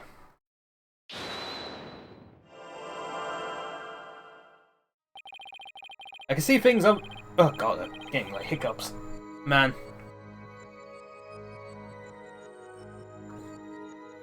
I can see things others can't. The slightest twitch, gesture, or change of expression. Yes, I can see it all when I'm concentrating intensely like this. Also insanely. And when people are feeling nervous, they sometimes reveal a certain habit or tell. I'll just shift my viewpoint around until I find Trucy's tell. Okay, I think I found that tell. That's a mouthful. Now to listen carefully to every word and see what she gets shifty-eyed over. Then I'll perceive whatever she seems nervous about to get to the bottom of things.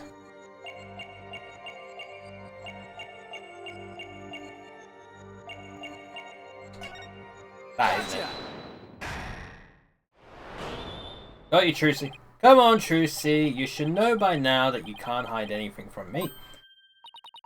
Don't tell me that your bracelet reacted. Yep. And here I thought my smile was gonna do the trick. Yeah, looks like I broke the first rule of being a magician. A true entertainer always keeps a smile on their face, right? I remember hearing you say that before. Germanium bracelet. I just had to... Did they explain what the bracelets are like made out of? I guess it's... I know it's explained like the bracelet came from, what's her face in the 4th game. It turns out to be Apollo's mother. Well, both their mothers, because they're fucking related to Apollo and Trucy.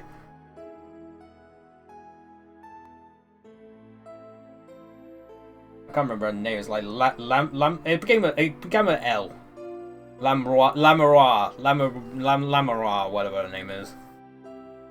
It was like a singer or whatever. That's right, it's a grammary motto that my daddy used to say before he passed away. I'll never forget it. It's one of the few precious memories I have of him. But you can't keep everything inside, Trucy. You'll burst! Why don't you tell me what's bothering you? I can't. If I did, you wouldn't believe in me anymore. That's not true. As an entertainer, you believe in always keeping a smile on your face. And as a lawyer, I have a belief that's important to me as well. Take that! Just shower! Take that, my attorney's badge! Your attorney's badge? I swore on this badge that I would always believe in my client to the bitter end. Yeah, Bombo, you always keep a smile on your face, don't you? Well, yeah, I do. In real life, though, I'm just a miserable sack of shit, but don't worry. I'm kidding.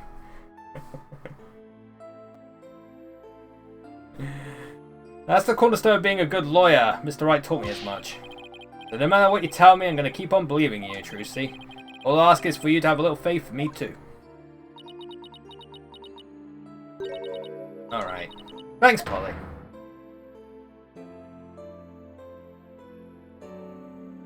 Uh-oh. The truth! Polly, what if I made a mistake? What do you mean? What if it really was me who stabbed Mr. Roos? What makes you say that? Well, in my escape trick, I used both a real sword and a rubber sword.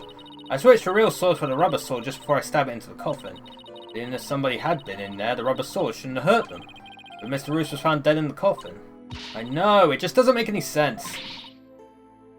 But Your Honor, in my client's defense, fruit flies. Like a banana. I know I swapped the swords. Absolutely sure? Positive. I practiced that trick hundreds of times with no mistakes. I remember very clearly swapping the swords this time too. But would I have? Would I have made a mistake this time? Could she really have? Well, I better get going. Where to? Practice my act, of course. The show's only a few days away. Really pushing yourself. Didn't you practice till late last night too? Yep, because everything's got to be just right. He's a perfectionist, man. Maybe I really did kill Mr. Roos. Trucy. The worst possible mistake I could make. Such a horrific accident right in the middle of my show. And yet, all I can think about is, now that this has happened, Fruit Grammary will get its performance rights pulled! There'll never be another show! Everything my family worked so hard for will be gone forever! And poor Mr. Roos had his whole life and a great career ahead of him. I ruined everything. I destroyed it all! I took it all away! Just rename the troop. Yeah, that usually ends up working. Same company, just different name. Polly, I'm ready to pay for what I did. Lucy, I don't think you did anything wrong. You don't? Yeah, I'm a fucking idiot. I've had one question going through my mind this whole time. Was this accident really your fault? What do you mean? I don't have any proof or anything. It's just, I don't think you'd ever make a mistake like that. Apollo, I saw how hard you worked on your trick, staying up late every night to practice. Like if you see an Asian restaurant with some big number at the end, that's the number of times it closed due to health code violations or reopened under a different name. I know you always get everything picture perfect. Nobody's perfect all of the time. Though I think something else caused Mr. Roos's death, not any mistake of yours. After all, you're sure you swapped the swords, right? Yes, I remember doing it. Then I just know it wasn't your fault, Trucy. But how can you say that? We don't have any proof it wasn't me. I mean, I know you're a great lawyer, Polly, but I believe in you, Trucy. And I believe in your skill as a professional magician. Also, where is Athena? Athena's just gone.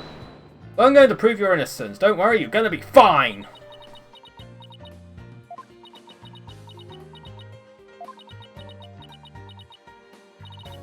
Sniffle. Ah, she's crying. Thank you, Apollo. Thank you for believing in me. I'm going to believe in you too. Good! I'm sorry, I need a tissue. I've never seen Tracy cry like this before. Always seems so strong. But maybe sometimes she's just putting on a brave face. Still just a kid after all.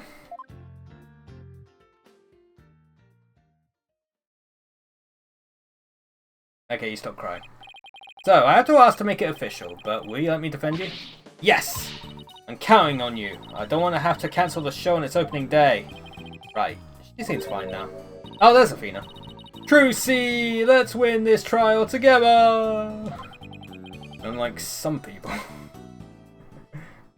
But to be fair, there's an explanation for why Athena is so emotional. Well, we better get right to investigating. Come on, Athena, wipe that nose and let's go. Excuse you! Do you see any snot on my face, Apollo?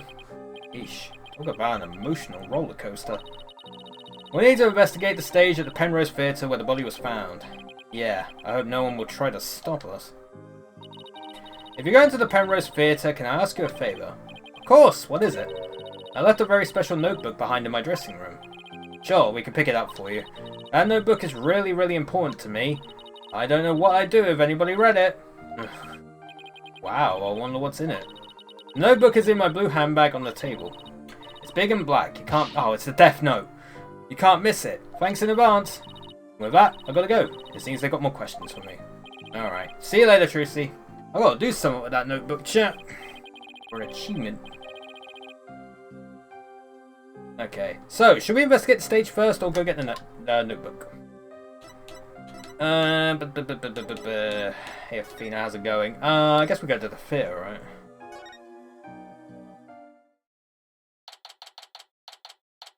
April 27th.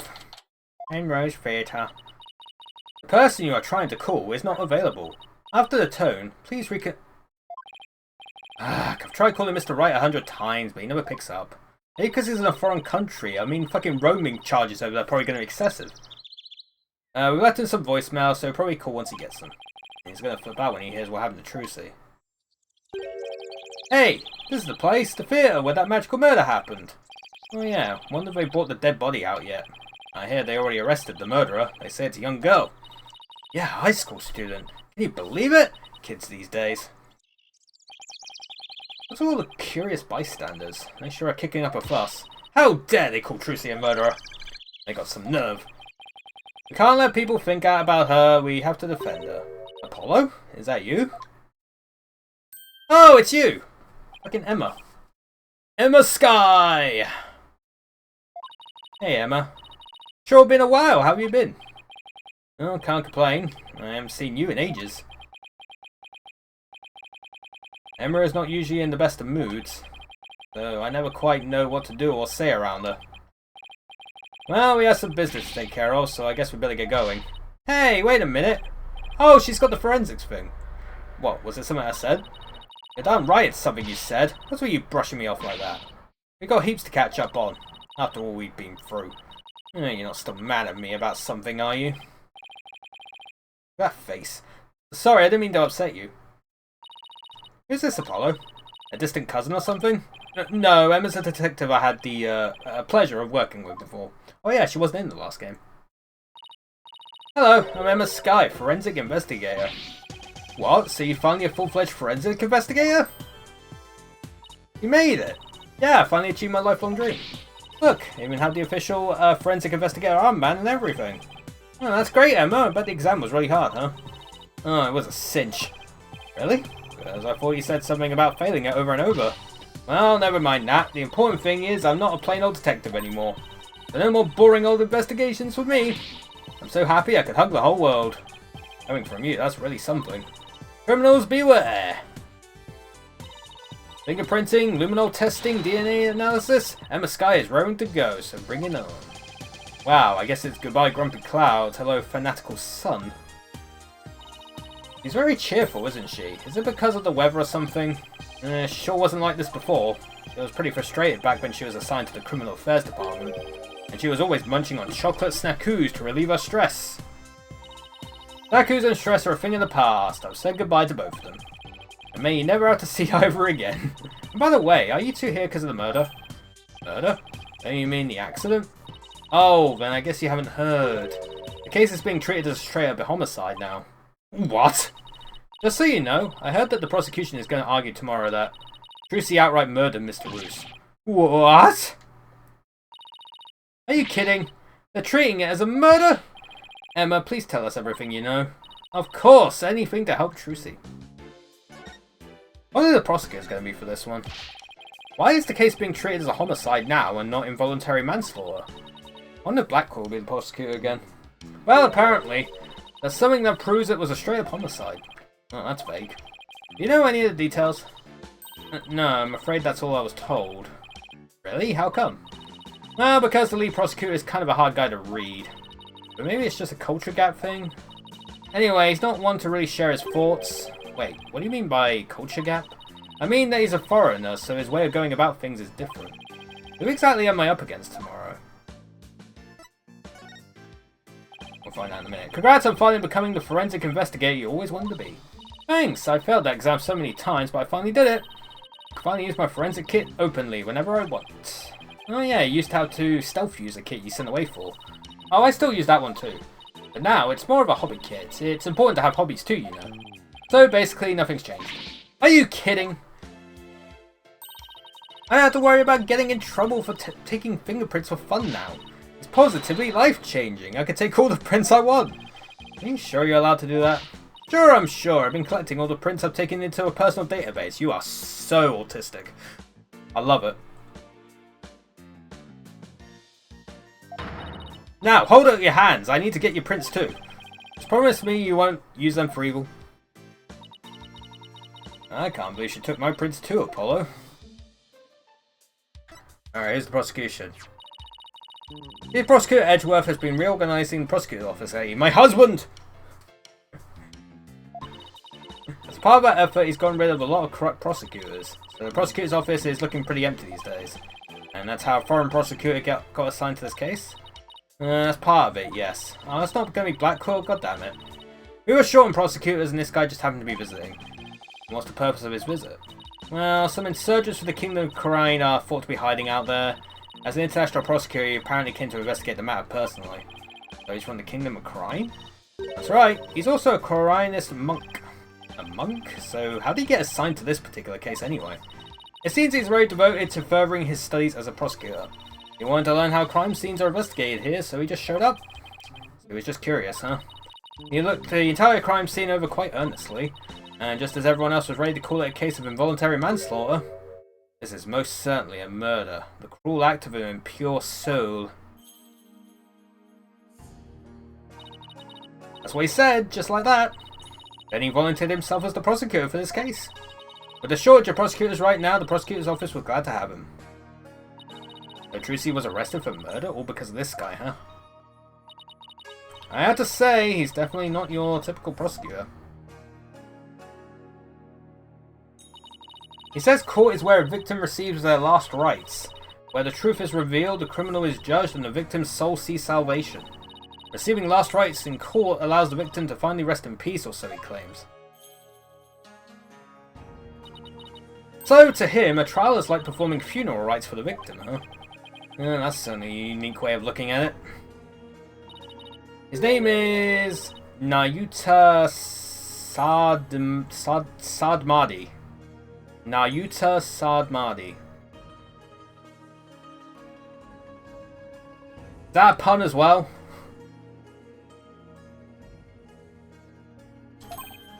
What? Nayuta Sadmadi? That's right. What, do you know him or something? Oh, I guess you could say I've heard of him.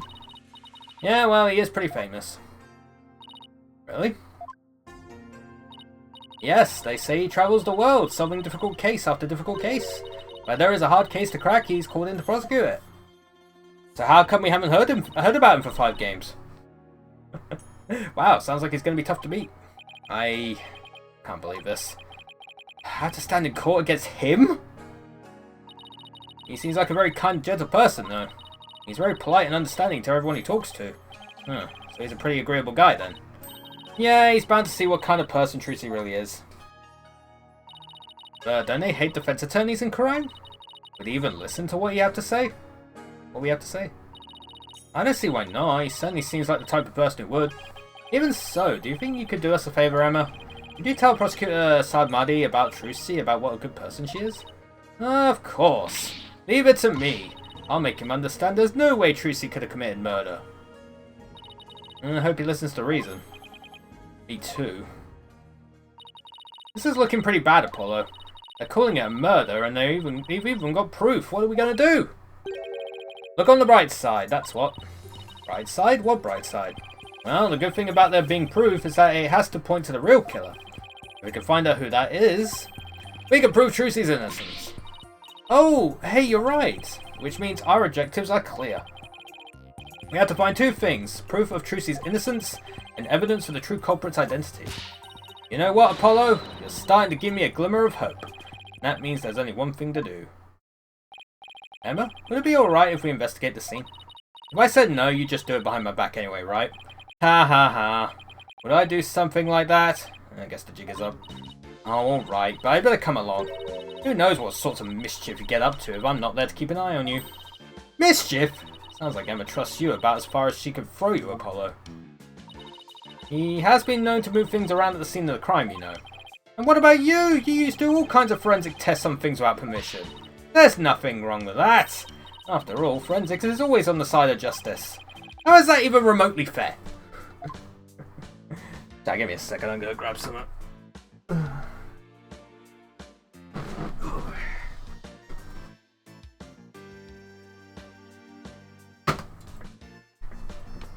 Alrighty. Alrighty. I got a can of 0 sugar Sprite, which apparently is minty flavoured.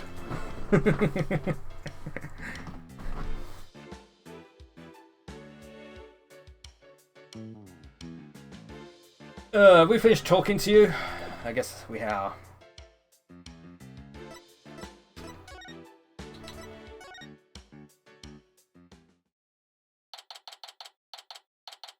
April 27th. Still April 27th. Oh, yeah.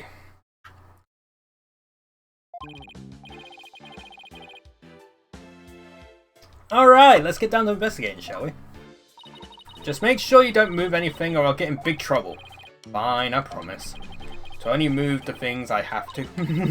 Well, I have my own investigation to conduct, but let me know if you need anything. Just there now. It's been a while since we've done any investigating. Well, what are we waiting for? Let's dive right in. You do remember how to do this, right? If you don't, I can give you a quick rundown. I have Athena give me a rundown. Nah, I get it. I'm okay. Don't worry about me. I've got it all locked away in the vault up here. Good. And I'm sure it'll all come back to me too as we go along. Wait, wasn't it you who just offered to give me a rundown? Alright. Start for that, I guess. This is what they call a set piece. It's a piece of the onstage scenery. It suddenly fell down after the body was revealed, if I remember correctly. Just as the brave heroine screams, the spell on the dragon breaks. Losing its wings, the dragon falls to the ground. That moment marked the collapse of Trucy's magical kingdom. Magic, huh? Yeah, sure. The timing was so perfect, I'd be genuinely surprised if it was magic. What, you're telling me it's just a coincidence?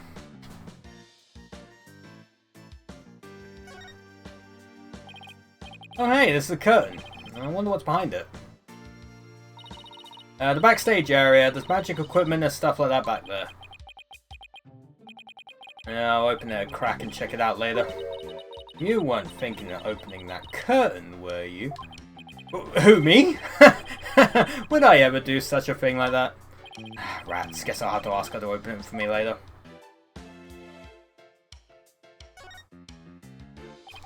That video camera is pointed right at the stage. I wonder what it recorded. I want to take a peek, but Emma would. Wow, this residue data is so fascinating. Hehehe. So fixated on that bloodstain data, her eyes are getting bloodshot. Quick, Apollo! While Emma's off in forensics Fantasyland, let's see what's recorded on the camera. I already know what's recorded on the camera.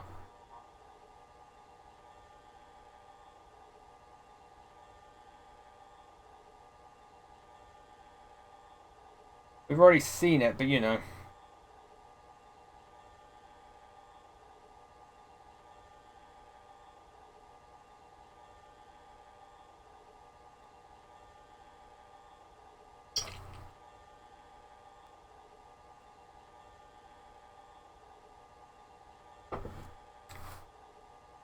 It was the bunny girl!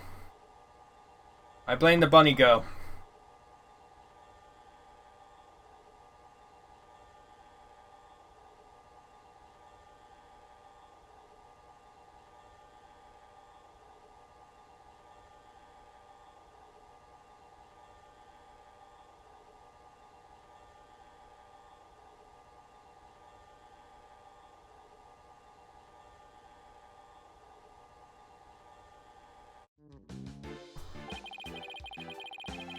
Oh jeez, it's the same video we saw on TV where you can't see the body at all. Apollo, did you notice a strange shadow in that footage? Oh, why? I did! I don't think it was my imagination, but I'm pretty sure I saw something. Strange shadow, huh? I wonder what it was. You know what, I saw it in the original one as well. But you know what? Yeah. There's a sword here, it's covered in blood. Must be the murder weapon. Lucy said she was sure she switched it out with the rubber sword. Unfortunately, this one certainly doesn't look like it's made of rubber. Hey, Emma? Are there any fingerprints on the sword? Let's see. According to my data, no prints were found, but that could be because the culprit wiped them off. Come to think of it, Tracy was wearing gloves during the show, so she certainly wouldn't have left any prints either.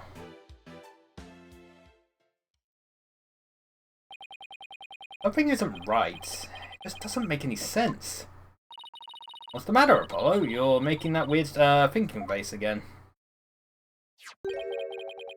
How did what should have been a rubber sword get switched with a metal one? Plus, the timing of that dragon set piece falling down... Isn't that just a little too convenient?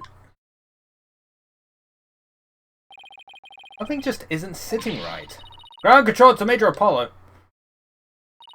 Can you hear me, Major Apollo? Athena! I think I got it. I think somebody switched Trucy's rubber sword for the metal one. Huh? They pinned the murder on her. Someone switched the swords.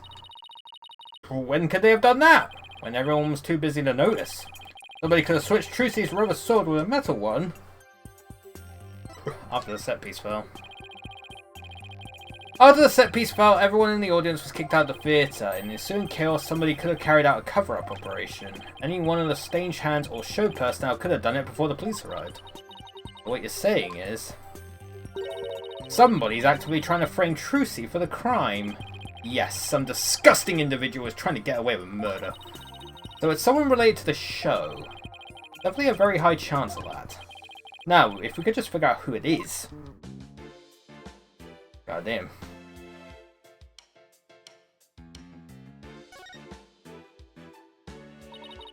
We have one of these in the office too, don't we?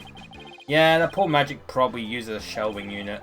I'd like to see Trucy perform this trick sometime.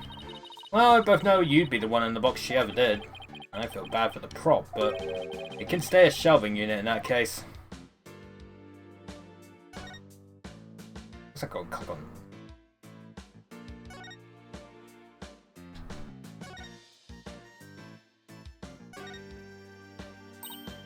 Ooh, I've seen something like this before. It's like that game where you stick swords into a barrel until a little man inside pops up. That doesn't sound like any game I've ever heard of. I know that game. I know that game. Really? It's pretty famous in Europe. Did you have anything to play with as a kid? I guess it is. Did it never catch on in like America? I remember that game vividly, but I can't remember what it's called. But she's right. It is like there is something like that. I do remember it vividly, but I can't remember the name of it. Oh, you know, us simple Americans, we're happy with just a hoop and a stick. America.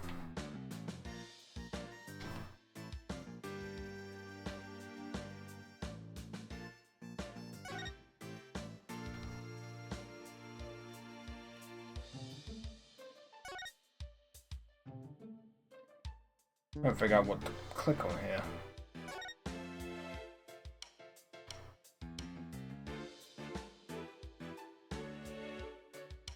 I guess the backside of the dragon, right?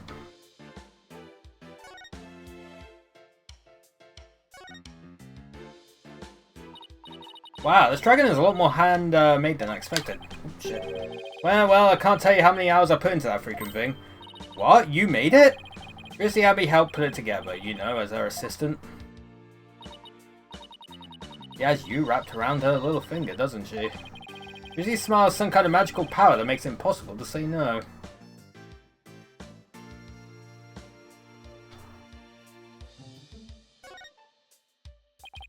This is the coffin a dead body appeared from.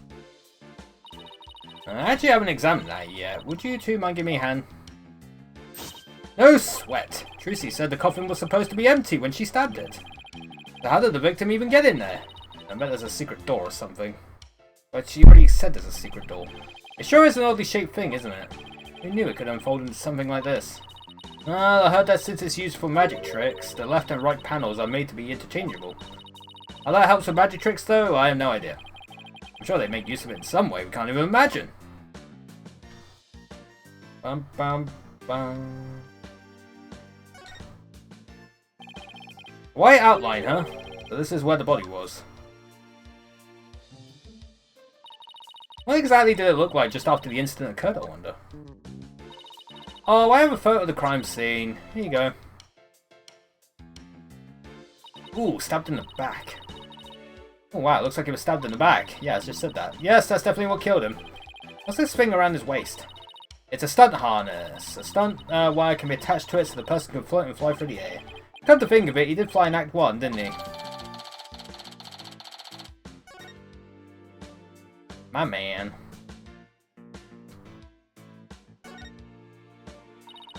Oh, look, there's a secret door in the back panel of the coffin. Do you think Mr. Roos could have entered the coffin through there? If he could have done it without Trucy noticing, then maybe. And it's like two magicians trying to out-magic one another right under each other's noses. Wait a minute. It looks like the bottom of the coffin opens too. Ooh, a secret door! Let's try opening it. We already know about this, Trucy told us. Well, look at that. It needs to lead to someplace under the stage. That's right, it goes to the understage passage. And it's pitch black down there. Hold on. I think I see something glowing faintly. And it's hard to make anything out from up here. And if you try to go down there, the magicians will get mad at you. Apparently, there are things down there that will give away the secrets behind their tricks. Well, that sucks. It's all right there and we can't even check it out. We're definitely going to have to examine that unstaged passage at some point, though.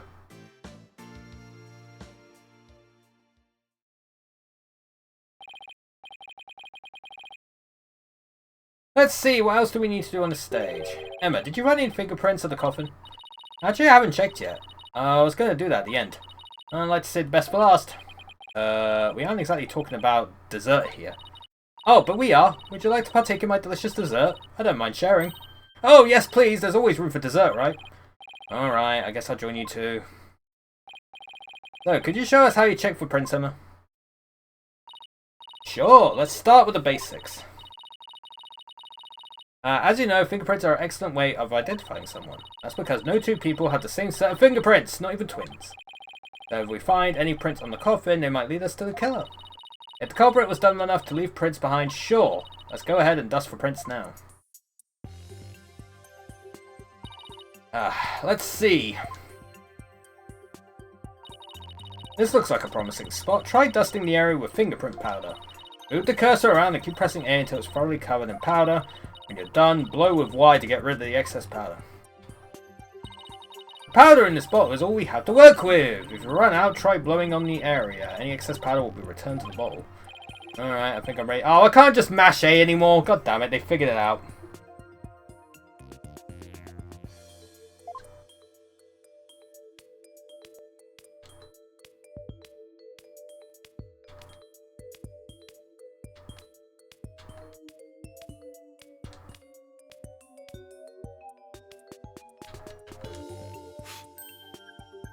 There we go.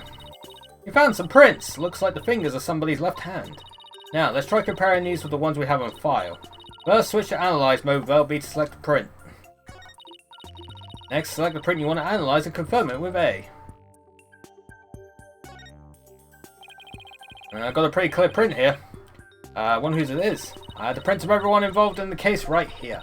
Just choose the person whose prints you'd like to compare the sample against.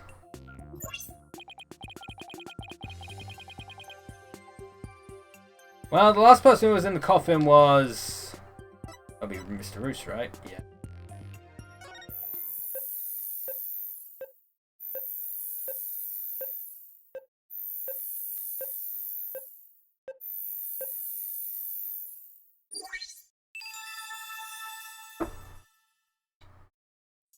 What a shocker. Bingo! Looks like the prints belong to the deceased Mr. Roos.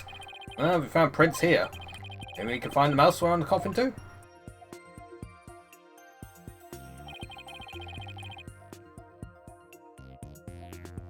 I guess I'll try dusting for more prints.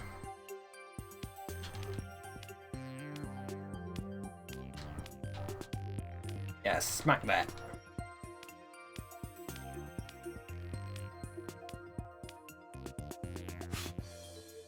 Oh, we got some.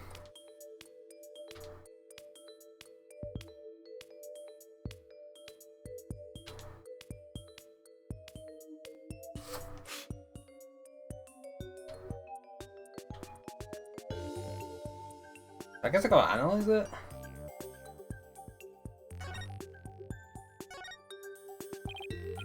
There, I found some. These prints are apparently Mr. Roos's too. Have we tried looking for prints on the outside of the coffin now? Yes, let's. This time you'll be able to rotate the coffin and look at it from different angles. That'll give you a chance to examine it thoroughly.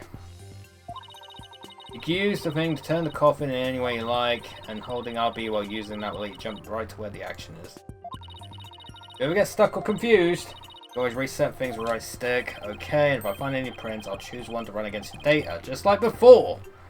Oh my.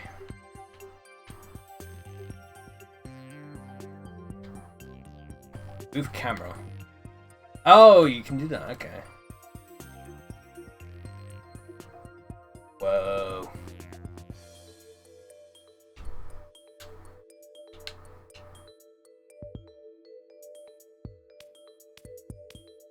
Boom boom boom boom boom boom boom boom boom. I'm going nuts. Yo, there's a print. That the only print? It's just the one print. It's something. Doesn't look like there's any print. There is a print there. What are you talking about, Apollo? Come on. I guess I gotta fucking do more.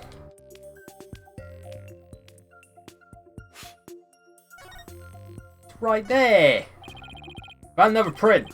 Judging from its position and location, it might have been made when someone put this lid on the coffin. See now. There was one part during the show where someone put this lid on. After Trucy had gone into the coffin.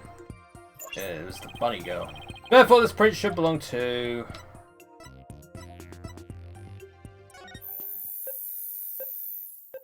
She's 9 years old! Oh no, he's got a question mark. Never mind. It's a question mark. Oh jeez, I can't read. Looks like the print belongs to that bunny girl.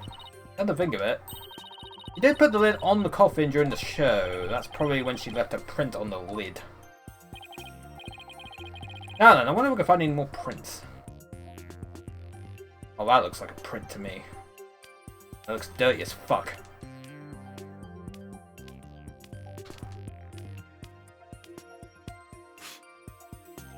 Ooh, interesting. Am I allowed to get away with this one? How's this, Emma? That print is from the base of the palm. You want to get prints from the fingers or the thumb, so why don't you give it another try?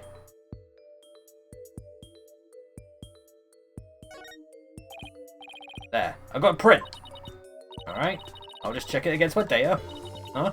That's funny. Doesn't match the prints of anyone involved in this case. Really? None of them? How could that be?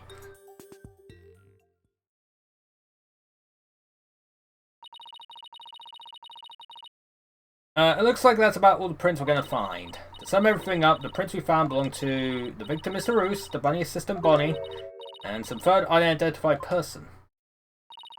But that's strange, we didn't see anybody else up there on that stage during the show. This means some outsider was up there? Somebody unrelated to the show?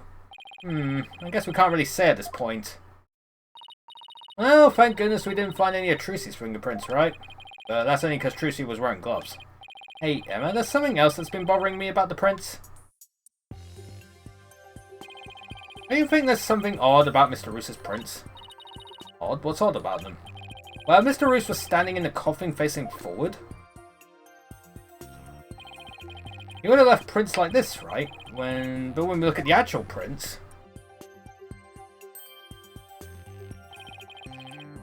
Just the other day, someone was doing a Japanese teaching stream on YouTube of Ace Attorney. Oh, hell yeah, that sounds awesome. They're facing backwards. It doesn't make a whole lot of sense. Hey, what do you know? You're right. I wonder how they wound up like that. Maybe he was accidentally facing the wrong way at first, but then turned around later? No, the coffin's much too small for a guy his size to turn around in. About all we would have been able to manage is maybe a little bit of twisting. And it really doesn't make any sense, does it? I think I might hit on something major here. Oh, I have just one more question, Emma. Oh yeah? What is it? Mr. Roos was stabbed in the back, right? But if he was standing in the coffin like this, how would that have worked? It was for intermediate and expert learners, I think, so I didn't join in exactly. Yeah, I probably wouldn't do much either. I witnessed the moment that Edgeworth updated the autopsy report and it was beautiful. Oh, hell yeah. That autopsy report is outdated, Your Honor. Oh, right, the lead prosecutor has an explanation, actually. He thought that the victim might have tried to dodge the sword as it came into the coffin. Maybe he twisted his body and the sword ended up stabbing him in the back. That's his theory, anyway. A game theory! I see, so I guess that sounds plausible.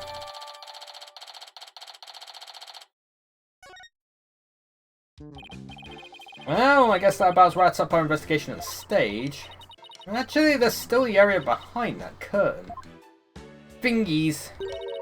Anyone want to know what's back there? Sure do, but Emma told us not to move or touch anything, remember?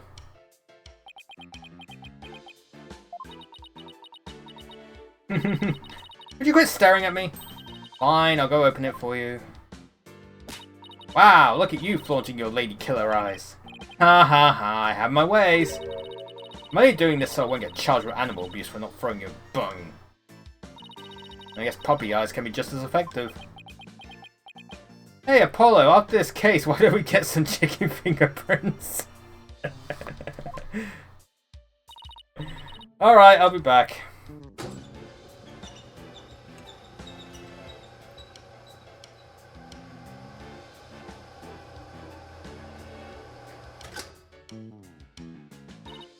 Well, go and investigate to your heart's content before you go moving anything.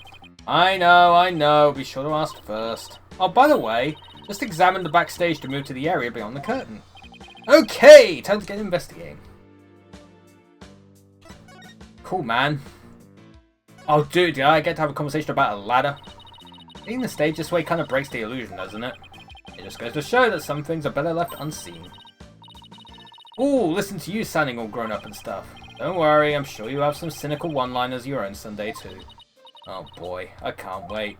Anyway, on to more pressing matters. Let's go examine the backstage area. Yeah, that's how it works, man. Understage? Dude, I wonder if the guillotine has something to do with it. dustpan, a broom, and a bucket. Guess they use these to keep the stage tidy. I doubt that's what this bucket is for, though. See how it says fire on it? Oh, I guess it's a fire bucket then. Nah, it's an ambulance bucket. Yes, I heard the theatre owner went out and bought that just for the show. When he heard there was going to be a fire trick, he flew to the store to get it. The lava bucket. But can a little bucket like this really put out a raging fire? I'm guessing the owner thought it could. But it doesn't look like it's been used. In fact, the inside is caked with dust. What was the point of even buying the bucket then? Wait a minute. That means nobody actually prepared for the fire trick after all. I have a feeling this might be an important bit of information. Dun dun dun! Oh, what have we got? Actually, the dust is dandruff. What is this thing? It's a winch. I'm guessing they used it to pull Mr. Hat up. Oh look, there are 2 winches. One back there and one up here. Apparently, each winch was rigged up to something different. One of them was used to hold up the dragon set piece, while the other was connected to that weird puppet up in the catwalk. Weird puppet, huh? We better go check out the catwalk later. Yeah, I'm gonna walk on that catwalk and be fabulous. There's a sign here that says understage. I bet these stairs go to the understage area. No, I think they actually go to fucking, what was it, the Twilight Realm from the previous fucking case? I don't think it goes to the understage, Apollo. Previously told me she and her fellow magicians call it the Abyss. I wonder why. Who knows? Maybe because it's really dark down there or something? Ooh, I bet they got all kinds of magical goodies stashed away down there. Come on, let's go check it out. Huh? The door's locked. The entrance to the Abyss is barred to mere mortals like us, huh? Oh well, that's what you call a swinging abyss. Oh, funny. It looks like this ladder leads to the catwalk overhead. Do I really have to go up there? Why don't you go on up and check it out, Athena? I'm sure you'll like the air up there. Huh? Where in the world did you get that idea from? Oh, wait a minute. He's saying I'm an airhead? How rude can you get? That's not what I'm saying at all. Now up you go, I'll just wait down here. Okay, now I'm starting to get the picture. You're afraid of heights, aren't you, Apollo? Come on now, this is for Trucy. She needs us, so up the catwalk we go. Well, I guess it's time to put on my big boy pants.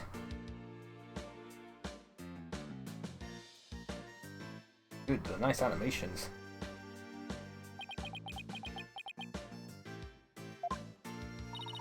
Are you alright, Apollo? You're white as a sheet. Ha ha ha, I'm fine! Don't look down, Justice, don't look down. When Athena gets really mad, she switches into delinquent style speak. I have a feeling I'm not surprised. Well, I can't even say words anymore. I'm not surprised, that's all I'll say. I'm not surprised. Those green things over there look like cushions. I guess one of them was used to absorb the force of impact when Mr. Hat zipped into it. Let's go check it out. But way over there?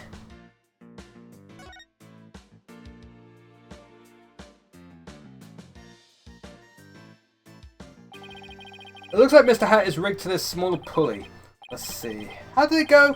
After being blown a kiss, Mr. Hat goes wild, and just as he's about to stab the coffin, he gets pulled up to the catwalk. And the smoke screen was to hide his ascent from the audience's view. I'd examine both the pulleys. Sure do. Wow, that's a big pulley!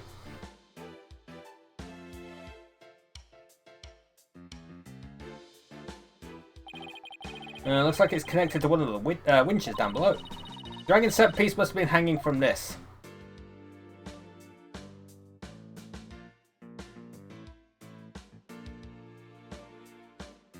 Those the... Yeah, those are the things, aren't they? Click! What's that?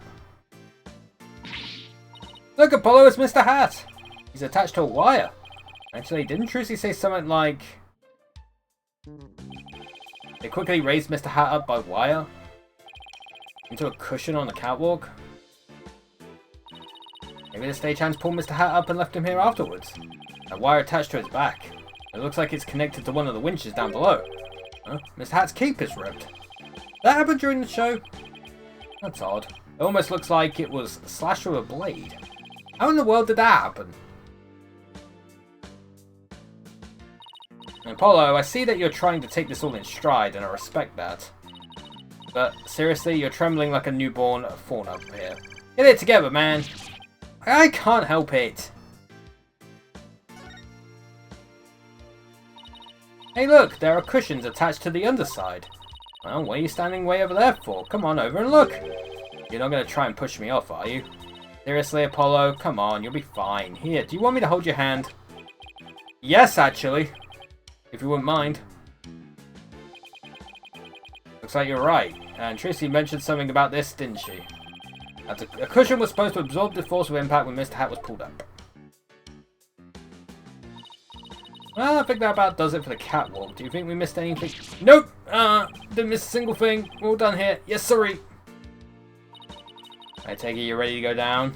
Yeah, I think we'd better. I feel a fainting spell coming on. Oh, brother, you don't need me to hold your hand again, do you? Hey, man. It's a failing that we have to accept.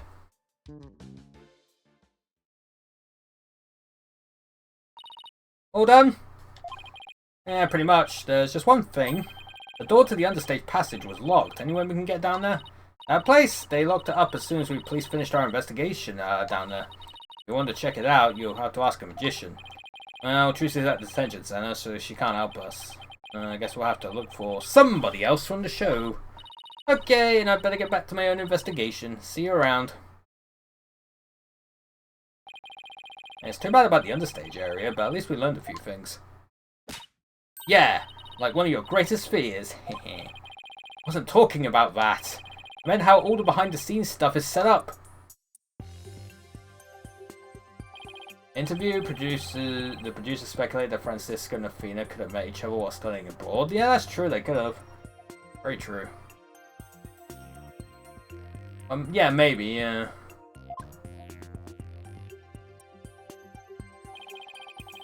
Mr. Hat was rigged to the first winch. The dragon set piece was attached to the other one. Both of them were used during the show. Right after the body was discovered, the dragon set piece fell to the stage.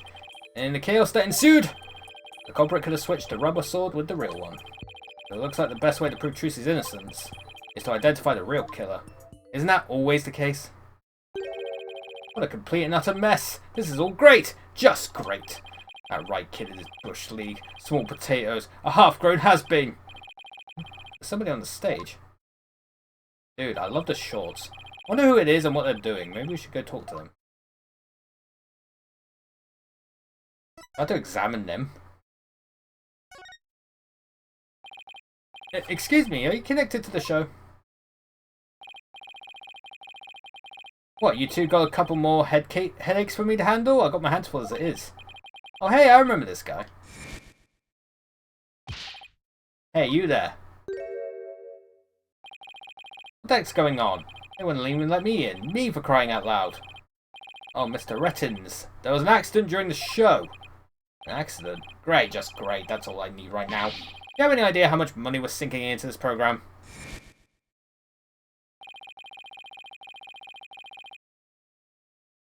Hey, yay. Is that man who was going off at the staff in front of the theatre? I ain't never seen you guys before. If I had to guess, I'd say you're not production staff. What's that I spy in my little eye? An attorney's badge? How do you do? I didn't know you fine folks were lawyers. Oh my god, he just switched up. My business card, if you were. Charmed to make your acquaintance, I'm sure. Thank you. So you're from the TV station, I take it? Sharp attack, you are. I'm the producer of this TV special. All my idea, by the way. I'm Apollo Justice, Trucy Wright's defense attorney. Trucy Wright.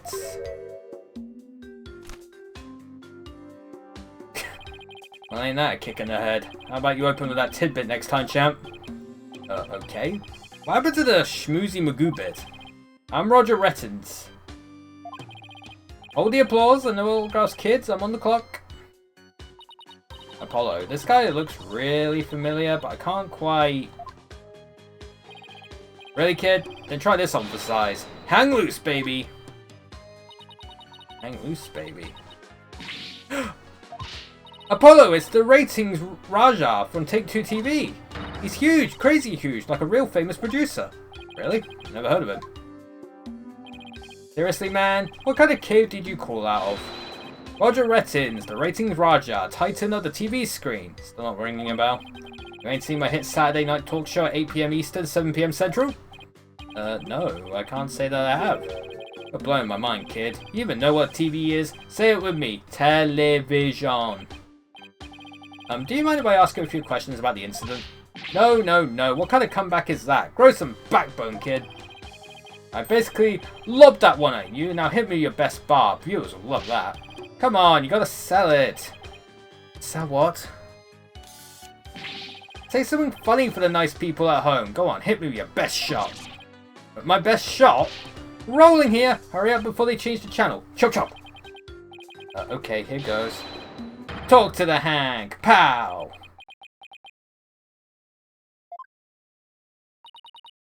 Kapow? Really? Why are you pointing all dramatically like we're in court? I don't know. It just seemed like the thing to do. Haha. Yeah.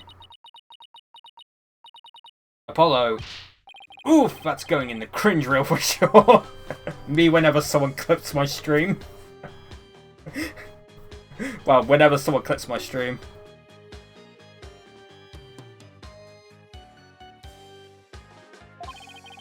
I think we can all agree that was a mistake. Ugh, if I chugged any harder, I'd need a Heimlich maneuver. I blame myself, really. Should have known better to waste good film on a nobody. So, you want an exclusive or what? Today's magic show was being broadcast live on TV, wasn't it? And you were the producer, right? That's right. Rising Magic Star versus Old School Gramarye. It was going to be wild. We were going to have viewers vote for their favourite magician during the show, and the loser would have had a really embarrassing prank done to them. Yo, prank? It was gold, I tell you! Guaranteed ratings! I don't know. It sounds kind of tacky, if you ask me. Don't go on TikTok. I'm telling you, man, modern viewers eat this stuff up with a spoon, trust me. Unfortunately, they do. All we gotta do is serve it up nice and hot. A feast for the eyes. More like junk food for the brain. That's what we call brain rot, man. That little brat had to go and ruin everything with that accident of hers. You have any idea how many times they dragged me over here to prepare for today? You must know this theatre pretty well if you came by that often. Ooh, that gives me an idea. How about this? Mad mindscape of a magical murderess. Closest comrades come clean. Tell me, has Trucy always shown signs of being unhinged? When could you tell she was about ready to snap? This guy's cruising for a bruising, Apollo. As long as you don't get caught on camera. Truth be told, I'm not surprised about the way things turned out. Magicians are pretty much the dregs of society, am I right? What's that supposed to mean? No, that's just reality TV shows, or influencers. What were you doing at the time of the incident? Doing a show in the station studio. I had a whole bunch of girls in bikinis wrestle each other for the camera. Ooh, so you didn't see the accident as it actually happened? That's right, that's why I was shocked when I first got here. So you didn't hear about the accident until he arrived, huh? I'm guessing what you really want to know is whether or not I have an alibi, am I right?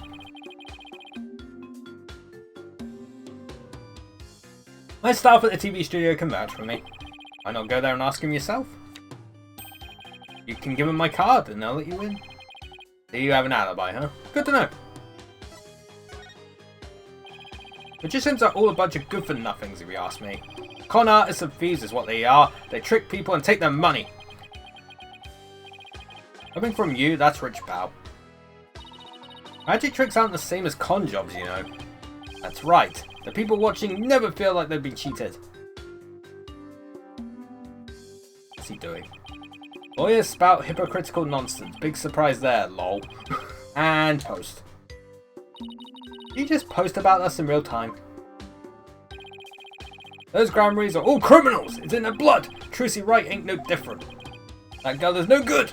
She may look all sweet and innocent, but she's a stone-cold killer! Don't you dare talk about Trucy like that! You don't know the first thing about her! You won't find a sweeter, harder-working girl anywhere. Period. Ha ha ha! She's got the wool pulled over your eyes, I see. What in the world are you talking about? You'll see, I'll dig up the dirt and expose the dark heart behind that sweet smile. I'll prove those Grammary magicians are all a bunch of lowlifes. You have a grudge against Trucy, or maybe against all the troop Grammary? TV is a window to the truth. Not like that magic stuff or the streetwise charlatans that perform it. It's a shame. A crying shame, I tell you. What was supposed to be a fun, light-hearted program turned into this sorry affair. You did it. I'll have to sell it to news outlets all over the world if I'm going to make my money back. Trucy Wright will make her debut, alright. Not as a magician. As a criminal. What? My duty to report it. Can't let a tragedy like this happen again now, can I? Even if she gets off somehow, I'll make sure she never walks the streets again. We won't let that happen. We won't let you do that to her. We're going to prove her innocence in court. Listen to you acting all high and mighty. You're just another money grubber. I know how you lawyers do things. You'll stop at nothing to win. I beg your pardon? If you win your trials, you get fat stacks, right? Is money really all you care about? I don't know. Is money all you care about? What's with him, Apollo? Why wouldn't he listen? But enough about you. I'm all about going after Trucy now. I won't stop until she's behind bars. That's how we in the media dish out justice. Before you even get to court, my expose is going to take you down. Not if I have anything to say about it. Well, gotta get back into the station. Or to the station. Hang loose, baby. It looks like the prosecution won't be our only opponent this time. But no way we're going to let that guy have his way either. That's right. Okay, we're done with this stage, so let's go someplace else. I wish we could check out that understage passage. What else can we investigate right now? My butthole.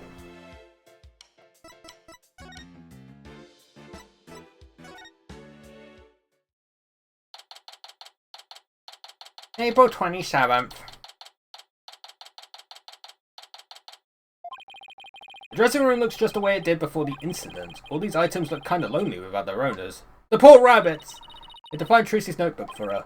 Let's see, she said it would be in her blue handbag on the table, right? We'll see what else we can check out while we're here. So that one there, I guess. Oh, there's that handbag Trucy was talking about. I feel a little funny about digging around in a girl's purse. I guess it's okay to open it. After all, she did ask us to. But not you, Apollo. Let me do it. Let's see. Huh? No, not this. What's this? Oh, wow. She has... Oh, Trucy, you are bad. What is it? I want to see too. That's funny. Said it was a black notebook, right? But there's nothing like that in here. Maybe Trucy was wrong about where she left it? Well, let's keep looking around for it.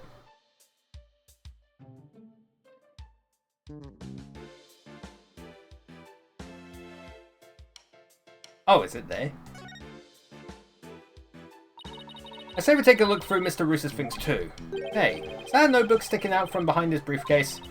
Oh, you're right, it's practically screaming, "Over here, look at me!" Do you think it could be... Oh wow, Athena. Our hunter was right, it's Trucy's notebook. What's it doing mixed in with Mr. Roos's stuff? Yeah, good question. Alright chat, trying to get an achievement. It's locked. I guess that means we can't read it. I don't know what kinds of secrets are in there to make her want to lock it. A girl her age needs her privacy. Besides, everybody has a secret or two they don't want others to know about. If there's anything in there about kisses or crushes, I think Mr. Wright would cry. Come in! Oh, chat, I gotta go. I'm gonna go for a few minutes. I'll be back. I will be back, I promise.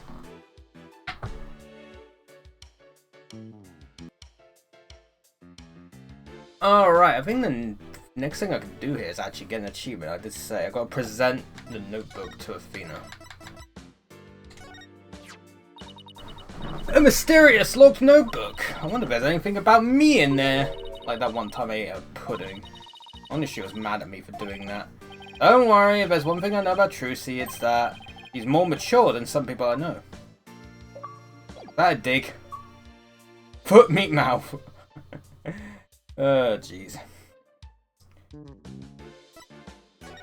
Alright, that one. Trucy put some posters up, I see. Oh, here's one of Troop Grammary. Yeah, I've already seen this one.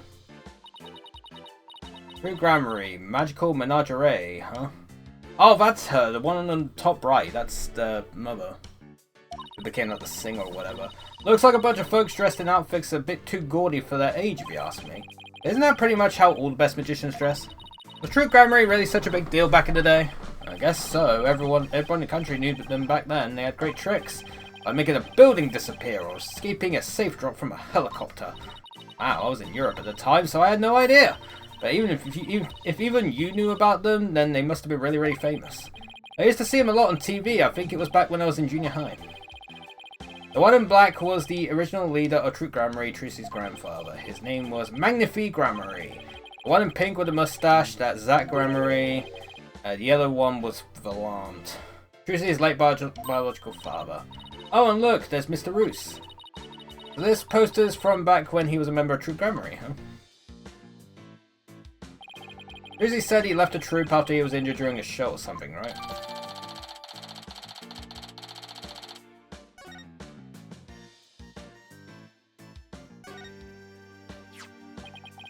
What's this? A script of the show? It says Bonnie, so it must belong to that bunny assistant we saw in the show. You and I got to see the first two parts up to the end of the 12:20 AM segment. This Mr. Roos's fire trick, we didn't get to see that part. Yeah, because they cancelled the show after the accident. Hey, there's a note about the fire trick. This will be dangerous. Make sure the fire bucket is ready. Come to think of it, when Mr. Roos turned into a dragon, it breathed fire, didn't it?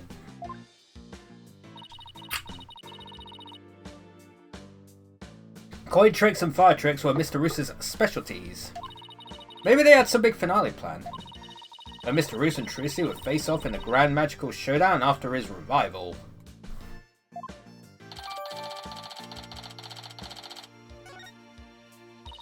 Well, we've examined just about everything, I think.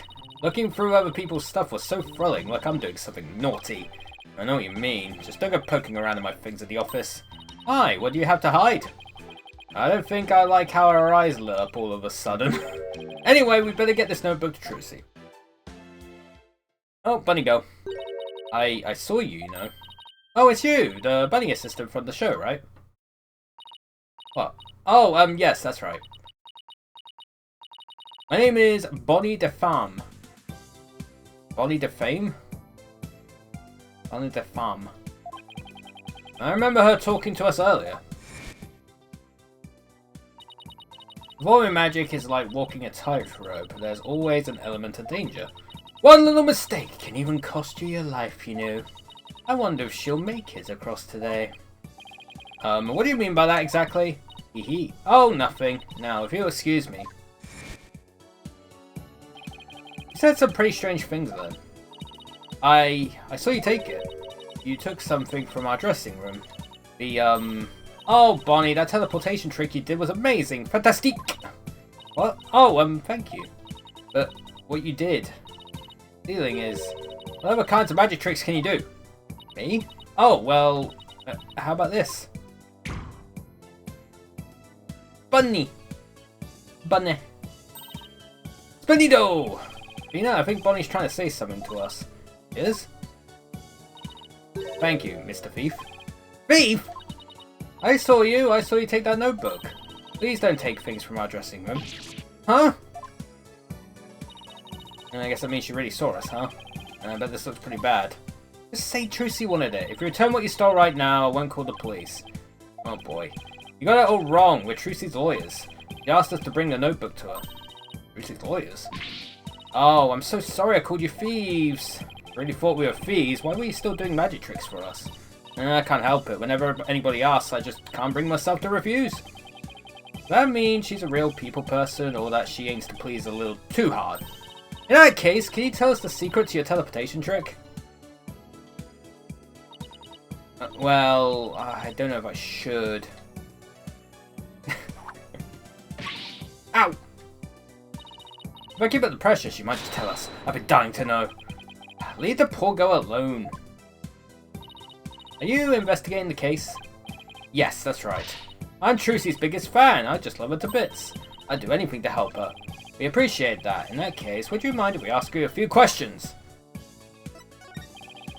Already searched here, but it never hurts taking a look around. There's things at the back. Hey, these flowers, they're from Lamoire. Oh, hell yeah. Lamoire? Never heard that name before. She's a famous singer. They call her the Siren of the Ballad, and she's pretty popular. That was the name I was trying to figure out earlier. Why would a famous singer be sending Trucy flowers? Well, we met her through a case I headed up once. Oh wow, your circle of acquaintances is bigger than I thought. Lamoire. I don't know why, but her songs really touched me for some reason. I hope she's doing well. What about the one in the middle? Gumshoe! Oh, these are from Prosecutor Gavin. Oh, hell yeah, dude. I loved him. Roses, huh? I don't like him. Pretentious. He might be pretentious, but you know what? He makes it work. Apollo. I've noticed this for a while now, but you get awfully prickly when it comes to Prosecutor Gavin. You think so? I mean, don't hate him just because he's beautiful. That's not it at all. Here's this one. Huh? Aren't these Ninetales flowers? You know those flowers that only grow in Ninetales Vale? Oh my goodness, you're right! There's a card here and a letter to go with it. The card says, "Good luck, Trucy," from Damien and Jinxie Tenma. Oh, I remember them. Yeah, Tenma and Jinxie, huh? What does the letter say? Let's see. Oh! There's a message for you in here too. Please tell Mr. Demon Lawyer I said thank you for everything. Thanks to him, I overcame my fears and now I'm not afraid of yokai anymore. And guess what? I've even become friends with yokai like Itamumen and Kanaki Gigi. Ha ha ha. No matter what happens, I guess you'll never grow out of a demon obsession. Ah, glad I did that. That's funny. Anyway, I guess I'll talk to Bunny Girl. You're a magician, right, Bunny? That's right. My specialties are teleportation and this little trick right here. Oh, she's not there.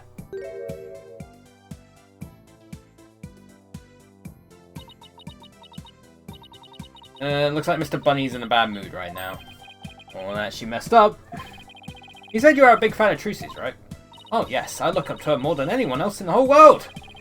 What about her makes you respect her so much? She's just incredible. Not only is she extremely talented, she's so cool under pressure and always manages to keep a smile on her face. In spite of all that talent, she still works harder than anybody I know. You couldn't ask for more out of a magician. I'm sensing a shift into Hyper Fangirl drive. I love the unique way she does her tricks and how she charms the audience. Especially love her magic panties trick, which is both cute and comical. First time I saw her do that trick, I was so impressed and so moved. Blah blah blah blah blah blah.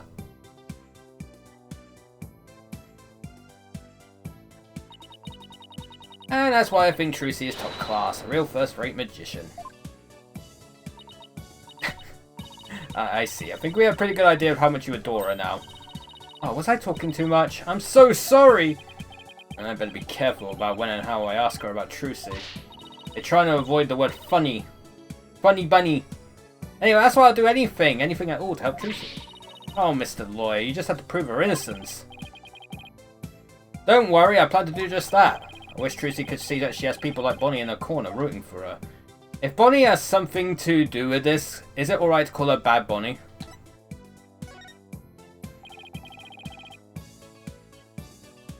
You were in the magic show, right? That's right, I take it you saw my teleportation trick? Yes, it was just wonderful. You moved from one place to another in the blink of an eye. I admit it was pretty amazing. I have no idea how you transported yourself over such a distance in just a split second. It must be so fun to be able to do a trick like that. Teleportation looks so cool. Like a superpower or something. Yeah, my trick is turning some heads in the magic world right now. They're calling it new miraculous magic. Some even say it's the real deal. Hehe. Real magic, huh? I know there must be an explanation, but it sure does look real. I just have to figure that trick out. I want to do it myself. Oh, you'll never figure it out. I always perform it perfectly.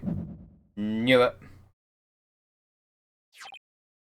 Ah, this feeling. Looks to me like Bonnie is hiding something. Doesn't do it perfectly.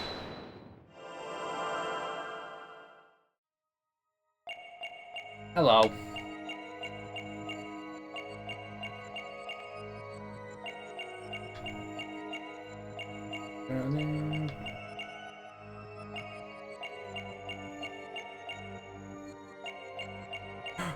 What's under there? Gotcha! Bonnie, wouldn't you said perform it perfectly? Better call her that. Bad Bonnie. Your right hand would tremble and move your hat a tiny bit. I even caught a glimpse of the little rabbit hiding underneath. Oh. Did you really perform the teleportation trick perfectly this time? Of course, I definitely got that part right. What do you mean, that part? Oops. Wait a minute. Are you saying that you picked the wrong career? Harsh. You might have performed the teleportation trick flawlessly. What about Trucy's escape trick after that? Did you make some kind of mistake during that? Oh, well, did you? You see, did you or didn't you? Eep! I did. You're absolutely right, Mr. Lawyer. I made a mistake during Trucy's escape trick. I'm sorry I lied. Phew, I feel like I pulled off a magic trick on my own just trying to get that out of her.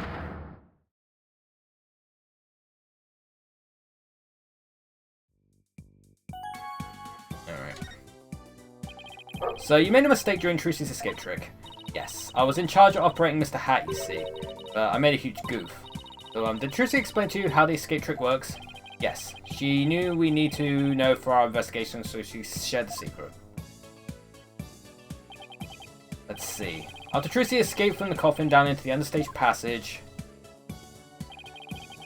Mr. Hat was to be pulled up to the catwalk by a winch. Trucy would then pop up on stage for a trapdoor. I was operating Mr. Hat at the time, but I flubbed up where I was supposed to have him stand. I was supposed to make Mr. Hat stand to the left of the coffin, but I messed up and had him stand to the right by accident. That matches up with what we saw during the show. Oh, but then doesn't that mean Trucy would have ended up popping up on the side opposite to Mr. Hat? Yes, she would have if she hadn't done some quick thinking with her feet. You managed to pop up on the right-hand side of the coffin for me, but the audience never even knew a mistake had been made. Way to go, Trucy. But my mistake caused us so much trouble. I think I'd better ask Trucy about this later too. By the way, we'd like to investigate the understage passage. Would that be alright? Oh yes, by all means. Anything to help prove Trucy's innocence. I'll unlock it for you. Hey, there you are. You got a minute? Oh, Mr. Rettins. Yes, of course. Not you, Bunny, the lawyers. They're the ones who I want to see. You have business with us? I hear you two are from the same agency as Trucy. Is that true? Yes, that's right. This is for you then. Hang loose, baby. Contract between Take-Two TV and Trucy Wright, the second party. If through the fault of the second party, the show must be cancelled in part or in full, the second party will pay $3 million as compensation to the first party. $3 million?! Yeah, that's more like it. That shocked reaction, that dopey expression. You'd make a great comedian. Really? I know, I'll put you on my show. We'll get one of those cartoon anvils to fall on your head. Wait a minute. Is this one of those hidden camera prank shows? You wish. That's an official contract. See for yourselves. You're the lawyers after all. You should know one when you see one, right? Oh, this guy was absolutely... Yeah, this guy's absolutely to blame. He set it up so it'd fail so he can get the money.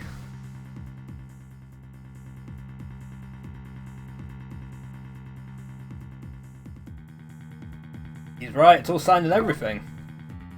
Trucy, this is why you read stuff before you sign. Better make sure your agency pays what Trucy owes me in full. Are you kidding me? The Wright Anything agency doesn't have that kind of money. I guess you're gonna have to go fishing for some. I can see it now. Craziest catch. Legend of the Seasick Lawyers. Fishing on the high seas? No thanks. I can't even swim. Objection. What kind of ridiculous, low-down, unfair, one-sided contract is this? Hey now, there's nothing ridiculous here. It's all perfectly legit. Got a signature on it, see? Ugh. Ugh. Like, my boys, I've got to see the stupid look on your faces. It's priceless. And post. Ha ha ha, I'm getting responses already. It's gonna go viral. No, how could he? Bye-bye, reputation.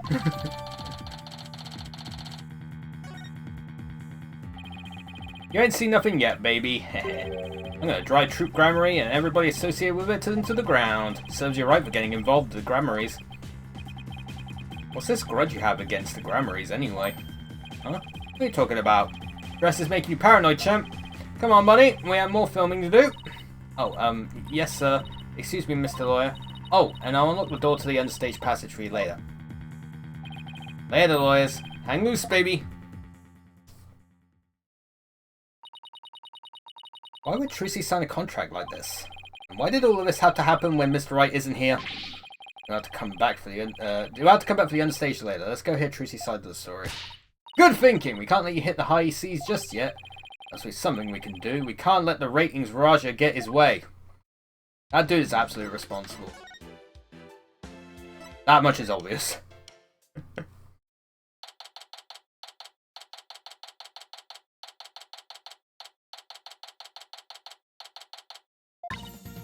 Three, two, one. Ta-da! Wow, now you made my handcuffs disappear. How did you do that?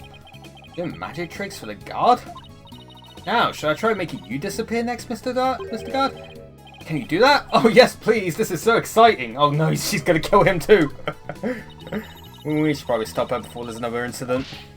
Trucy. Oh, hi Polly. Hi Athena. We have some more questions for you. Judging by the look on your faces, it must be about something big. Yeah, about me. I'm big. Yeah, I guess you could say that. Things have gotten a little sticky. Oh, and I have to remember to give her that thing she asked for too. Lucy, do you remember this contract? Yes, I signed it before I went on stage. What about this liability for conversation article here? Sorry. Liability for conversation? What are you talking about? Let me see that. What? $3 million? Just as I suspected, she didn't know about that part. I've never seen this article. I read the whole contract from top to bottom. Yeah, I didn't think you missed such a big thing. There's your signature, so what's going on? Maybe the signature's forged. Maybe there was some kind of trick involved? You know, like when I signed it.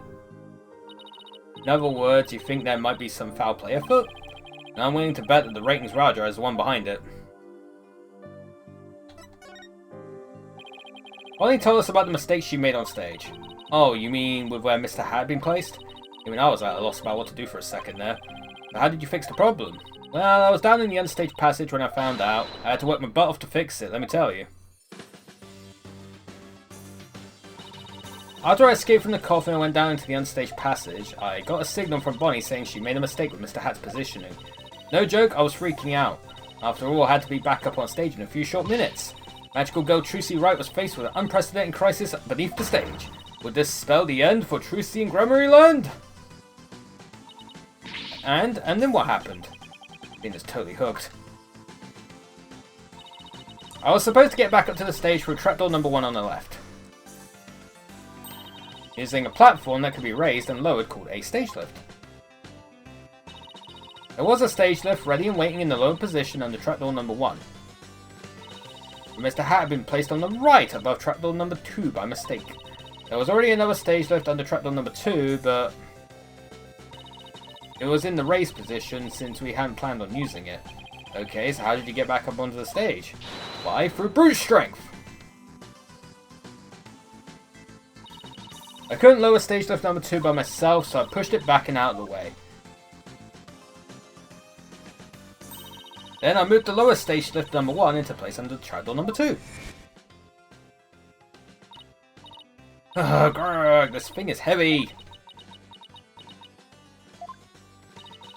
Wish I could have moved it with magic. Unfortunately, my magic is useless under the stage. And the stage is a dark abyss that drains magicians of all their powers. I see why it's called the Abyss. I never knew it could take so much out of you. That's just how it goes in the real world. Illusions are created by the blood, sweat, and tears of those behind the scenes. Wow, I learned so much just now. Lucy, have you told anybody else about all this? Nope, nobody. Sounds like some critical information. I'd better make a note of it. Yeah! Statement! Alright, gotta give her a fucking book. Here you go, Trucy. Here's your notebook back. Oh, great. Thank you very much. So, what's written in there anyway? It looks like it's full of secrets or something. That's because it is. It was originally my granddaddy Magnifi Grammary's notebook. He used it like a diary and as a place to jot down ideas for new magic tricks. Some of which only members of Troop Grammary have ever laid eyes on. Wow, this notebook is a really big deal then. Yes, that's why it's always kept under lock and key. I bet a magician would do just about anything to get their hands on that notebook. And we found it mixed in with Mr. Roos's belongings. Could he really have been trying to steal it? A true Grammary creed is also written inside. A true entertainer always keeps a smile on their face. That creed was passed down to me from my daddy, as his daddy passed it down to him. It's true that Trucy always keeps a smile on her face. I guess it's due in part to her family creed. Trucy, I want to talk to you about where we found this notebook. We found this notebook mixed in with Mr. Roos's belongings. What? Do you think he might have been trying to steal it? No way! I can't believe it! The great Mr. Roos would never do any such thing. But would it be so far-fetched if he was after True Grammary's secret tricks? It makes for a pretty compelling motive to take the notebook. In any case, we better focus on doing something about this contract for now. Trucy signed it in her dressing room, right? And we better do a little more investigating there. Oh man. I'm so sorry to put the two of you through all of this. Don't worry, we'll get to the bottom of this. There's gotta be some kind of mistake. If you need me to, I'm willing to take drastic measures. Oh shit. With my magic! How did she get those in there? You're not planning on pulling some magical money out of there, are you? No, my magic panties are much better at making things disappear than appear. Do I want to know what she's planning to make disappear? Apollo, we have to do something, anything to fix this. I agree. Let's check out the dressing room again for starters. Okay, and we should finally check out that understage passage too. Get this, and you'll have to go through the backstage area. Be careful down there. Well, that's where we're going.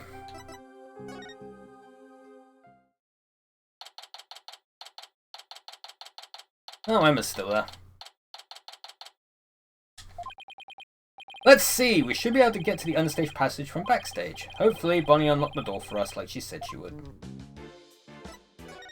Examine the backstage! To get to the backstage! Back to the backstage. I think there's a lot of backstaging. The door's unlocked. Thank you, Bonnie. Well, Athena, here we go. Get your torches out, let's rave. Rat. The rat did it. What the fuck? I'm gonna make it big someday too, just you wait and see. It sure is dark and dusty down here. The abyss. The magical underworld. And look! There's a denizen of the abyss now! A fearsome beast with long sharp fangs ready to prey on unsuspecting souls. Huh? What are you? Oh, you mean that tiny little rat over there.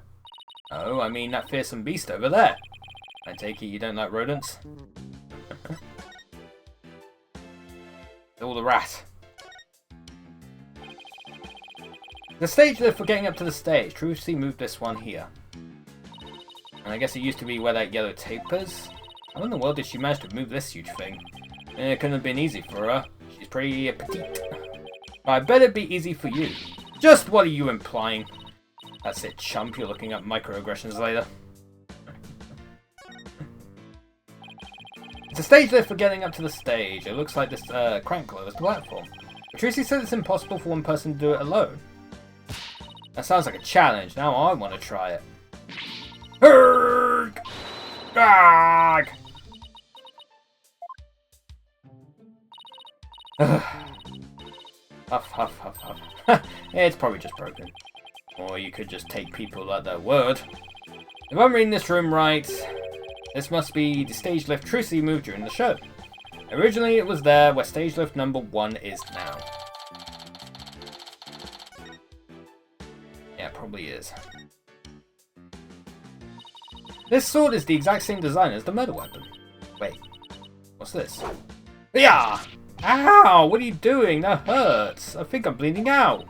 Oh, stop being such a drama queen. It's only rubber. Huh? Oh, hey, you're right. This must be the sword Trucy used during the trick. After the incident, someone must have switched this rubber sword with the real one on stage.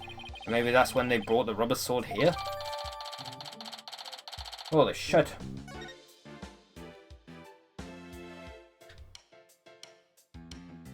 Yeah, where is that X?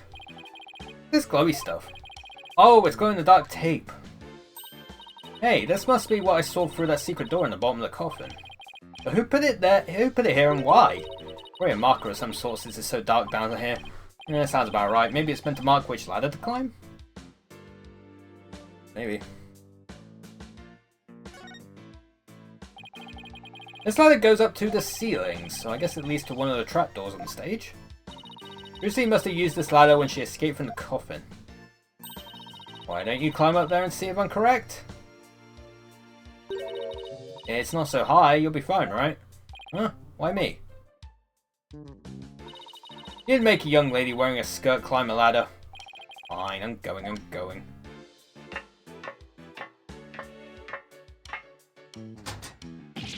Ah, the lights, it burns!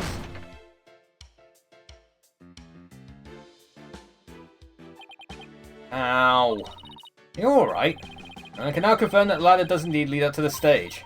Oh, that tasty bit of info was definitely worth risking life and limb for. Well done! Hold on, Apollo. I hear voices. Quick, hide! Huh? Ow! Quick shoving. Hurry up and get down there! Yow! My arm doesn't bend that way. What the heck, Athena? Shh! Look!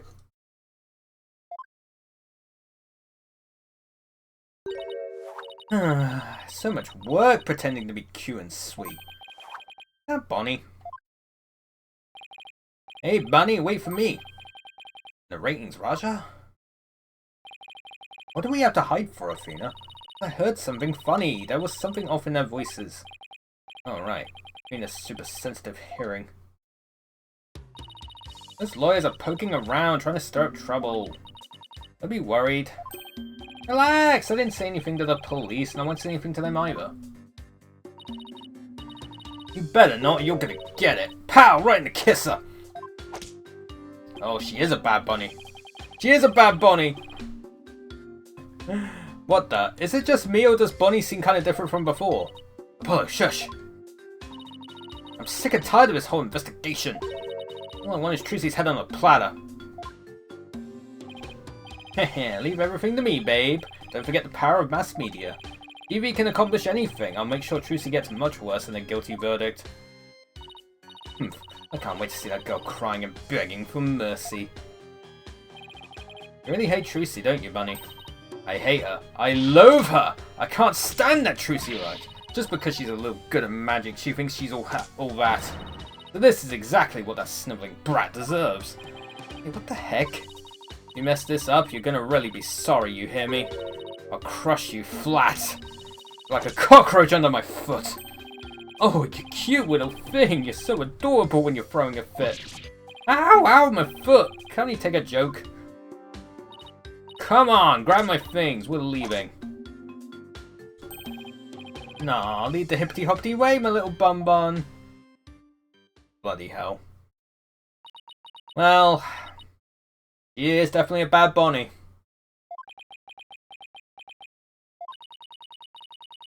What was that absolutely revolting scene all about? I guess the entertainment industry attracts all kind of eccentrics. And that conversation itself, every red flag in the book. Really? You said it. I smelled plot with a capital P-U. Rettins claims he was at the TV station at the time of the incident. And we saw Bonnie on stage ourselves. Hey Apollo, I have an idea. Why don't we pay Take Two TV a visit? We could check up on the ratings Raja's alibi while we're there. Sounds like a plan. I guess that's where we're going.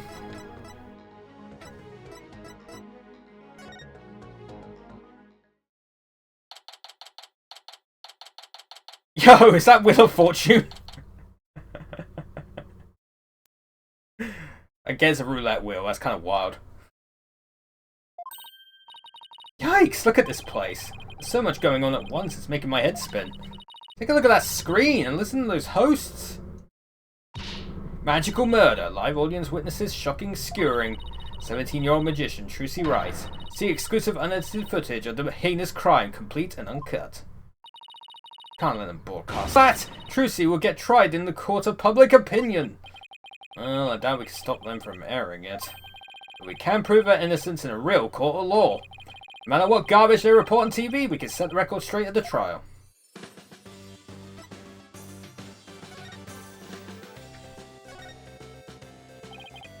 Pardon me, I know you're busy right now. What are you guys, street? Street? Does that mean people off the street or something? We're Tracy Wright's lawyers. Oh, okay, lawyers, got it. Well, what do you want? He must be really busy, he hasn't even looked this way. We're investigating the incident that occurred at the magic show this morning. And we heard that Roger Rettins was in charge of that program. Yeah, that's right. The guy hates magic, but the show was all his idea. Between you and me, I think it was Bonnie that egged him on. Egged him on? How so? I saw the two of them together, you know, walking along arm in arm. I bet she sweet-talked him into doing the program because she wanted the work. She hasn't been selling very well on her own, apparently. I see. Oh, hey, if you're looking into the incident, I guess you want the show footage, right? It's on the disc in my back pocket. If you want to, go ahead and fish it out. Wow, thank you very much. That'll be surprisingly helpful. Hell yeah. There's a bunch of cats on there. This must be a video production workstation of some sort. That coffee cup looks awfully familiar. Yeah, that's where Mr. Rettins always sits. He's very hands-on, you know. You always find him on the set of his projects, but he was here at the station during the magic show, right? Yeah, well, he had two shows going at once this morning. He had his regular program to oversee here, so he couldn't be at Penrose. So you can vouch for him that he was here at the station during the magic show? What, like an alibi? Sure can, he was definitely here. Still, after a while, he couldn't stand being away from the Penrose, it seems. As soon as his part was over here, he took a taxi to the theatre, but he apparently didn't get there until after that thing had already occurred. Sounds like he has a rock-solid alibi. Well, I guess we just got just about everything we can out of this place. Looks like Retton's alibi is pretty airtight. But if that's true, then who could have killed Mr. Roos? Bad Bonnie, obviously.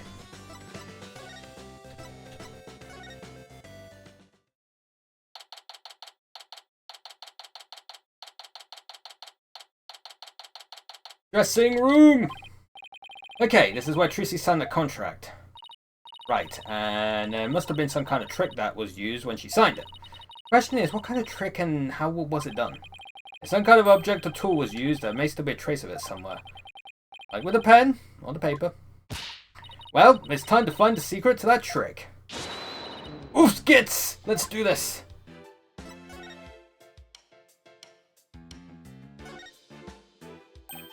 Huh? Hey, take a look at this clipboard. Could you sign this, please, ma'am? Sure thing, just the one sheet in this clipboard, right?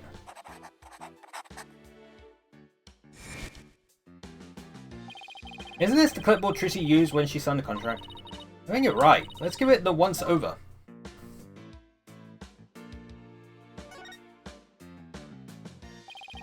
Let's try opening the folder. Ooh, we got some screws.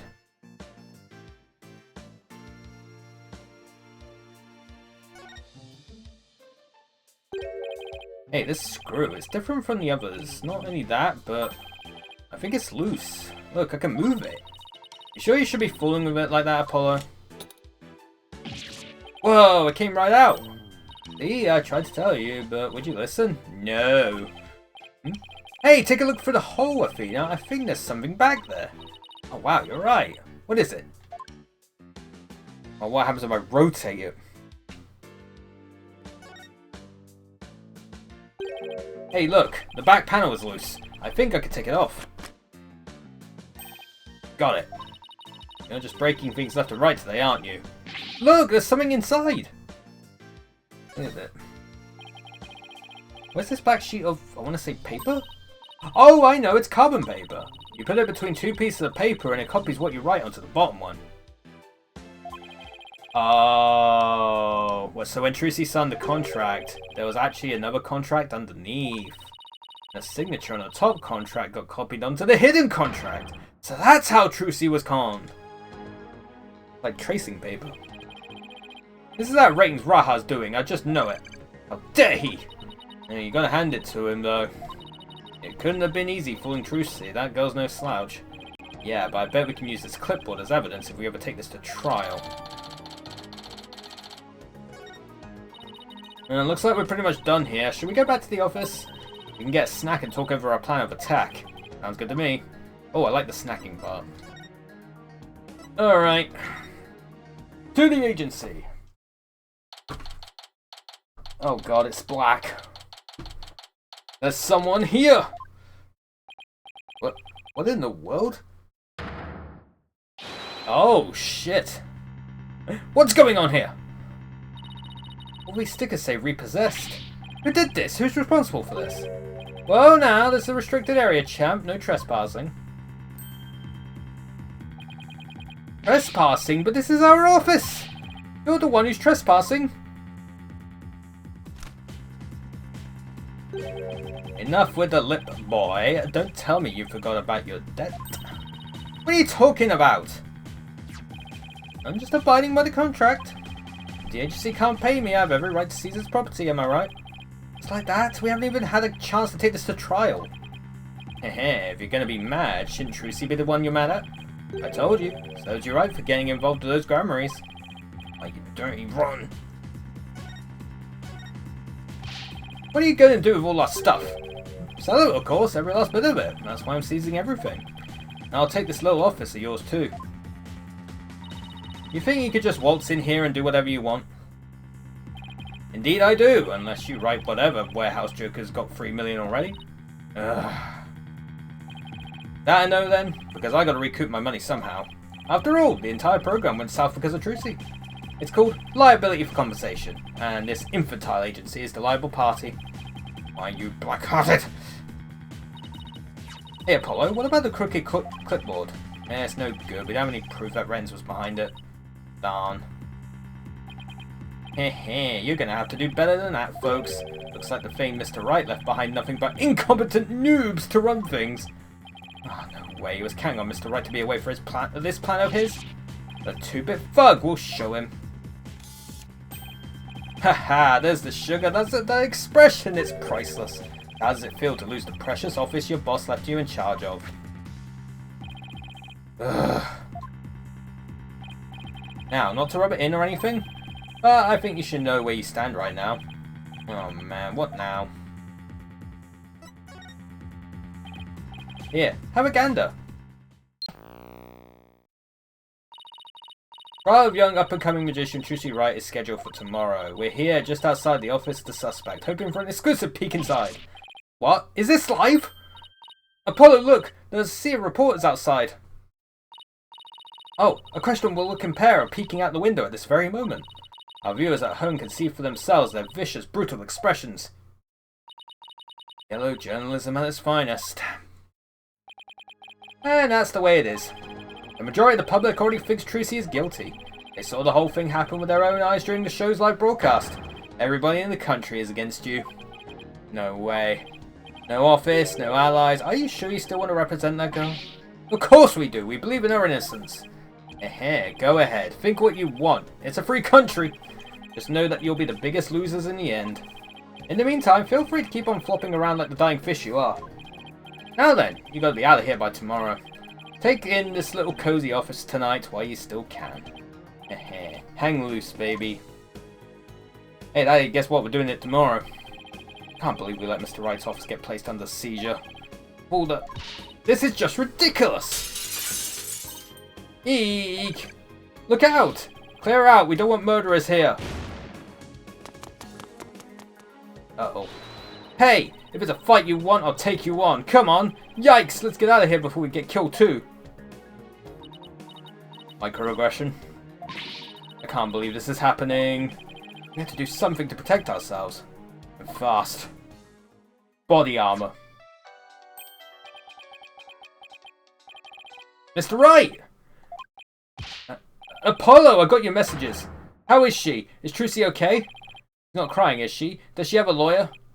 Mr. Wright, it's all a giant mess. Poor Trucy.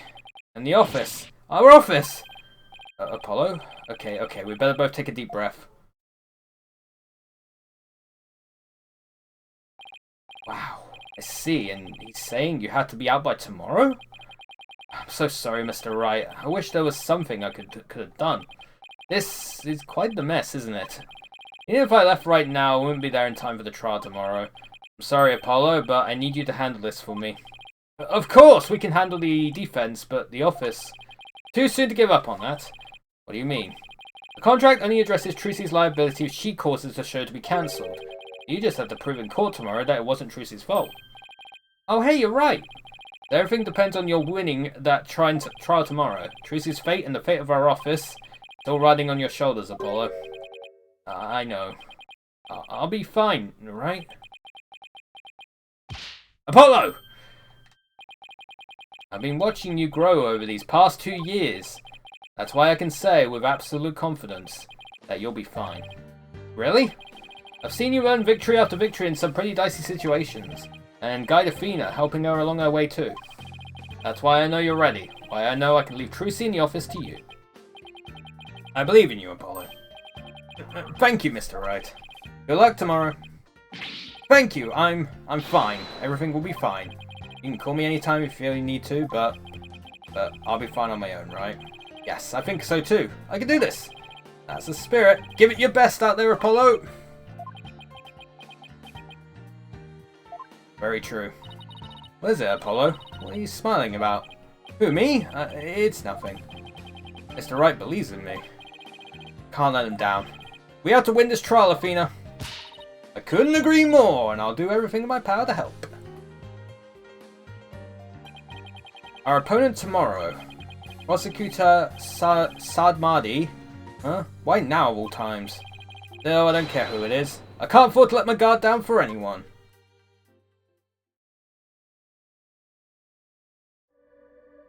Ooh, shit. Anime. O restless, wandering soul of the dead.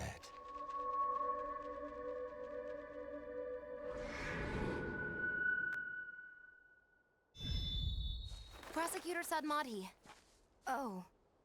Sorry to disturb you, but I figured I should tell you. The lead attorney's been decided. It's Apollo Justice. Apollo Justice. I'm guessing we have history. We have beef. Hey, chat, we reached the same point. We did it. But I've been streaming for 6 hours. I made a mistake carrying on at that point. I didn't realize it'd be that long. But yeah, chat, we're gonna wrap it up there. We'll do the trial tomorrow. Probably finish up the second episode tomorrow. Move on to the third one. I don't know how much we got left of it, but we shall see how that goes. But yeah, that first case was fun. Second case is looking to be very interesting. It seems like frickin' the prosecutor and Apollo have some beef. And we're going to find out what it is. So yeah, join me tomorrow, chat. Should be very fun indeed. Alright, let's go raid somebody, shall we?